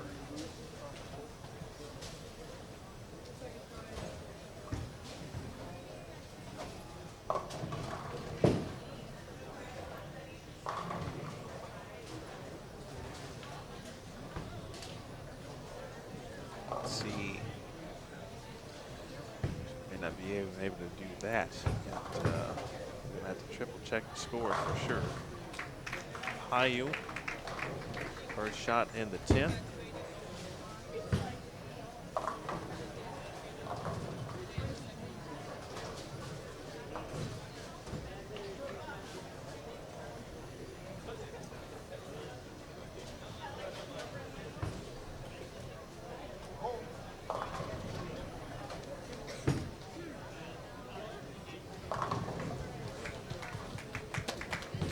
Shot there for Wendy McPherson.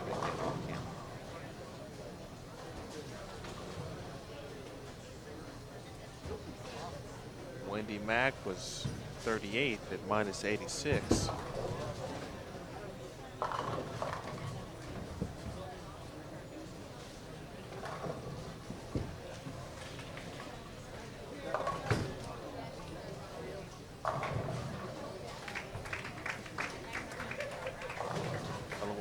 Payon.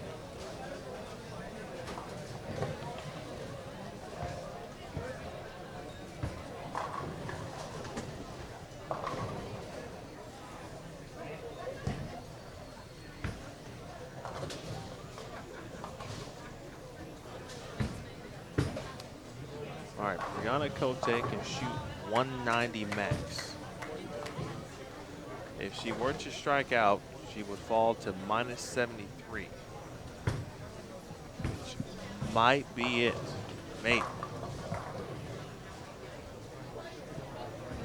Unsure where Amber Vega is currently. She would be important to know where she is. We could potentially get her score. Payune shoots 211. Oh, yeah, Payune. She gets some bonus bowling. That moves her to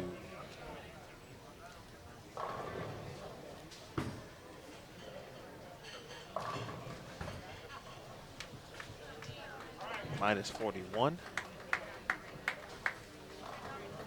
Big 10th frame coming up here for Cote. Restrepo is going to shoot 220 something. That she certainly was not in question. It'll be about whether or not she'll be the round one leader. Shoots 224. So Cio Restrepo. Ayala shoots 167. Team Puerto Rico.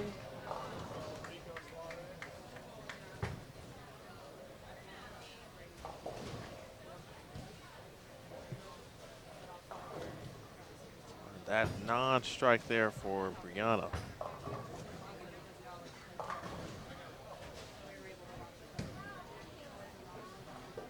May have done it.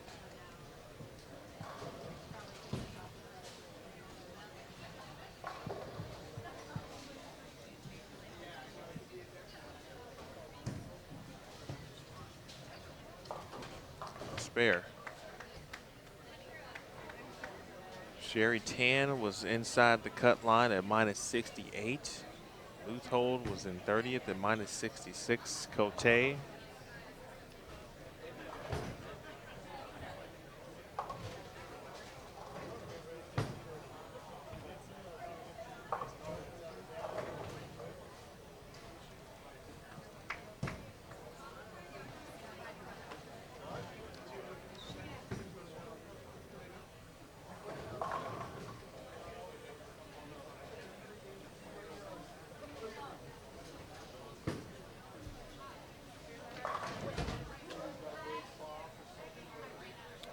Cote shoots a 176.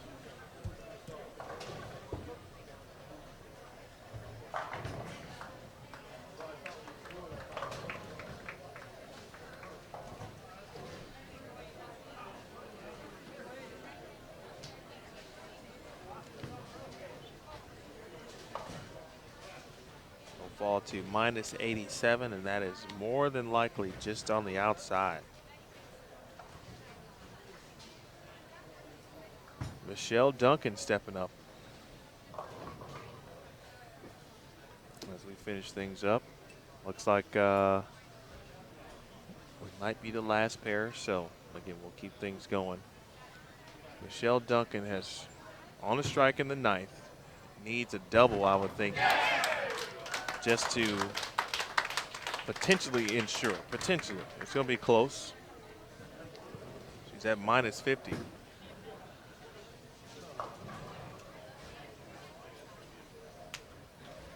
That's a big strike in the 10th.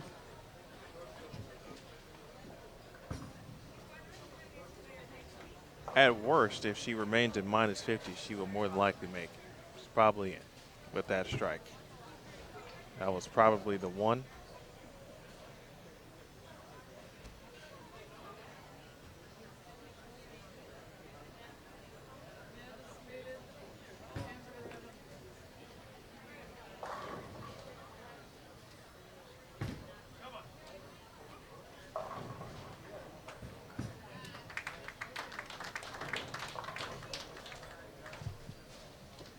Sarah Minch is finished up.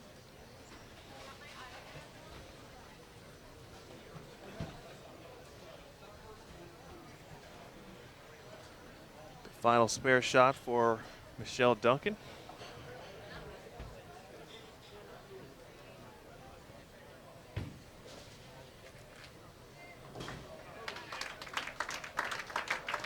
199. I think that will do it for Michelle. That should be enough. She'll be at minus 51.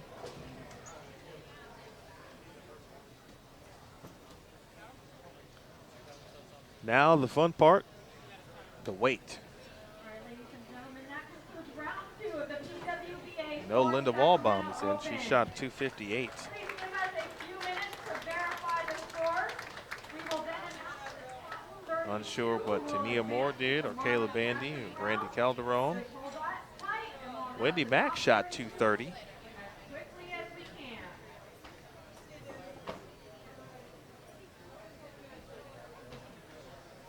Not to go unnoticed. That's a pretty big game.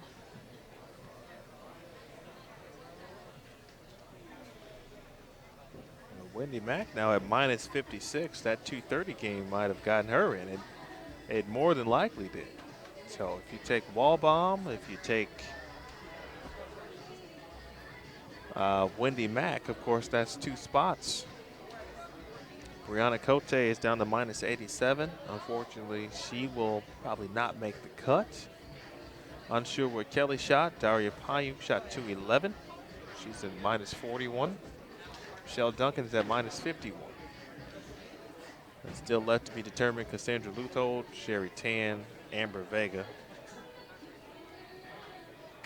Marcia Klumpkin, along with Tania Moore, Kayla Bandy. So we will allow, of course, our tournament staff to tally up, and yeah, so keep the cameras going, folks. Appreciate you tuning in.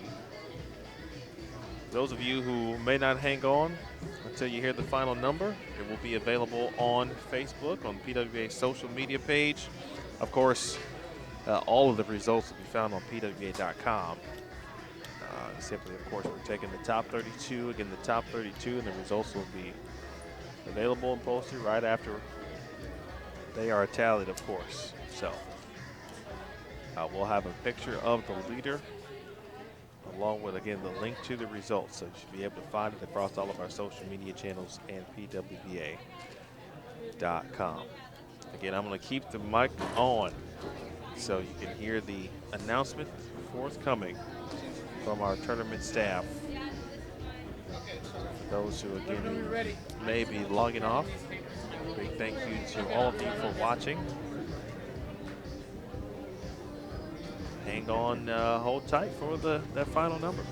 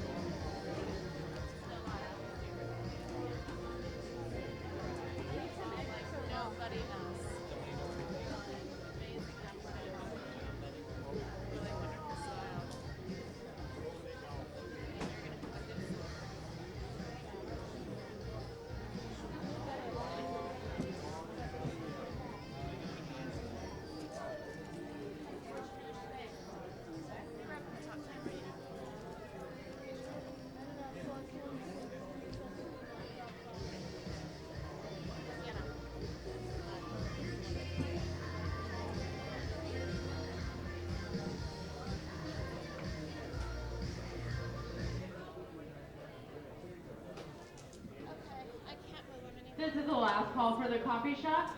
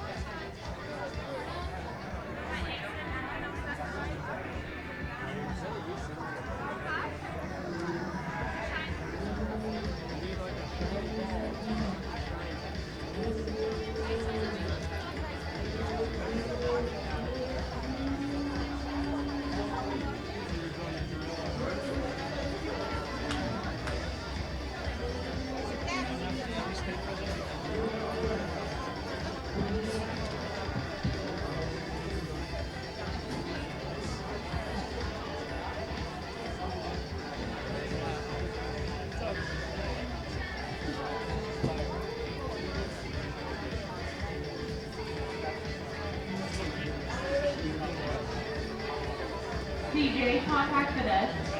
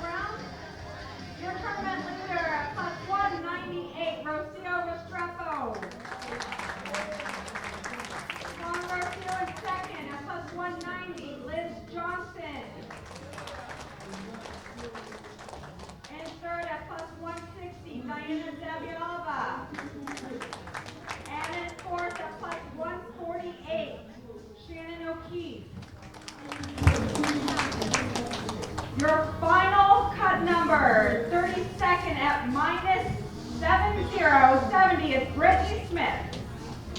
Brittany Smith at -70. Ladies, see you tomorrow morning for the cashes round at 8:30. Thank you All right, folks, there it is. Rosia Restrepo, your leader. Brittany Smith, the cut line at -70. Be sure to check out PWBA.com for all of your standings results. You can check, of course, social media. We'll have a picture of Rosia along with a link, of course, of the standings as well.